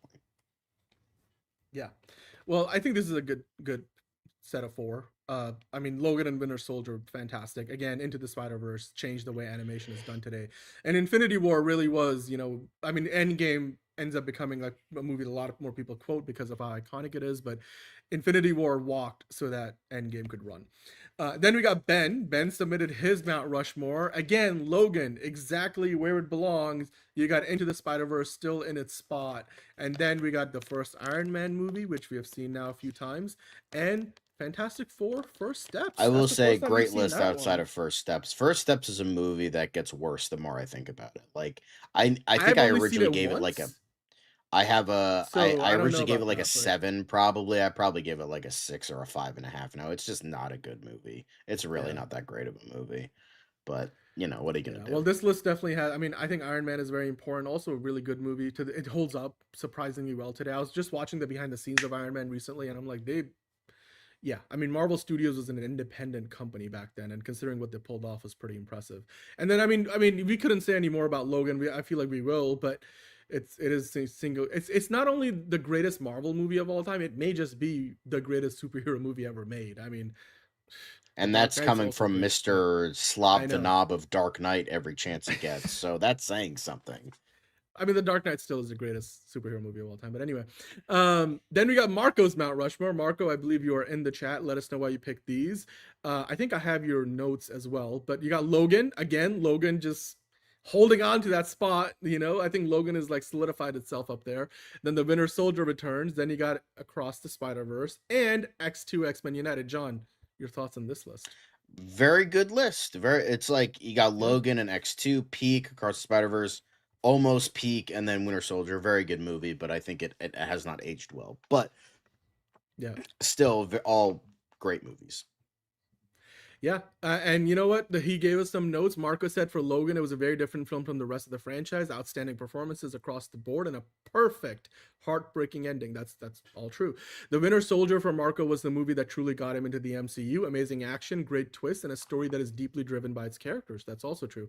And then Across the Spider-Verse, everything the first movie did, the sequel did even better. Great villains, a compelling character-driven plot, and a fantastic cliffhanger ending. And then for X2, he said the first truly great ensemble superhero movie. It tackles complex themes, features amazing action sequences, and still holds up remarkably well today. So all true statements, and I agree with you. Hey, you're fake. I still think the Spider-Verse is better, but just iconic. I don't think we got your picks this week. Send those in later. Hey, my Mount Rushmore. Again, Logan. Logan's got to stay where it's staying. And then I added Iron Man because I think, again, Iron Man is probably, for the superhero genre today, outside of the Dark Knight, the modern didn't Mangold genre. do the remake to 3:10 to Yuma? Was that a Mangold film? I think so. But talking about the Mount Rushmore here, Logan, I think Iron Man is the single most important movie for the maybe postmodern superhero genre, if you want to not account for the X-Men movies and Tobey Maguire's Spider-Man. I think Iron Man and The Dark Knight meant more to this genre. Fiona, what's your Mount Rushmore list? Please let us know. I don't know if she's gonna want to share, but Black Panther, again, not only is a great movie, it's also a very important movie, and I think it tackles some of the most difficult themes any Marvel movie has ever touched upon. And then Guardians of the Galaxy, I think, is the most rewatchable Marvel movie ever. And it's so much fun. I can watch that movie 5 times in one day and not get tired of it. And it's surprising. Again, the needle drops are perfect. It's got a perfect soundtrack. The score, not so much, but the character work is great, and obviously it launched the career of Chris Pratt in the movies, gave Dave Bautista his first high profile role, and then when you got Vin Diesel, I am Groot, and then of course you got Bradley Cooper as Rocket, which damn, I mean, Guardians of the Galaxy 3 was fantastic, but it wouldn't be there if the first Guardians wasn't such a big hit. It really allowed Marvel to expand their horizons and make other movies with lesser known characters. So yeah, that's my Mount Rushmore. I think Logan, again, is the best of the bunch. The other 3, obviously, all MCU movies. But I could have put X2 on there. I thought about it. The Winter Soldier, I thought about it. Spider-Man 2 got really close. My personal favorite Spider-Man movie is The Amazing Spider-Man 2. But I was like, I don't think it belongs on Mount Rushmore. So no, definitely not. List I have. Then we got John. John, you got a list? Walk us through Now we it. got peak Logan, cinema here, ladies and gents. Just goes to show that the Fox X-Men universe had it right and the MCU doesn't. But yeah, Logan, the GOAT, greatest of all time, no matter who you ask. Most people will say Logan is probably one of, if not the greatest Marvel movie of all time. Days of Future Past, I've not seen the road cut. Maybe it's better, I don't know. But like, even the theatrical, it's not like theatrical Justice League versus Zack Snyder Justice League. The theatrical cut is still peak. Like, it's still absolute fucking peak, and it's a fucking phenomenal movie. Spider-Man 2, nothing's touching Spider-Man 2. Like, you could say, oh yeah, Brand New Day did this, did that. You know who was in Spider-Man 2? Spider-Man villains. That's who was in Spider-Man 2, and that's why it's the best Spider-Man villain. Spider-Man fucking movie. Okay, let's get that perfectly clear. And then X2, X-Men United. I feel like this is a kind of cool to hate movie. Everyone's like, oh, it's from early. It's got the early superhero stuff. It's the black leather. Da, da, da, da, da. But like, you say that, and then I give you White House Nightcrawler sequence. Suck on that, big boy. Oh, also X-Mansion sequence. Suck on that, dipshit. Boom. Probably some of the greatest action set pieces in a superhero film. Period. I'm just saying, like, what was so funny, what I usually try to do with Mount Rushmore, I try to look at it from a historical point of view of like, oh, this, that, and the other thing. And I was thinking, kind of racking my brain, and then I'm like, no, fuck it, I'm picking my top 4. At this, I threw historical context out the fucking window. I don't give a shit. I just picked my top 4 favorite Marvel movies, and they are all not from the MCU. But I think that could be an interesting Mount Rushmore, specifically MCU movies. Then it would be an interesting list. Well, but I mean, I think these are all great movies. X2 is considered by most people the greatest X-Men movie, and then Days of Future Past. If you don't think know X2 about is the that greatest, anymore. Nobody really talks about X2 that much Days of anymore. Future Past is. Well, I think because maybe this now becoming underrated with the newer, younger audiences, but I guess. Yeah. But like Spider-Man 2 still, like people remember it, it's like a the iconic train shame sequence that, like, and everything. X2 and Days of Future Past have to be directed by Bryan Singer because Bryan Singer is a fucking massive piece of shit. But like, say what you will, like, you can make fun of the fact, oh, he didn't fucking have comic books on set, he didn't do this, he didn't do that. But I'm like, he made banger after banger. Like, his 2 X-Men, he made 2 of the greatest X-Men movies, specifically X-Men, the Team X-Men movies, because Logan is the best.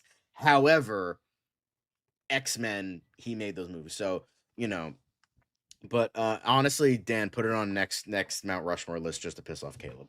But Mount yeah, Rushmore to me, these are my top 4 favorite Marvel movies.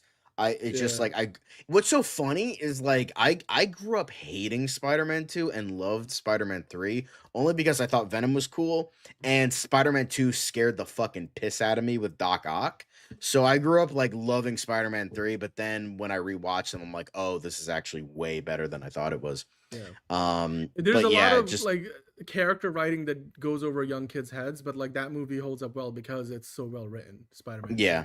It's just like it's so, because I watched the 2.1 I watched the entire trilogy when they were re-released for the Fathom event in theaters, and watching like all 3 of those just in a theater, even Spider-Man 3, which isn't great, but it just watching that and experiencing that, because they sometimes they do like behind the scenes stuff, and they did it for those movies, and it's just like, it's so good. Sam Raimi, we didn't know how good we had it, bro. So yeah, for me, these are my favorite Marvel movies. The fact that 3 of your 4 favorite Marvel movies all involve huge jacked man, jacked man, the cheater jacked man. Because it wouldn't be an X-Men movie without some type of problematic asshole. You have a pedophile for a director. Dude, you have a guy who cheated on his wife as the main star. It's all, it's all. I mean, the X-Men, they're complex, complicated characters. But hey, you know what? Logan, again, I feel like it's been in like 6 of these Mount Rushmores, and then Spider-Man 2. Those are like the most popular picks we've got today. X2 showed up a few times, as does Days of Future Past. And then Liz's Mount Rushmore is all about the original X-Men movie. The first, which she said she hated, which is interesting to me. But, yeah, and then she included Avengers Endgame, and then Blade, the first Blade. I think she swapped out a couple of these because she doesn't like to overlap with people, which I'm like, I understand. I don't get it, but like, sure. Good list. I mean, the first X-Men curious movie because you've always championed the road cut. Would you say X-Men Days of Future Past, the road cut or the theatrical cut for your Mount Rushmore? So I'm curious about that, because somebody had the road cut on their list, so I'm curious. So since we're talking about it, Spider-Man 2, Days of Future Past, Endgame, and Logan. Again, Logan and Endgame, Liz has it on hers. Days of Future Past, we just talked about it, and next Spider-Man 2. That's a great list. Again, I will say, like, if let's just say, I would say if I was speaking from historical context, I'd probably say X-Men, Blade. Iron Man, and then Logan, probably. If I had to do like historical context. Yeah, so yeah. With that, I assume you'd put Rogue Cut on your list, but yeah. Well, yeah, exactly. Avengers Well, that's what Endgame- I'm saying. Like, it's still a peak movie. It's like you're making a peak movie just even more peak. From what I've heard, I have not seen it. I know I'm a disgusting heathen, but it's fine, dude. It's like it doesn't add as much, and it's not as big of. I watch both. Honestly, it's not that big of a difference for me personally. I know, but everyone's like, "Oh my god, it's so much better." It's not like a theatrical cut of Justice League and Zack Snyder's Justice League. You know, those were two completely different movies. And also, I think the BVS that's what I'm saying. Ultimate Cut like made a significant improvement, whereas I think the Rogue Cut, while it fixes a bit of a plot hole and stuff, I don't really think it makes that big of a difference in the quality of the movie overall. But like it makes it better, but it's not really like it's night and day. I will say Liz has got a pretty solid list. The X-Men movie that started it all, the Deadpool movie that changed the game for what Fox thought X-Men movies could be, and also for rated R movies. It held a bunch of records that only its sequels and then Logan went on to break, and then now Christopher Nolan's The Odyssey and Oppenheimer are doing. Avengers Endgame is, one of the highest grossing movies of all time. At one point, the highest grossing movie. I can't blame her. She saw it, how many times? Didn't she see like Avengers Endgame 10. like 12 times? 10? Yeah, wild. And then Blade. I mean, look, the original Blade again, X-Men and Blade are like essential. I would say the only if I could like go back in time, like I would love to see, because my friend went to see Endgame, I think with his dad or something, and I might have been, I don't know if I was home from college or not, I forget. And when I went to go see it, and I wish I was with him because he cheered, because he hates Iron Man. He fucking it's him and Reed Richards are his like least favorite Marvel characters, period. So he was fucking cheering when Iron Man died, and the whole theater booed him. And I'm like, I wish I was fucking there for that. That's the only time I would see that movie again, is it just so I could see that. But there was a scene in Spider-Man Brand New Day where like one dude in the second row was like, yeah, and then like one dude, and then in one of the other screening, in my 3 screenings, one dude like started to clap, and then the rest of the theater clapped at the end. And then there was one dude in my 3rd screening of Brand New Day that was like, no, because he thought they actually did no. Yeah, but apparently so. Well, Liz has a good list. Again, very different from the rest of us. Spider-Man but I think died again, in Infinity War, because I still hated him by that point. Although I wasn't very loud about it. I was just like, I don't know how you describe. I don't know if you describe it as dying. They just kind of like ceased to exist. Yeeted him. Well, those are all the picks. All the Mount Rushmores today. Drop your picks in the comments down below, guys. Yes, go ahead and hit the like button while you're at it. But anyway, Mount Rushmore Monday. This time around on a Wednesday/Thursday. Marvel movies. We'll put up a new poll. Deadpool can't die. That's the problem. So he literally jumps off a building and survives. And what was it? The second one? He can literally have his head chopped off and live. And so like, yeah. He, like Headpool. Look at Headpool. So, Right. Yeah. Then it'll be like he will be the same height as Dogpool at that point. There's a bonus. Wasn't Headpool in Deadpool and Wolverine, and he was voiced by Nathan Fillion? Was he? I don't know. Was he? I forgot. Anyway, yeah. Hit like and subscribe, everybody. Appreciate it, and thank you guys for sending all of your picks in. This is like my favorite part of the week now on the show. Like talking about You're fake. Spider-Man 2, Gattaca Volume 1, Captain America: The First Avenger, and First Class. Cool. Those are all valid. I love those movies. Spider-Man 2, Guardians of the Galaxy again. Fantastic. All right, cool. So now we're not really done yet. I think the body would grow back and not the head. I think the head is like the central part of him, and then the body would grow back. But I'm like, how does his head survive without a heart? Don't think about it because it's Deadpool. Like he has like no, just don't think about it too hard, John. Because like all the blood would go shooting out of your brain and then you are dead. Anyway, let's talk about quick hits. But it's also a superhero movie. Yeah, I know exactly. You got quick hits first, Josh? let's be quick with the. There we go. Okay. Go ahead. New York Film Festival to host world premiere of Godzilla Minus Zero. Woohoo! The sequel to the Oscar-winning sleeper hit Godzilla Minus One will screen at the Spotlight Gala selection. So that's fun. Yeah. Yeah, September 26th, I think it is. So it's gonna premiere at New York Film Festival, and then yeah, I mean it's part of their, what did they say? Spotlight Gala selection. Good stuff. Good stuff. Cool. Godzilla Minus Zero. The Mummy director Lee Cronin response after movie's ad campaign is banned in the UK. So apparently the ASA received 30 complaints, many of whom believe the ads were distressing for children and adults. Yeah, it's a horror movie, bro. Like, come on. Get the fuck out of here. Some things aren't meant to stay buried. Wow. But yeah. Speaking of The Mummy, though, Numan Akar joins Universal's The Mummy as Kevin J. O'Connor and Oded Fair Inc. deals to return. That's cool. Indeed. I like it. I like this. This is the. I mean, I probably am not going to watch Brendan this. Fraser But, you know, one. I'm right? happy. I'm happy the fans of this are happy. That's. You know, Liz is gonna watch this. Oh yeah, 100%. She's probably watch gonna, bring a cucumber with fucking Rachel petroleum jelly into the theater for Brendan Fraser. So, We did not. Which, need like, that sure. visual.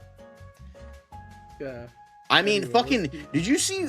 Speaking of big guys getting in shape, did you see Russell Crowe getting fit for Highlander? Like he's No. yoked now. Like he's back, Really? not like gladiator levels, but Not, he's big well, now. But he was kind of muscular lean. big. But he was lean. Maybe he's putting on heavy muscle now, because he was kind of lean for he was lean muscle because he was younger. So I want to see. Hey, I'm gonna go you look. know Maybe we'll what? make it a quick I'm hit. just saying. I know Liz. I mean, we literally have an inside joke about Liz thirsting for dudes on this channel. Like, come on now. And we they don't say have the graphic I'm today, horny. but yeah. But anyway, Mandalorian and Grogu Disney He's gonna be executives late, though. admit latest Star Wars movie was a box office disappointment in addition to Moana. But yeah, I could have told you that. Yeah, I mean, but finally, at least they're saying it out loud. So cool. Good to know that you guys. They said the admit- quiet part Dear out loud. fans. Woohoo! Way to go, Disney. Anyway.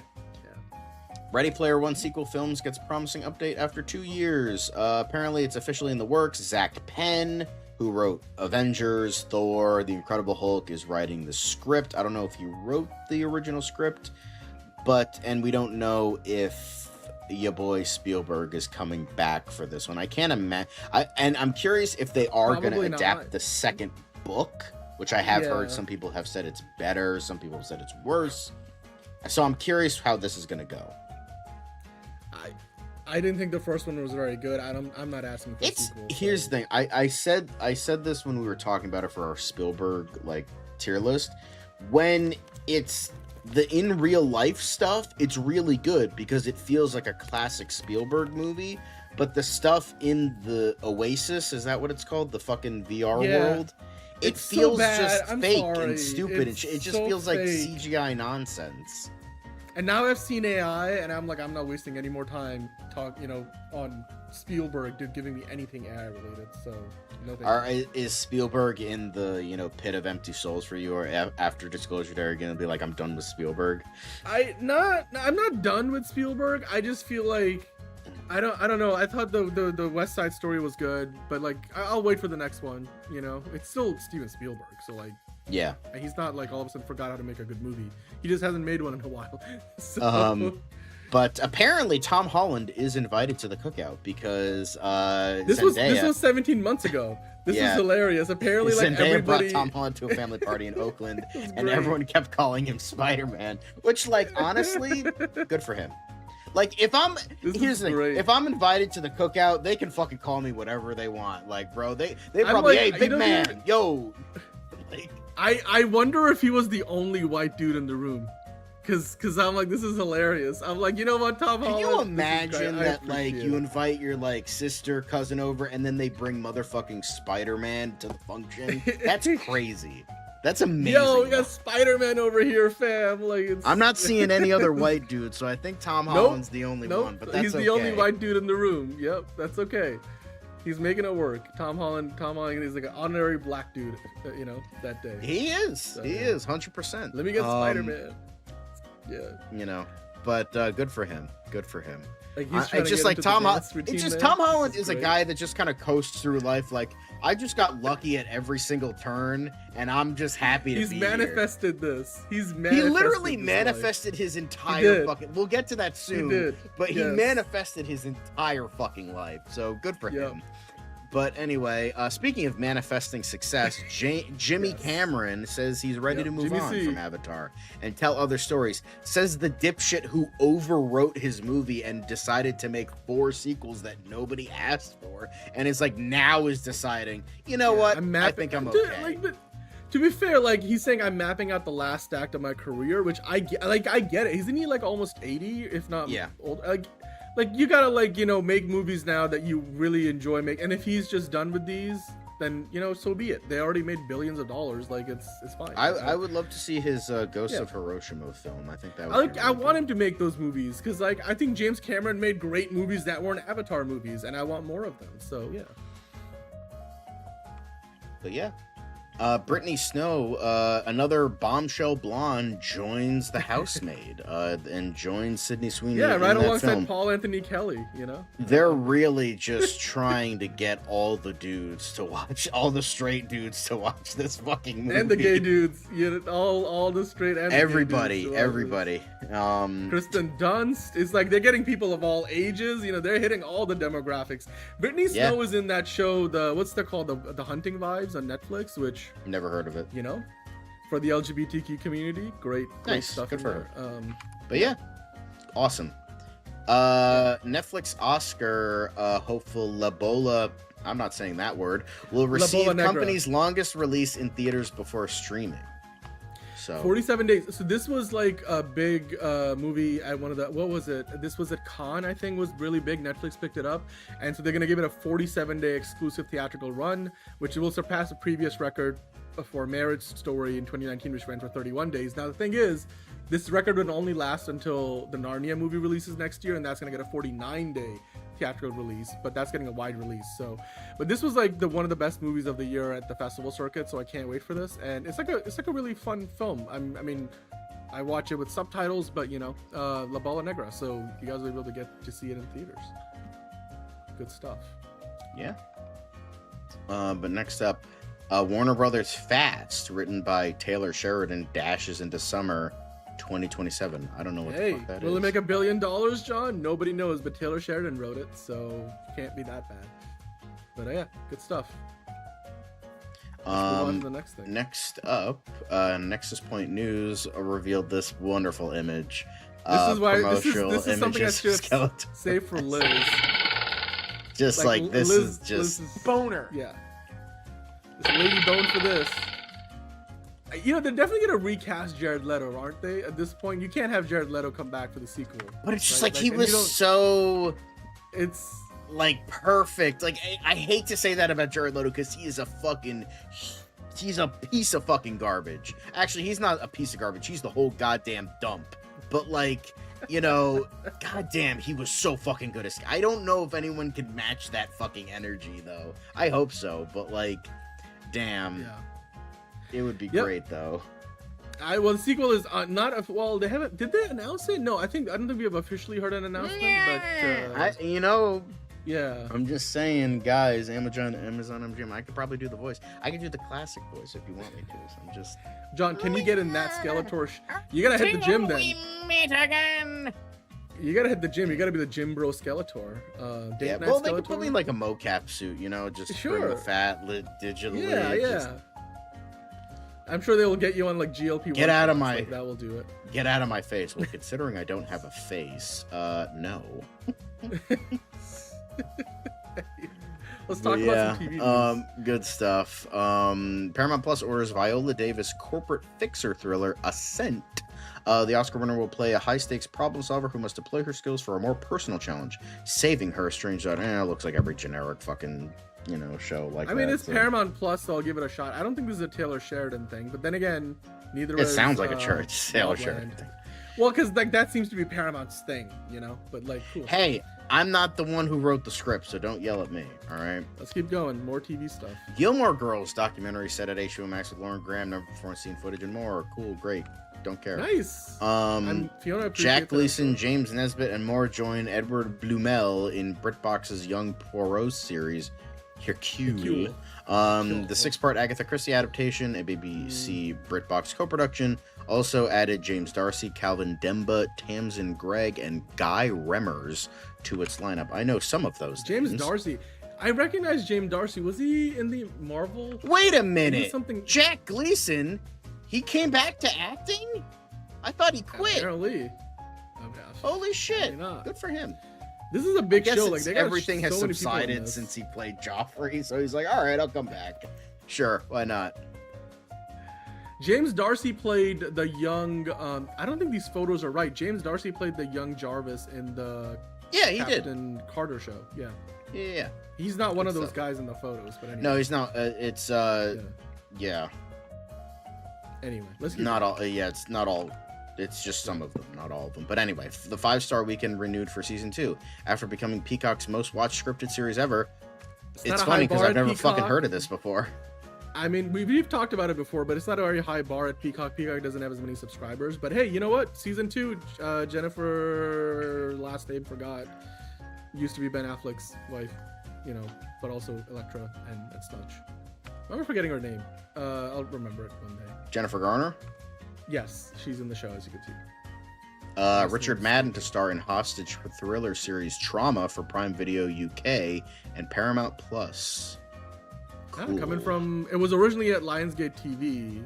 Okay, cool. They still have Citadel on, but since the Russos take 4 years for every new season, I mean, he's got time. So, and this is kind of like the Bodyguard show that he was originally in. So hostage thriller, sort of, kind of thematically, cool. Yeah. Nice. Richard Madden. Then Night of the Seven Kingdoms season 2 is wrapped filming, so good for them. This is honestly the closest I have ever gotten to watching a Game of Thrones show because it actually seems like my type of show. But like this might mean we're getting yearly seasons because like season 1 was was it this year or was it last year? However, I'm still miffed that yeah. You know, Night of the Seven Kingdoms brought the fandom brought down Ozymandias from its perfect score, but. But the Breaking Bad fans just had to you had to ruin it with your pride and your ego. Your mother. Anyway, Monster, the Lizzie Borden story unveils first look, sets Netflix release date. So that is coming out. All 8 episodes premiere September 17th on Netflix. So if you want to watch more Ryan Murphy's serial killer slop, then there you go. Yep. I'm not gonna watch this, but cool. Neither am I. Speaking of things I won't watch, Stranger Things, and The Pit, although I am trying to watch The Pit, were the most streamed original series in the first half of 2026. Yeah, of course it's The Pit. Of course it's Stranger Things. It was the last season, and The Pit is like The Pit. Like everyone's sucking its dick. So, you know. Well, Bluey, by the way, still is the highest viewed library chart, meaning not an original streaming show like that's licensed. And then Zootopia 2 was the most popular movie. Not surprised. Both of The Pit is gonna win a ton of Emmys again, so not surprising at all. And good stuff.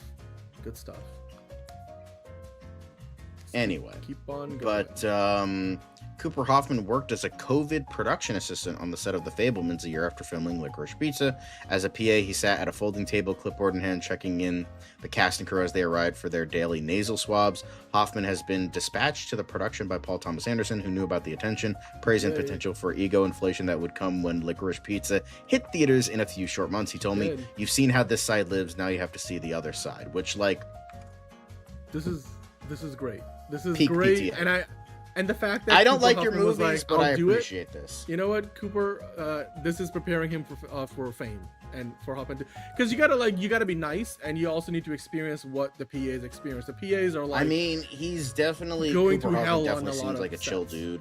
Like I watched his Criterion Closet video a couple days ago, and he just seems like a chill dude. Like he was talking about. I don't know if you've heard of the movie Happiness. It's a very fucked up movie, but he was like, it's not every day that you get to see your dad jerk off on camera, but Happiness is a pretty great movie.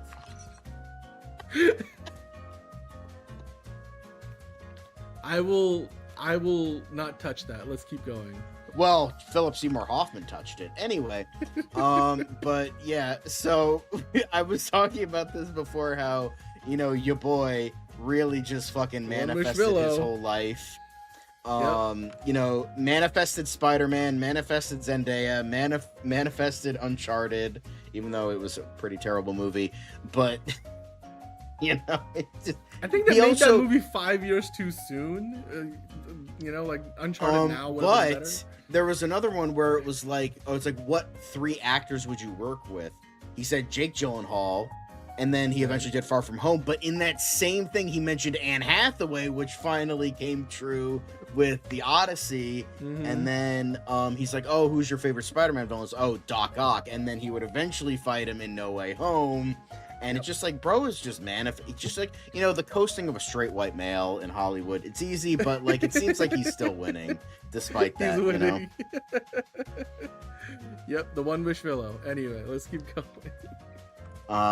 But yeah, a movie theater. Speaking of Cooper Hoffman, a movie theater accidentally played "I Want Your Sex" at a screening for Spider-Man: Brand New Day.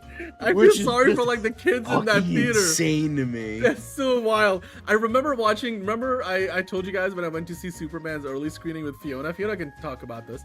We were sat down, watched the trailers, and then the movie starts playing, and you hear the ba ba ba ba ba ba ba ba ba, and I'm like, wait. Universal did not make Superman, and all of a sudden like Jurassic World starts playing, and then like the Snickers bar like causes the laboratory, and like it's you know what to go bonkers. I'm like, this is the wrong movie, and everybody in the theater is like screaming, and then it took them 40 minutes to actually load up Superman. I mean, it was an early screening, so I get it, but like obviously this happens and has happened. The closest I ever got to watching the wrong movie is they put the wrong trailer in front of a movie. Yeah. We watched the movie, like the movie. I even forget what fucking movie my dad and I were seeing that day. It actually might have been one of the Mission Impossible movies, but we went to go see. The movie was fine until, but they played the wrong trailer. It was supposed to be for Thor Ragnarok, but they played the Thor: The Dark World trailer instead. How do you still I don't even know how you fucked that up. Like, how do you still have that on your hard drive? Like, fucking wipe that shit. It was like 5 years that before Marvel sent them the wrong trailer, and they just played that, and then I guess they eventually called them and fixed it. Yeah. But we were, I think it might have been for Mission Impossible Fallout, maybe. Yeah, because that was around that time. But anyway, whatever it was, I don't remember the exact movie, but it was, they were supposed to play the Thor Ragnarok trailer. They played, and I was like watching this, and I'm like, what the fuck is that? Why is that? What is going on? And what's even funnier is by the end, everyone knew it was the wrong trailer, because for some weird reason, in the Thor: The Dark World trailer, they put the year. You know how you go see a trailer, oh, coming May 26th. They never put the year in the release date. But for some reason, for the Thor: The Dark World trailer, they put the year, and it was so maybe it was like an early late. trailer. Like maybe because remember movies, there was a period of time when studios used to put out trailers like a year in advance. So maybe that was why. Because like, maybe that was why. But I'm like, oh. But then my dad's like, wait, that's wrong. I'm like, I knew it was wrong when I first watched the trailer because I had seen this movie before. Dude, but like the fact that like some kids probably got to watch "I Want Your Sex" and they're like, oh, you're gonna learn today. You're gonna learn today, boy. After the movie. It's the two couldn't be more different movies, but anyway. But man, that's funny as fuck. Anyway, speaking of funny as fuck, well, they misspelled Shang-Chi by Chang-Chi, but like, ouch. But we need to distract Doctor Doom, Ghost Rider, and Shang-Chi. I've seen like edits of this where he looks like Shang-Chi and he looks like Ghost Rider, which is even great. Funnier. You got to try and find one of those. But this Ken is... and Ken. Yeah. So good. So good. This is I'm just Johnny. I'm just Shang-Chi. And then fucking Shooty Gatwa comes in, it's like, do you need a doctor? And then like, you know. Yes. Yep. This is great. Love it. We distract Dr. Doom. Yeah. Yep. Anyway. Perfect. But yeah. This is the crossover we all needed. Lots of quick all hits. Needed that. Lots of quick hits. Anywho. Yeah. That's, you know, speaking of I Want Your Sex, lots of quick hits. Let's keep going. Let's keep going to DCU Daily. Have Hashtag because that's what's next. So be blessed. I don't know. The DCU ain't looking fucking blessed right now, but we'll see. It's another project that's been blessed from the beginning. There's the shot right there. That. Okay, we don't need to see chorus. Right there. Hey, buddy. Eyes up here. Now you want to get nuts? Let's get nuts. Here we go. Victory mine. Ask me how am I doing? I'm telling you, really, I'm doing sublime. I never wait in the stewardess line. I just go do it. I'm moving my time. Really had nothing to do with it. How am I moving? I'm moving like you want to shine. Follow my lead. Don't listen to lies. I had to put me all in the line. That's why I know that victory's mine. I prefer Jared Leto. Hunka hunka.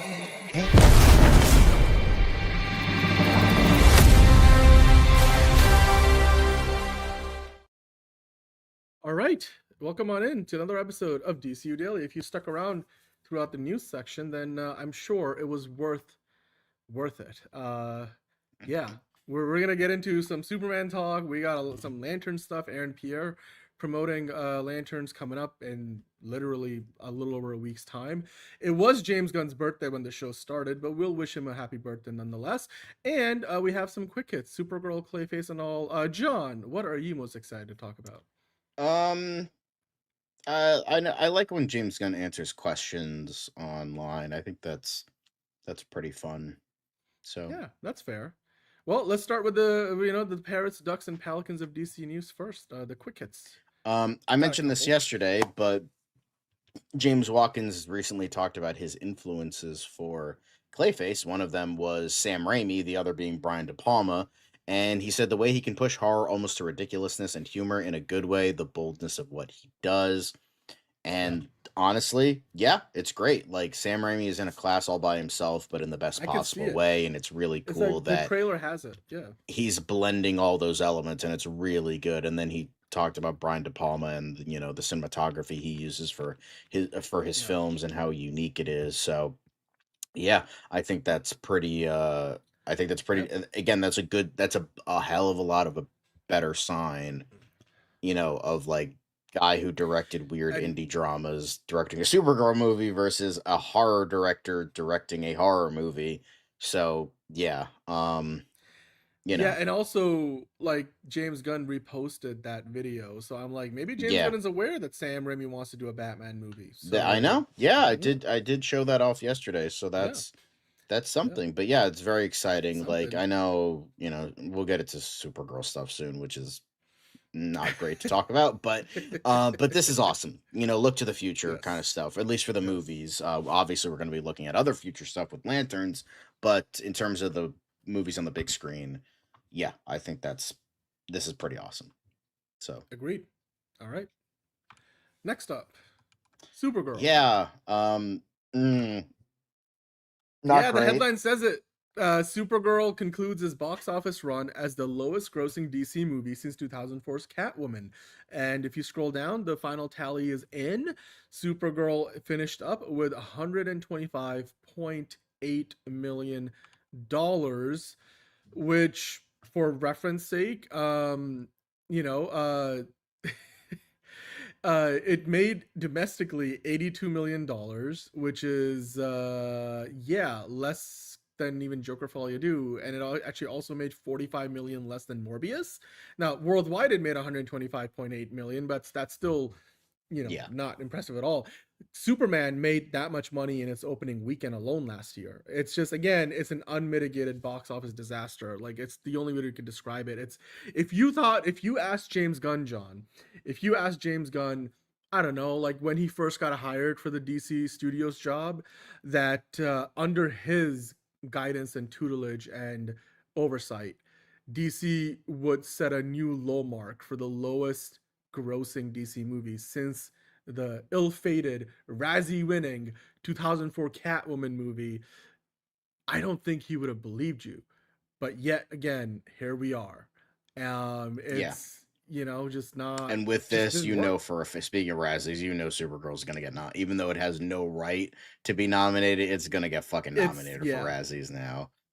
If BVS was nominated for Razzies, this sure as shit is getting nominated for Razzies, which is a shame because I don't think it's that bad. But the movie only made 37 million in North America in June, and then just over 61 globally. It just, again, it never took off, and then just once it faltered, it just crashed hard. There was no recovery, and just the narrative around the movie. And it was stuck in between two much more popular franchise. Like, again, I'll maybe talk about this, but like, it's just like it had everything going against it, because even when and you guys can really dig through the archives for this one, when I was trying to be optimistic about it, but like when they announced Craig Gillespie as the director, I'm like, that's deep in my heart. I knew that was not a good choice, and it shows that was not a good choice. You needed someone, especially, again, I hate to use this as a fucking comparison because the movie ended up not being good, but like, look at Solo. They went with experimental filmmakers, Phil Lord and Chris Miller, which was not what Kathleen Kennedy was like trying to do with this franchise. They booted them. They got Ron Howard. They got a veteran, trustworthy filmmaker, and with that, it I think they needed to do. It's like, oh, I like your vision, but it's just like you can't just. Again, it's the idea of like James Gunn going for like the creative visionary side when that just simply should not have been. You got to think about it like, oh, I like what this guy has. You got to think about it logistically. You got to get a trustworthy blockbuster director. Get like someone like a Jon Favreau or a George Miller or someone who has done blockbuster stuff in the past, who has made that work. And as Chimera is saying, a writer, you can't give like your second movie in your big fucking franchise to a woman who's written one play and that's it. Like, that's again, and maybe she's like a written couple a lot TV of episodes. unproduced. Yeah, she's done a lot of scripts that I don't give a fuck about unproduced. You know why? Yeah, maybe no, there's a fair, reason they're not produced, because maybe they fucking suck ass and never fucking went anywhere. So I mean, but there was also a lot of regime change. Certainly Anyway, to blame that you gotta get like you're building a universe here. Like, I get it, because it's like, oh, but look at the MCU. They had Robert Downey, who just got fucking off cocaine, and Jon Favreau, who just had the flop Zathura, and you started without a script. Again, MCU flying by the seat of their pants, that magically worked. You can't do that here. Superhero movies are not as popular. You can't like look at Marvel like, oh, that worked for them. No, this is a whole different beast. This is a whole different beast. You gotta go with, I'm gonna say this. This is the key to everything in regards to the future of the DCU. Because you can't go too experimental, because that's what they tried to do with Supergirl. They based it on a very experimental comic, and that was not the right move. You can't go with the playing it safe route, because then you're getting a generic movie and nobody's going to go see that. What you need to do, play it safe with a little bit of spice. Give something that the people want, that spice, that uniqueness, telling a story that maybe hasn't been said a lot, done a lot. Do that, but for the most part, play it safe. You can't invest almost $200 million or over $200 million in a Supergirl movie. This movie should have cost no more than like $80 million. And you should have just had it on Earth. Maybe it's like, oh, Superman's off-world. If you want to focus on Supergirl, you should have had a run-of-the-mill villain, maybe a good foil. Maybe have like a female Bizarro to be like, oh, this is Supergirl. Oh my God, this is what I could be if I, if I let myself go and I kill my villains and blah, blah, and she has to learn that or something. I don't know. But you gotta play it safe, but give it a little bit of spice in terms of character interactions and story and themes and all of that. That's what they needed to do, but they didn't go that. Like, nope, let's go full extreme. Base it on an experimental comic that a lot of people love. I mean, just because I don't like it doesn't mean I'm the outlier here. Do that. Hire an actress nobody fucking knows outside of Game of Thrones fans. Get a no-name screenwriter. Get a guy who only does indie movies, and we'll go full in on that. Give them $200 million. Give them Cate Blanchett with the budget, and then you're stuck in post-production, and you realize, oh shit, we fucked up. Time to pull a Walter Hamada And look how that fucking turned out. So it's just not great with how all of this turned out. Yeah. But yeah, that's what I'm saying. That's what I'm saying. Superman right. was playing it We've safe with talked about spice, it and before. that made over $600 million. That had good Rotten Tomato score. Fans loved it. Critics loved it. Everyone loved that movie. It wasn't as big because of mainly of DC distrust, but that made money. A lot of people like that movie. That was playing it safe with spice. That's what I'm saying. What they should have done for Supergirl, but they didn't. Well, we'll save it for the video we're talking about. But I just wanted to quickly mention, because it is a quick hit. I mean, Peter Safran again said, like, not everything's gonna work. The 10-year plan is what they're focused on, not like individual projects. Although individual projects do matter, obviously, I guess one flop along the way is not going to kill the studio. But obviously, it's not going to kill them, but we'll just have to see. Yeah, but real quick, again, how bad the box office was. If you scroll down, Supergirl made not only less money than like Morbius and Joker Folio do. It made less money than Shazam: Fury of the Gods. It made less money than Blue Beetle. It made less money than Black Adam and Aquaman, The Lost Kingdom. And like I said, it made the same amount of money. And 2023 was the year that killed the DCU. So, but like Superman made as much money in its opening weekend, and then Wonder Woman 1984 made more money during the pandemic. I like Jason Todd. Than Supergirl did, and the Marvels, which was considered a flop, is a flop, made more money than Supergirl. It's just it just was not a movie that worked out. Hello, Vin. But yeah, we'll leave that there for now. We'll get back to Supergirl talk later, I'm sure, in other contexts. Yes. For Man of Tomorrow on the up and up moving forward. But let's talk about some Lantern stuff, John. Yeah, I will say I'm not excited for this show, but goddamn, Aaron Pierre makes me fucking excited for this show. Not gonna lie. Let's listen to what he had to say. I don't know if I think you have the sound. Let's see if you can listen to what he had to talk about, because he was on CBS Mornings. He was promoting Lanterns. He also ended up talking about Man of Tomorrow. I'm sure he was asked about it. So let's see if we can put that in, and let's listen to what he had to say. Is here with us now. Good morning. Good morning. Good morning. Good You're morning. bringing a little joy to this studio Really today. are. I appreciate you. You're bringing joy to me. So it's a mutual transaction. Yes, for sure. Okay, so we've got so much to talk to you about now. You said, though, recently, I think I heard you say, if you had a choice of anybody you wanted to play in the DC universe, it would be Jon Stewart. Absolutely. Yes? So why is this character so special to you? I mean, I think this character is so celebrated and championed and beloved internationally. But speaking specifically about why I'm just going to say this. I'm going to pause it right here just for a second. That man has the most panty dropper voice I have ever fucking heard in my life. Like, I'm getting wet just by listening to him. And I'm a dude. Like, Jesus fucking Christ, bro.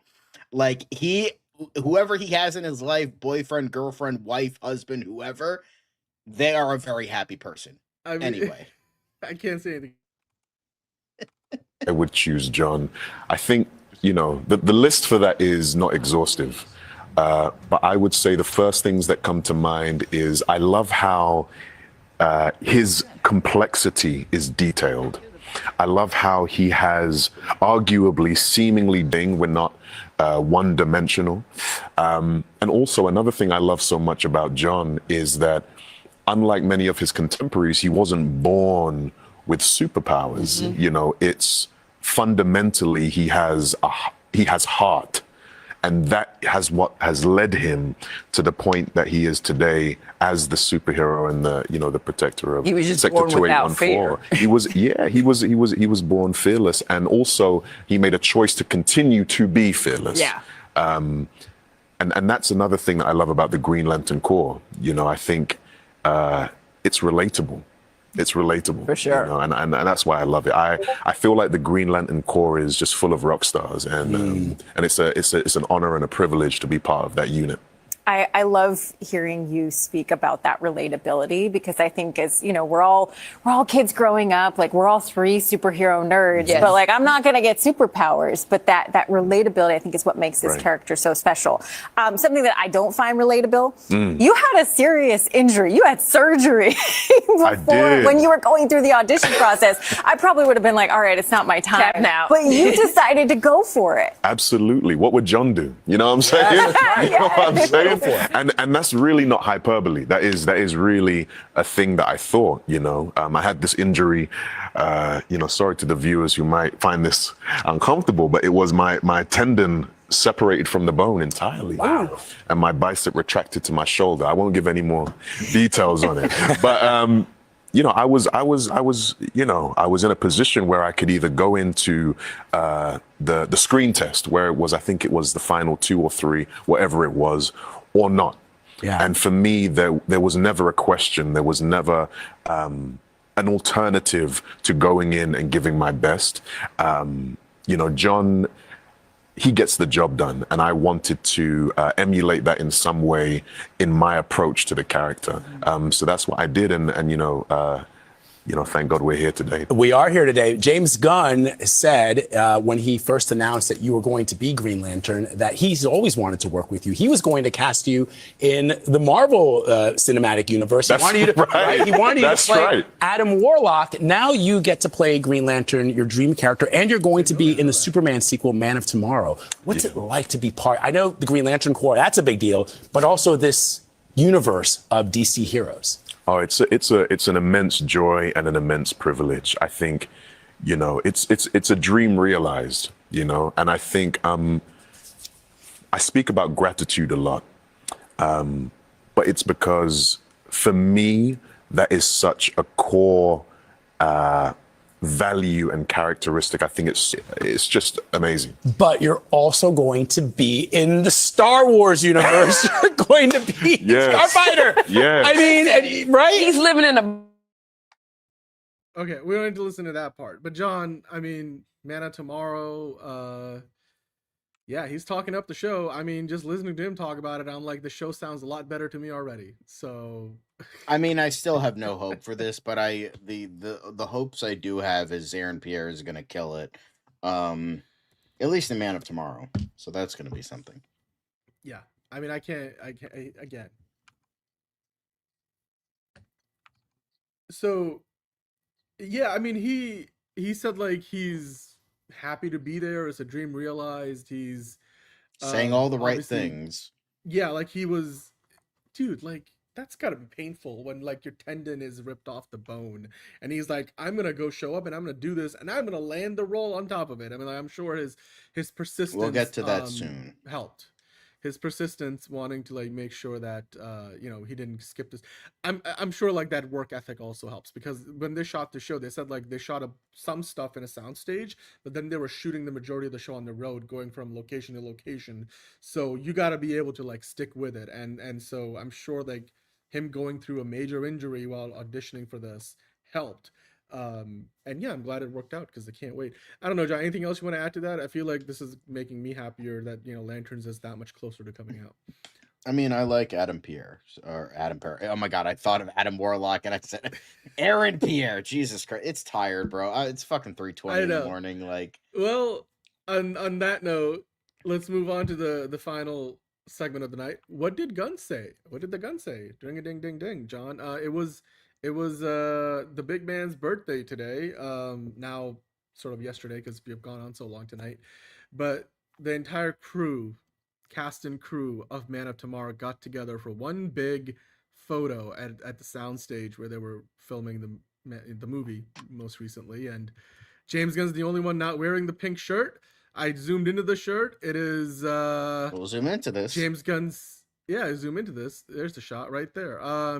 James Gunn's face is on the shirt, and he's wearing the bunny ears. What's the name of that character from Peacemaker that showed up in the first episode? White Rabbit? Yes, White Rabbit. That's it. White Rabbit. he's like James Gunn's photo, face with the white rabbit ears. So that's what that is. So the entire cast and crew wishing him a happy birthday. Happy birthday, James Gunn. We appreciate you, even though things have been a bit up and down. But you know who we don't appreciate? Adam Waller. Adam Waller. God, why is everyone named Adam? Amanda Waller. Holy fuck, bro. I'm tired. Yeah, I didn't know you had a big lady boner I guess man boner for Adam. Yeah, Adam, apparently. Who the fuck's Adam? Yeah. I don't know. I don't know. Who is Adam? Let us know, John. But Amanda Waller has never needed superpowers to be the most intimidating person in the room, and that's why what I love about her. She first appeared in Legends #1 by Len Wein and John Ostrander, and continues to be a force of nature in the DCU thanks to the talents of Viola Davis. Nice. Yeah, and Viola Davis's birthday comes up on the 11th of August, so she's like literally less than a week from now it'll be her birthday. But apparently Amanda Waller was born on the same day as James Gunn, August 5th. So there you go. All right, awesome. What else did the man say? What else did James Gunn say? But somebody was like, Mr. Gunn, I'm sorry to bother you, but I wanted the opinion of a professional then to go to Chat GPT or Google to search about it. Can only a person who studied performing arts become an actor? No, many actors are untrained, but that doesn't mean training isn't a big benefit to actually getting hired. Very true. So there's a lot of actors out there who didn't go to acting school, and that's crazy that the DCU was dead before it was even fucking announced. That's crazy, bro. That's so crazy. But John, if you go up for example, Harrison Ford, I don't think is like, classically He's not trained. But like he was a carpenter. It's Harrison freaking Ford, right? Like James Cameron is a self-taught filmmaker. I know he's not an actor, but like he's a self-taught filmmaker. Like he didn't really go to film school the way some other, famous directors have. There's some of the best actors ever. Like they didn't go to film school, they didn't go to acting school, and Ben Affleck the training didn't go to film school. Yeah.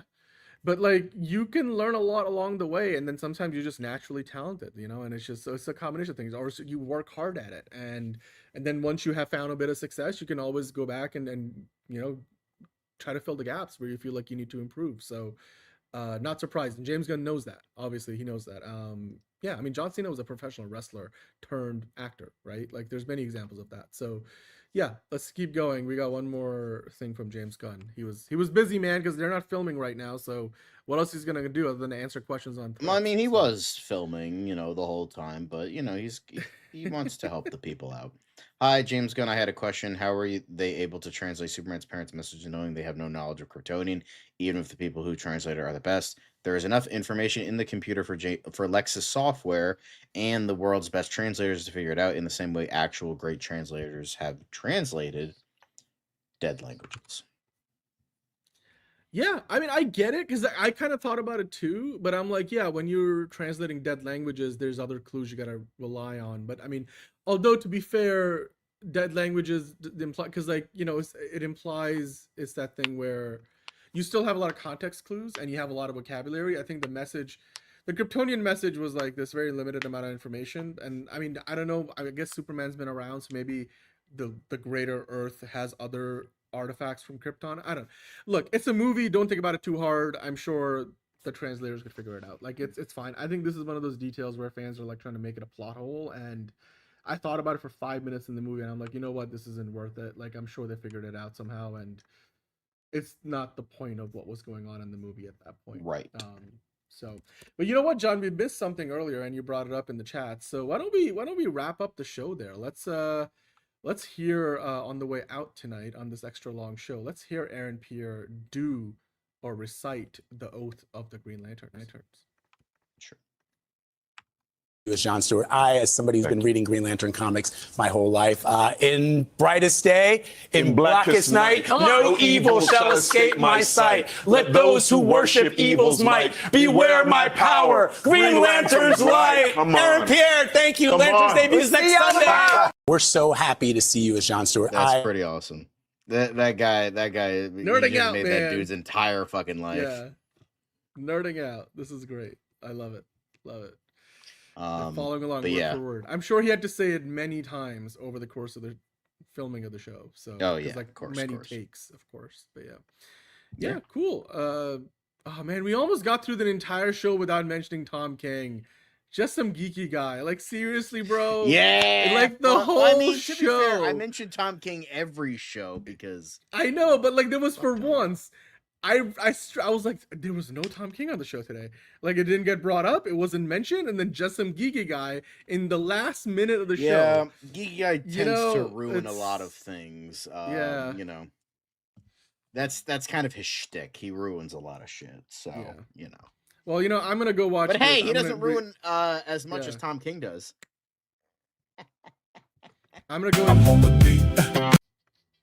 go watch that for the rest of the night because AI slop. Thanks for that, Dan. What? Ew. No, it's fun. It's actually, you know what? That's one AI song that I actually really love. But anyway, let's end the show. Let's end the show. Let's be blessed. Let's be blessed for the future. Put on your Blue Lantern rings and be hopeful despite the James flops. Happy belated birthday, James Gunn, and remember, look out. It's another project that's been blessed from the beginning. There's the shot right there. That. Okay, we don't need to see right there. Hey, buddy, eyes up here. Now you want to get nuts? Let's get nuts. Here we go. Victory mine. Ask me how am I doing? I'm telling you, really, I'm doing sublime. I never wait in the stewardess line. I just go do it. I'm moving my time. Really had nothing to do with it. How am I moving? I'm moving like you wanna shine. Follow my lead. Don't listen to lies. I had to put me all in the line. That's why I know that victory's mine. I prefer Jared Leto. Hunka hunka.